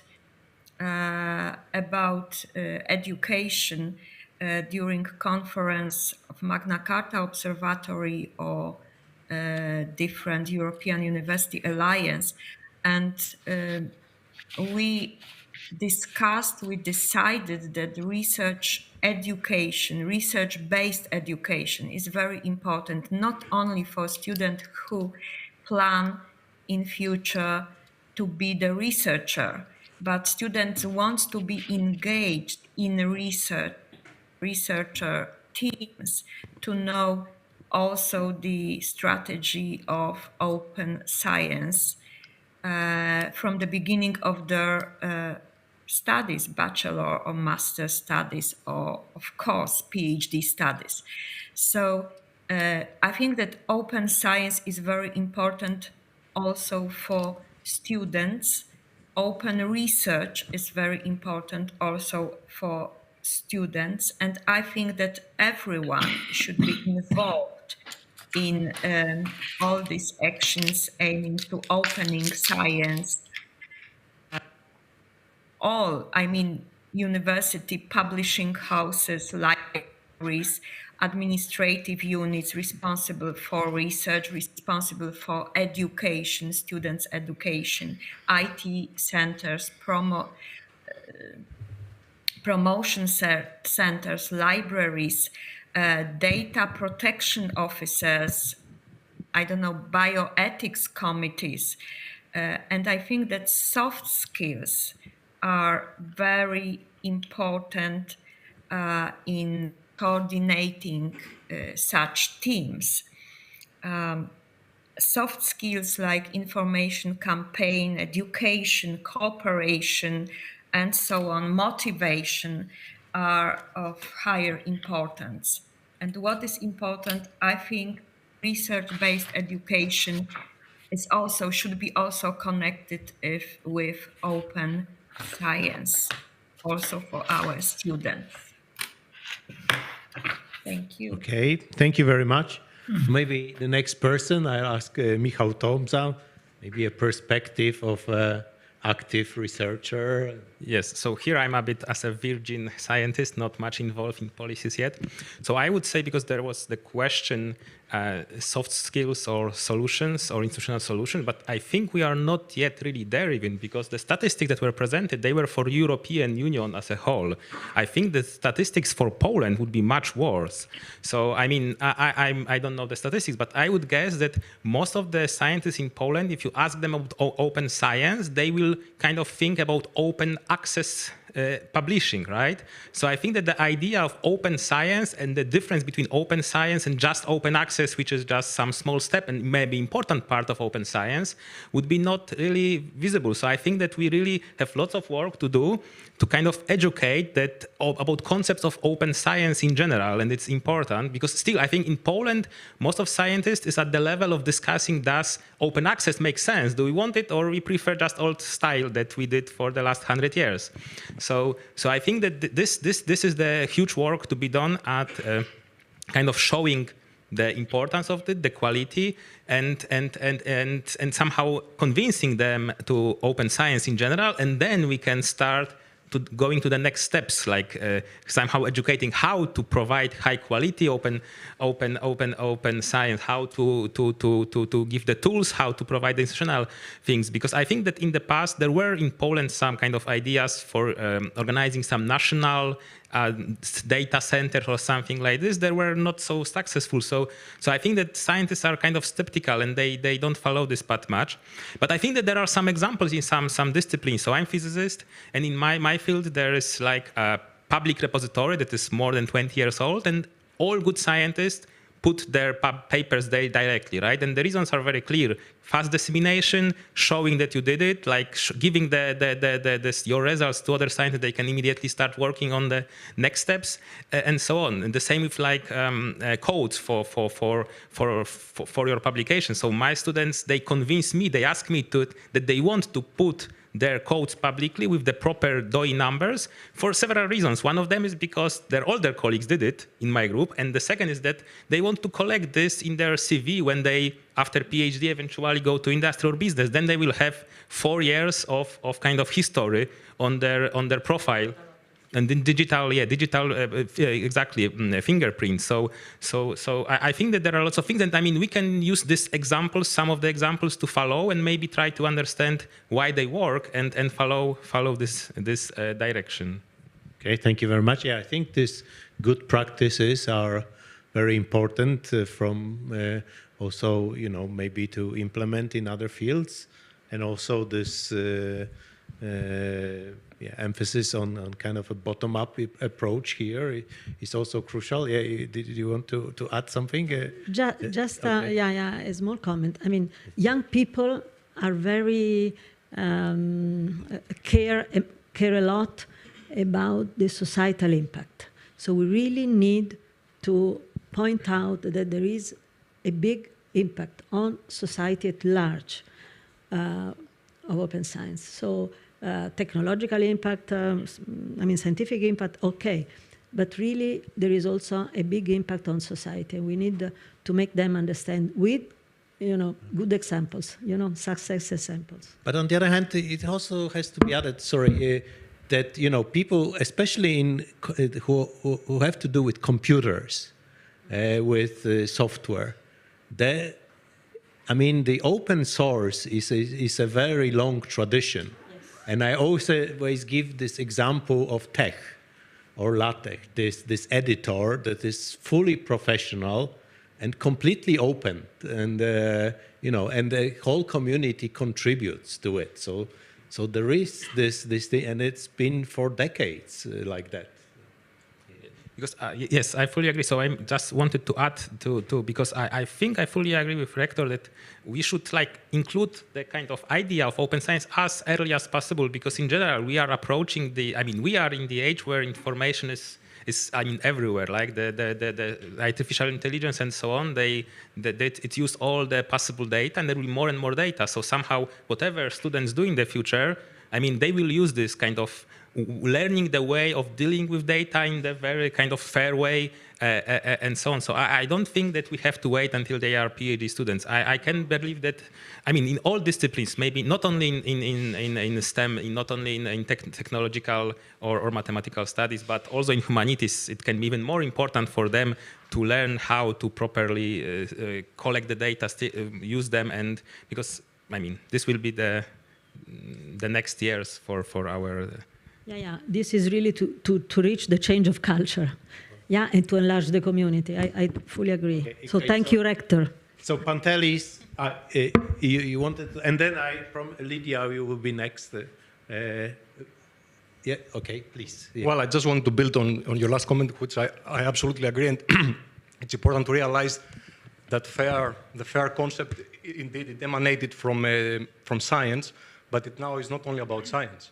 Actually, we saw the discussion, the presentation by Volker in the morning of the data spaces, the different data spaces that are now being developed at the European level. Well, they were inspired by EOSC and FAIR as a principle underlining the data that are to be federated, to be shared, not research data, mobility data, health-related data, energy-related data. So these are industry-related data. So the basic principle of fairness of this data is there outside science. So it's not really something that someone has to learn in order to be able to move on in academia.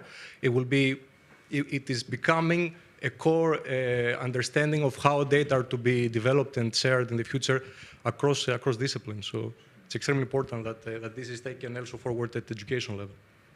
Okay, thank you. So Lydia, please. Thank you. Can you hear me? Yes. Thank you. Yes, well, first of all, I'm sorry because my voice is not at its best today. I am recovering from a cold. Normal cold is not COVID, but that means that my voice is not absolutely normal. Anyway, thank you, Svišek. Thank you very much for your invitation and congratulations on this fantastic event. I think it is great to call upon the forces to promote open science policies, and I think you have really done that. I also would like to mention that to me this conference is a perfect follow-up of the Open Science Conference we held last week in Science Europe, a conference that was attended by more than 600 people, the majority from Europe, but also from other countries in the world, where we didn't focus much on data, because we are focusing on policies that tackle open science in its entirety and that take into account all aspects. So data, but just as one aspect of open science policies, it was not the topic of the conference. So that's why I'm very happy to be here with you today and put a focus on data. I have been part of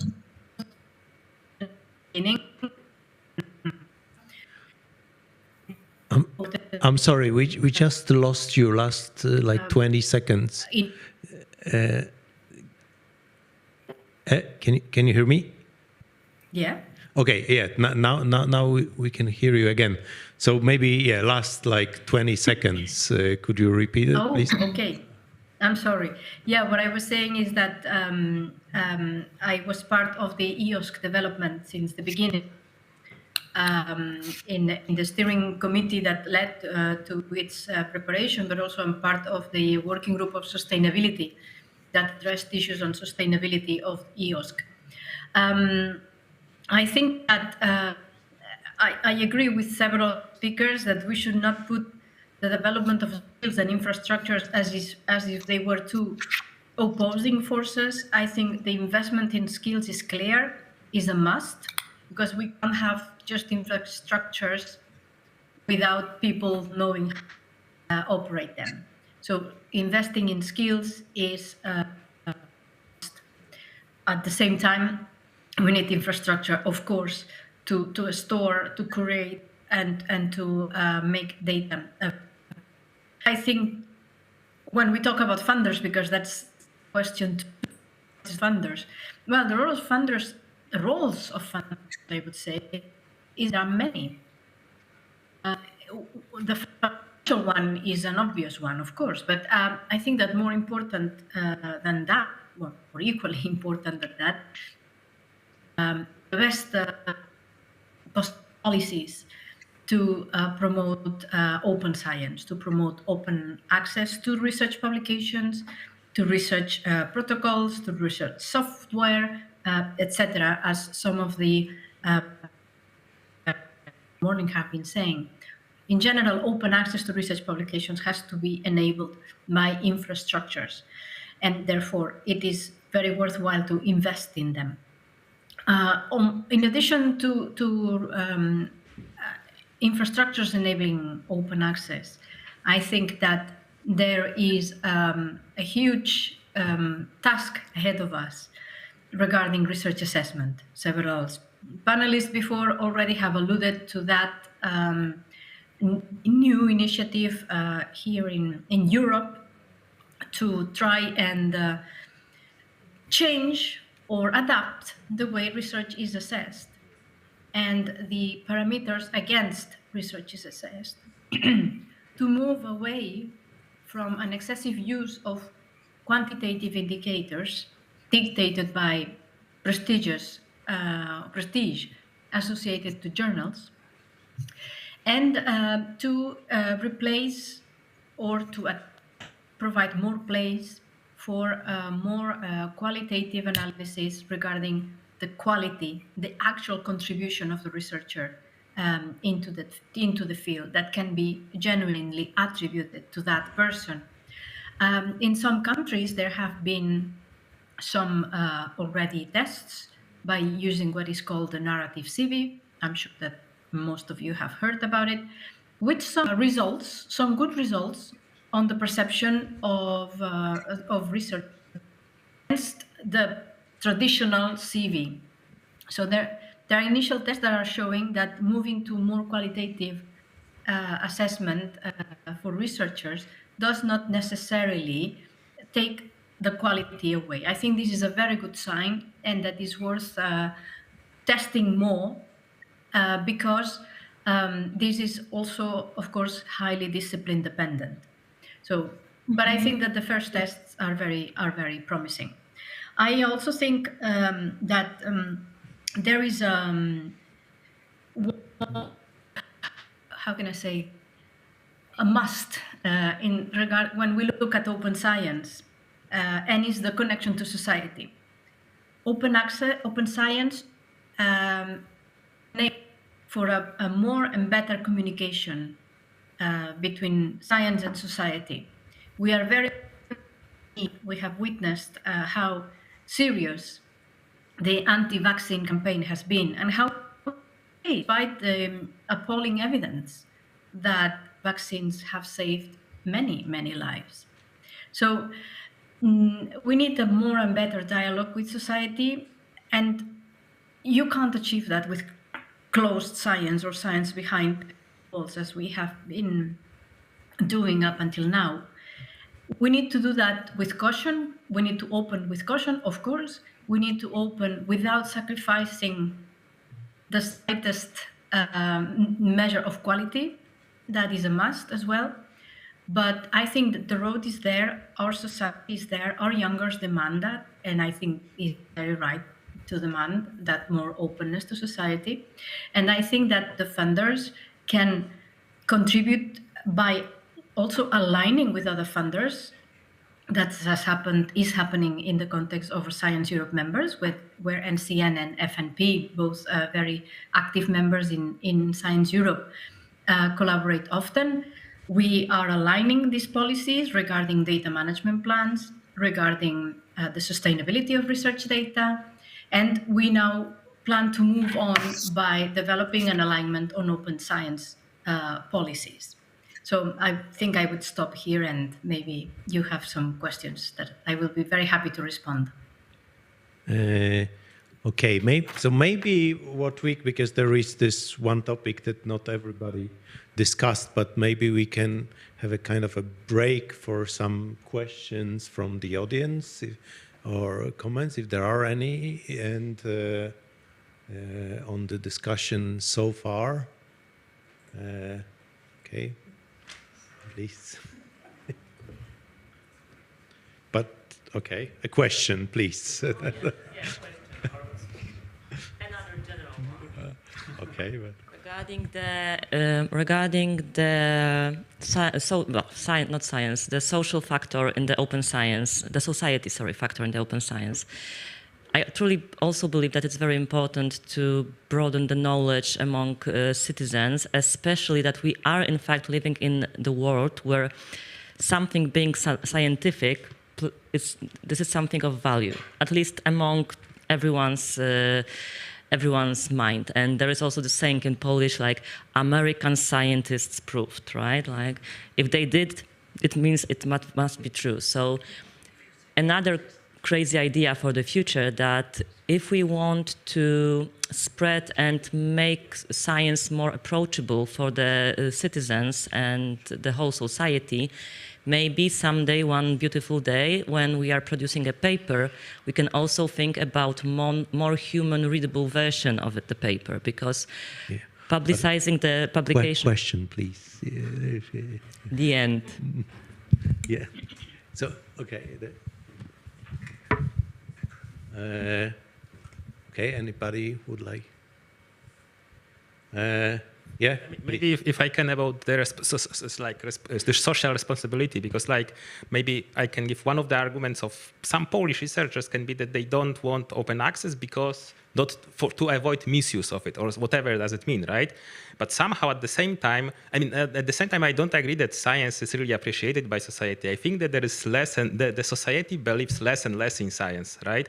And somehow at the same time, like if we look where like this crazy, not scientific ideas are published mimicking science, right? They will be published in some predatory open access journals. So I believe that like making the proper, correct, like solid science fully open access can be some remedy to avoid like this kind of tons of fake science in predatory journals.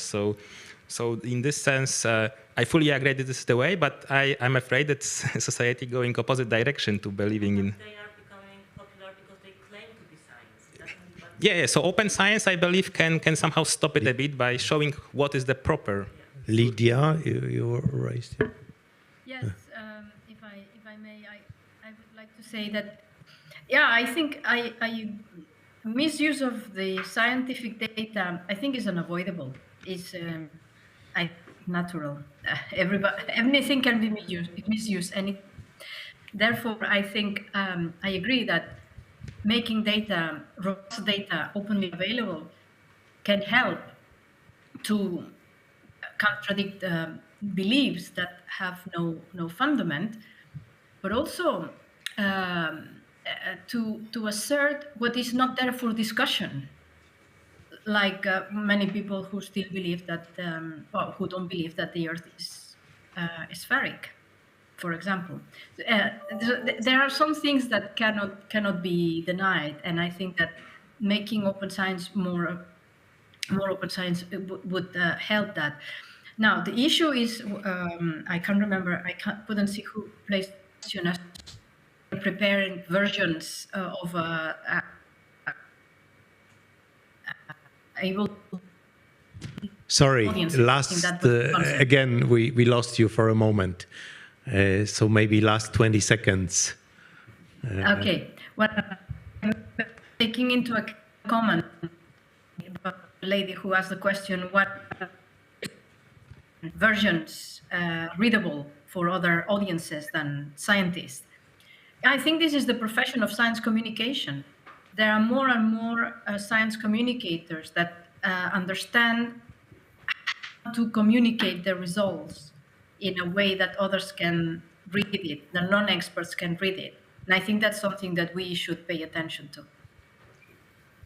Maybe I can add an anecdote to this general issue that when I attended a few months ago a similar panel in a medical school, one of the concerns raised by a professor of medicine there was that too much open science is dangerous because then the public would have access to this medical research and then would interpret them in a wrong way and spread the fake news and so on. But well, I just okay. My comment on that was that it used to be centuries ago that the church also did not allow Bible to be open to everybody. Only some people had access to it. So, these things have changed.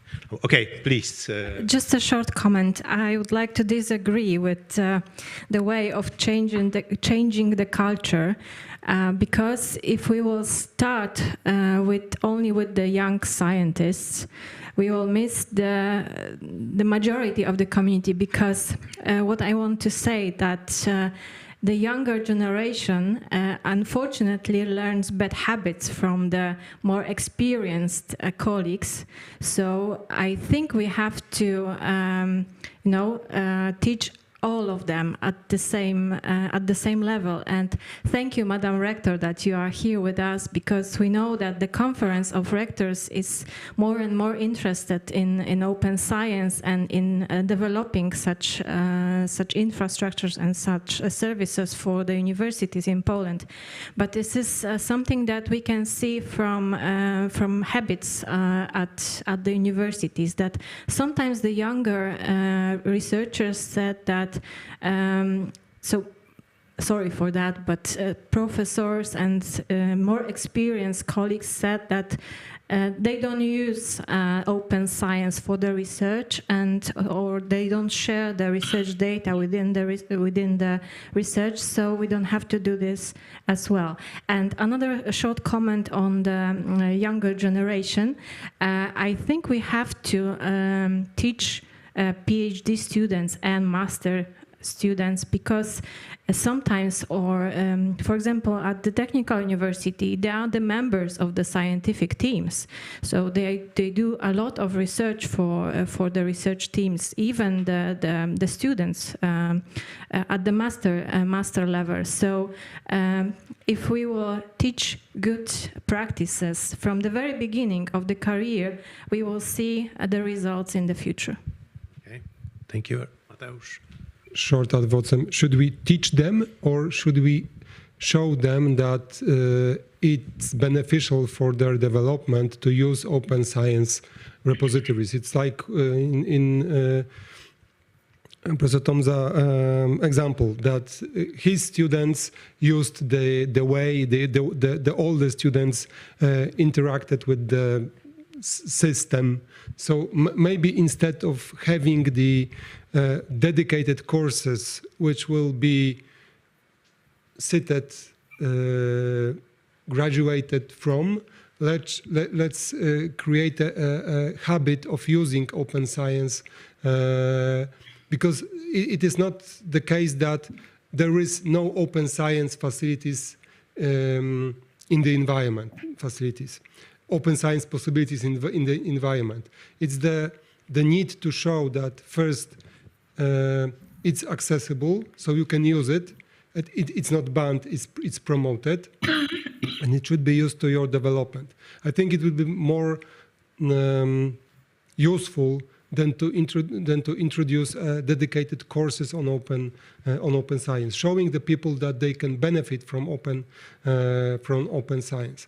But of course, it will be extremely difficult. Yep, please. Yes, I think I also have to agree with this, that on the one hand we need to train and give some basic knowledge, but on the other hand we should gain experience on the job.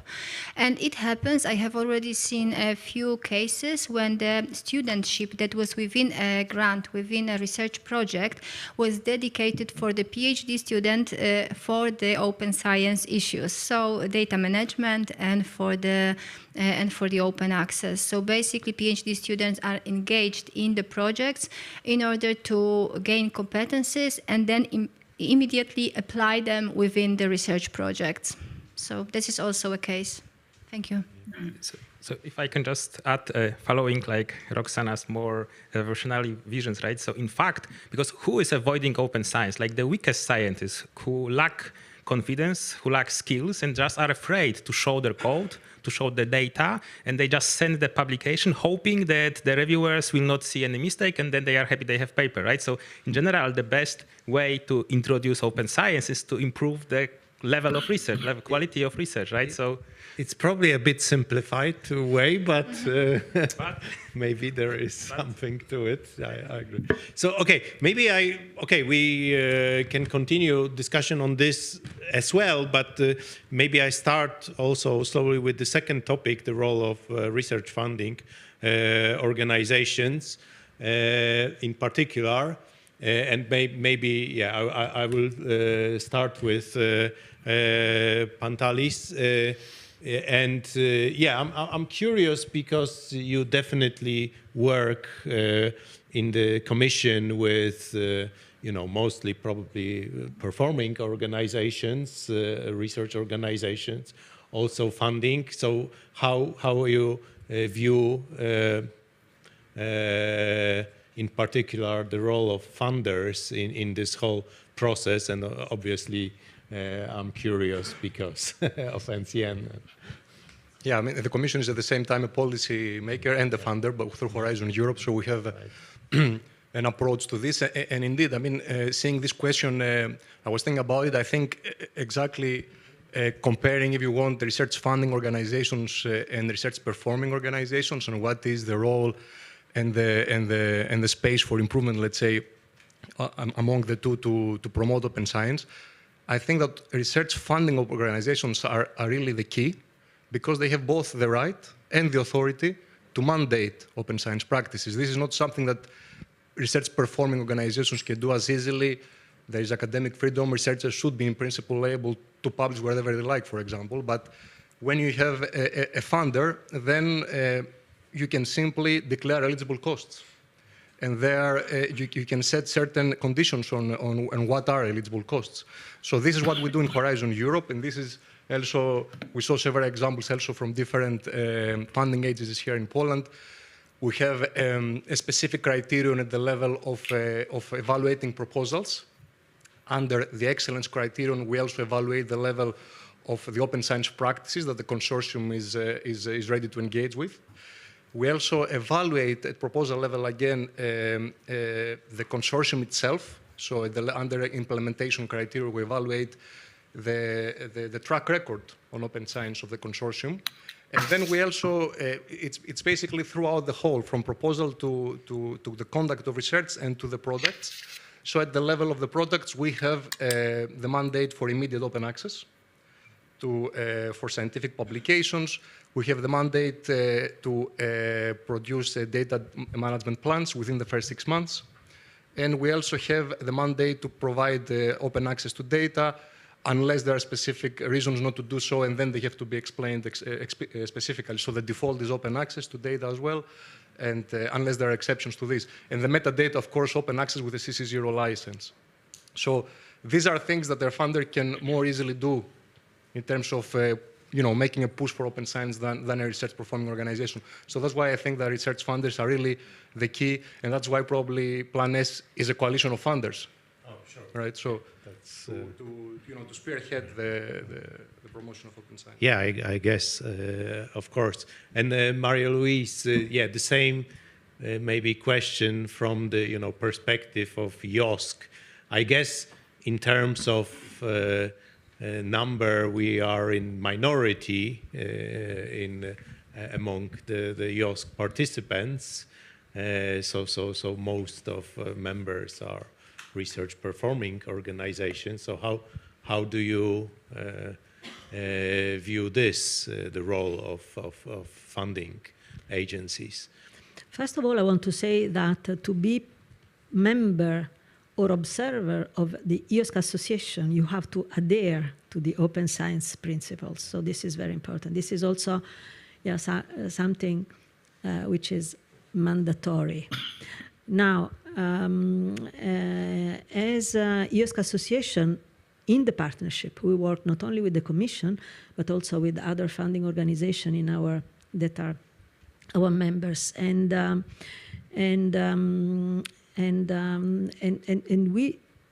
we need to support not only policies, but also funding for making the implementation of open science possible.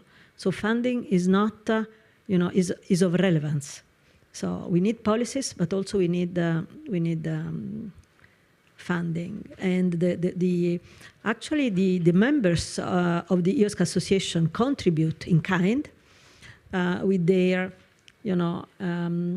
activities to showing the activities and showing what they are doing in support of the open science. Okay, thank you. So I don't know if any of the panelists wanted to add something. If not, maybe I will open this to... Lydia. Oh, Lydia, sorry. Please. Yes, thank you, if I can. I think that, I think that funders should, those that are convinced of the value of open science, which I think are starting to be a large majority of them, should make it easy, should make open science easy, and enabling us as easy as possible without compromising quality, and showing that not because you publish in the most prestigious journals, your career is there. Is that concentrating on the quality, on the original contribution of the person. I think that is that would make many people who are today reluctant, younger or not so young, as some panelists have mentioned, I think that this would show them a clear way. I heard an anecdote, I won't name anybody or the country, of a research team who would only send articles to open access journals if they were not accepted in other journals. No wonder how some think that open access is second quality or third quality in research. I think this should never happen. I think that open access journals should be recognized by its quality. Let's make quality the center of the assessment, and then we would have the researchers on the side of open science. I think that is. It's very easy to do, not so easy to. Sorry, very easy to say, not so easy to do. But I think this is the key to the dialogue with the researchers community. Yeah, Natalia. Yes, I have a question regarding the creation of the open science culture by the founders. On the one hand, we implement the open science policy, open access policies.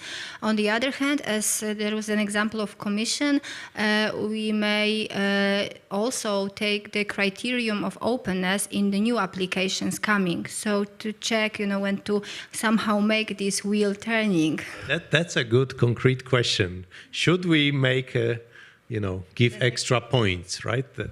Exactly. Yeah, that's the same was with yes, the same was with open access in the Horizon 2020. Now we have Horizon Europe, and there is another. We make a step further. Yes. So the same. Should we do it at the agency level, at the national agency level? Thank you.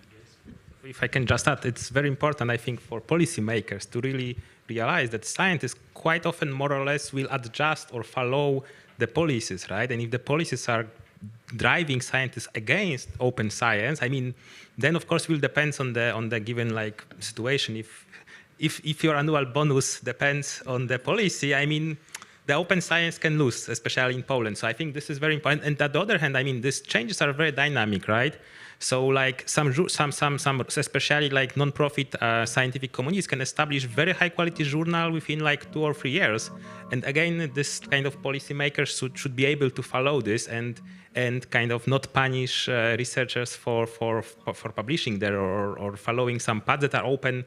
This kind of changes should be, I think they should be faster sometimes. So this is important. But in case of NCN, for example, when we already mandate that everything should be open, essentially, one way or the other, why should there be any extra incentive that's...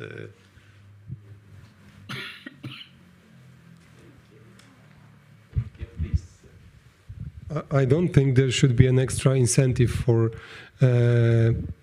having open science rules implemented into the project. Because it's not the time. Maybe it would be right to do so 10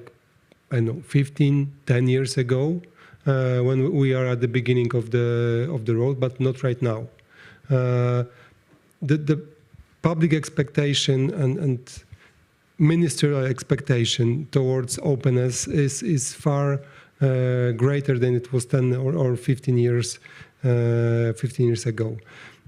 But on the other hand, take into account the voices that we've heard today, there might be a trap in this requirement that the funding agency will require open access publication, because the open access publication is the verification of the work of the funding agency.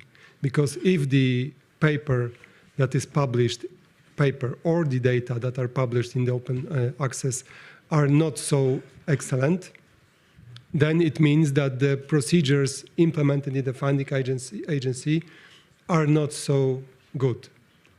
Luckily, it's not the case in the case of the National Science Center, but it is a very good way to bypass the problem highlighted by the Professor Tomza, that the bad researchers are not interested in the open science. They will never go to the funding agency asking for the money, because they will know that in the process they will be eliminated. So it's a great responsibility on the side of the funding agency. I might add that, you know, this broader issue of transparency, we've been doing this for many years already, that all the effects of our projects in terms of publications, they are publicly listed. So there is the database with every project, and all the even ongoing projects, if they're already, you know, papers reported, you can go and check, and all the publications are there. And exactly as you said, we sometimes have this issue that people look at those publications, you know, find them, either they are already openly accessible, or find them in journals and so on, and say, oh, come on, how come that you give money for such? Yeah, but yeah, there is accountability and kind of transparency this way, and if it's all open, hopefully there will be just links in those lists of publications, so you just click it, and then you see it right away, just one click away from. One more remarks about this additional points. There is a problem because cooperating with scientists, you are addressing a very intelligent ecosystem, in a sense that if you introduce the additional points for open science, everyone will have open science implemented in the project. So additional points will be will not be necessary because everyone will have them. So. May I just add that it was more about the previous involvement in open science. So somehow it's like with the agreement on the reforming of research assessment. So somehow to appreciate that previously this person, for example, opened, I don't know, 20 data sets or published 5 articles in open access, not to account this particular project because this is a must, obviously it's obligatory criterion, but take the previous involvement into open science, the openness of the researcher. Working with the scientists for the last 11 years, I can assure you that if you introduce such a criterion, you will have a number of professors, PhDs, showing a number of things that will support their claim that they were very active in the field of the open science, even before open science was invented. Okay, there was just a comment on this point, just to maybe to give the perspective of how this was, I mean, what was the thinking behind what we're doing in Horizon Europe. This is really a policy trickling down to program level.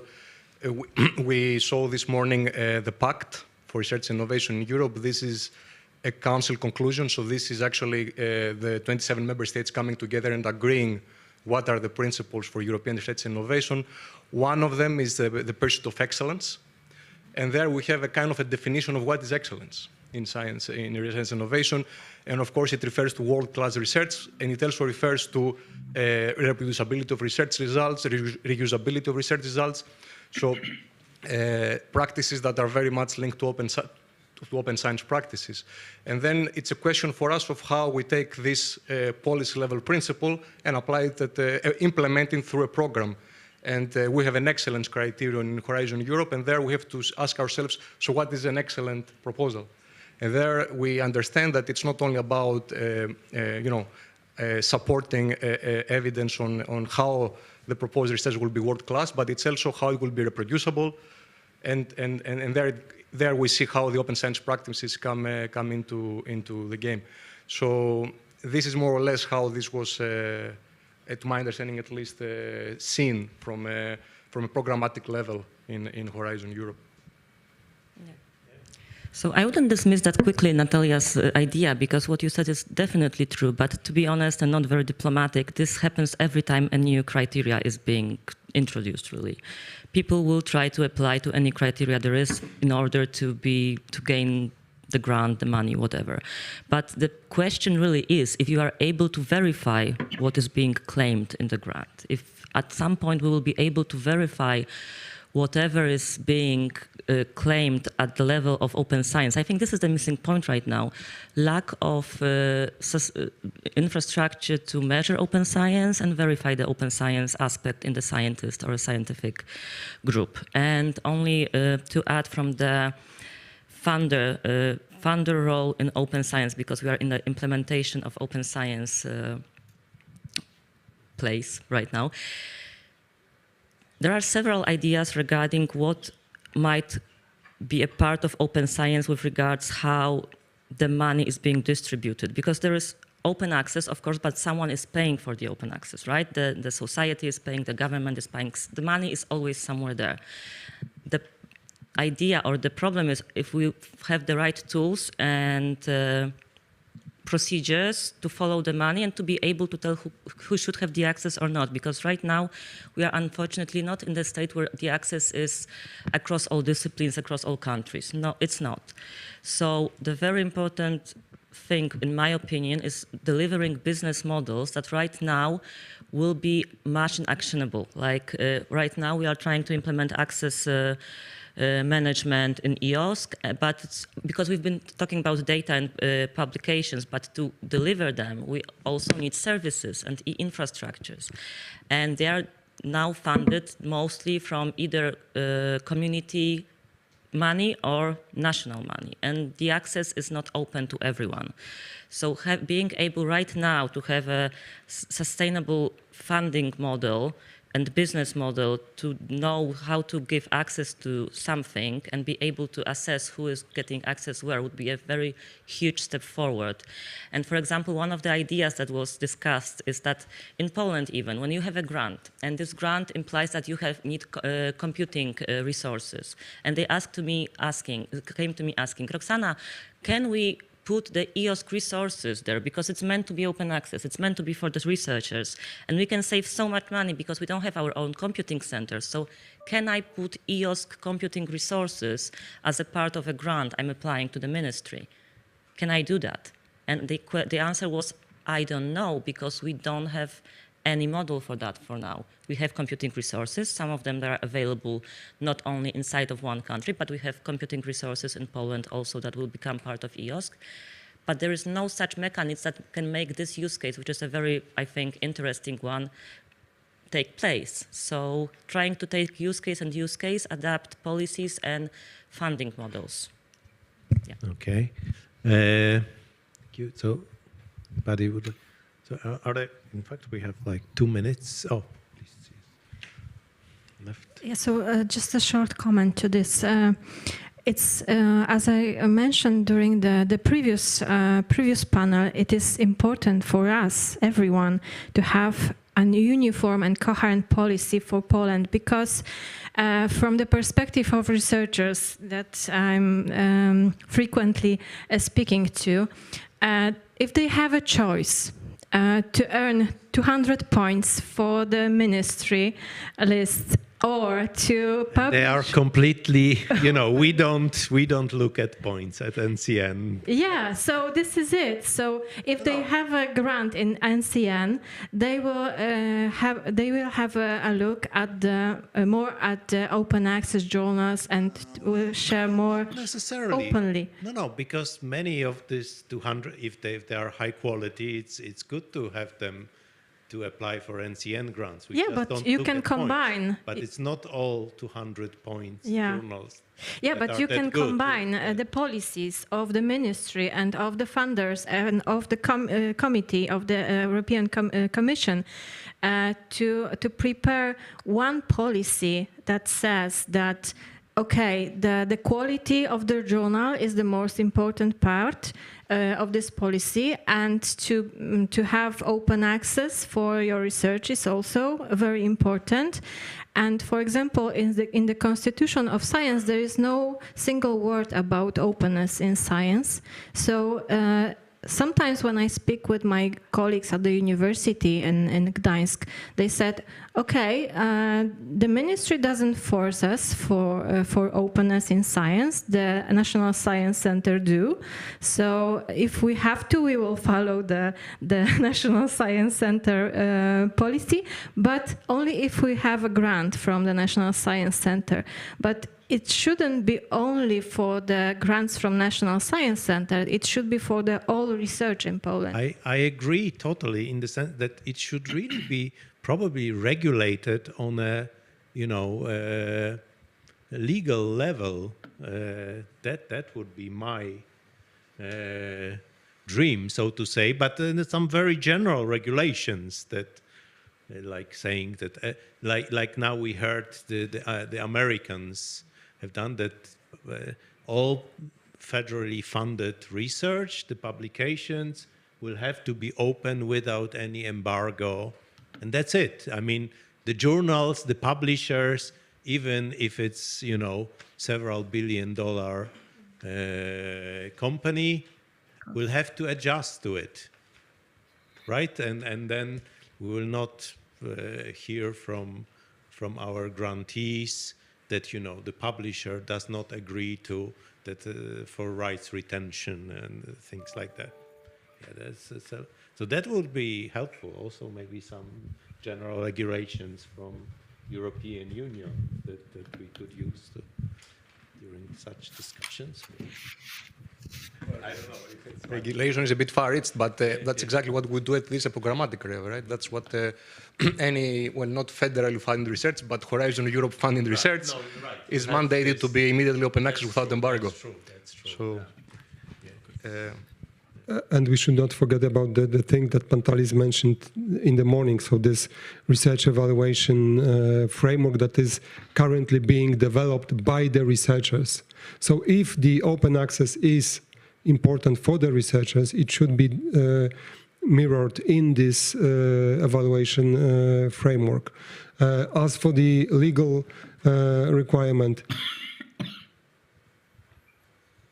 in my department, we fought for the implementation of the open access, meant as an open access at that time in 2018, into the Road to Zero, but we failed.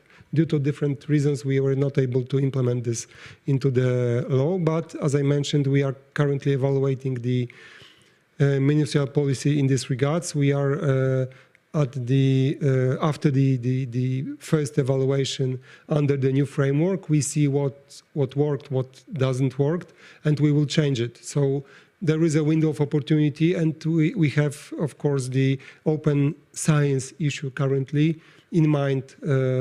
So I cannot promise you anything, except for that as long as I'm in the position, I will ask my superiors to implement open science into the new evaluation framework. Okay, yes, please. Okay, so when you asked about role of funding agencies, so I would say it's crucial, and I have several colleagues, let's say not so young, for whom applying open access, it would be the only reason if it is requirement by the funding agency, and I don't see reason why. So they don't see any other reason. And so actually I would say it's a must if you would like to employ. Yes, and then another thing is that something which was not present here in our discussion. So for me, open science is also a crucial from normative point of view. So this is the science is funded by public money, and it should be publicly open. It's like a public service, something which should be accessible for everyone. And for me, it's still like a mystery why my colleagues, several of my colleagues, do not take it into consideration. So some of them treat their data as it would be private data. It would be something which it was my effort, so I won't share with everyone. And perspective, I can tell you, I think it should be, for example, almost obvious for every serious researcher to have a personal web page with all publications on it. And, I've had it for many years, and many times I was actually surprised that some people got interested in some of the things that I did. Only, and back then only they had access to this because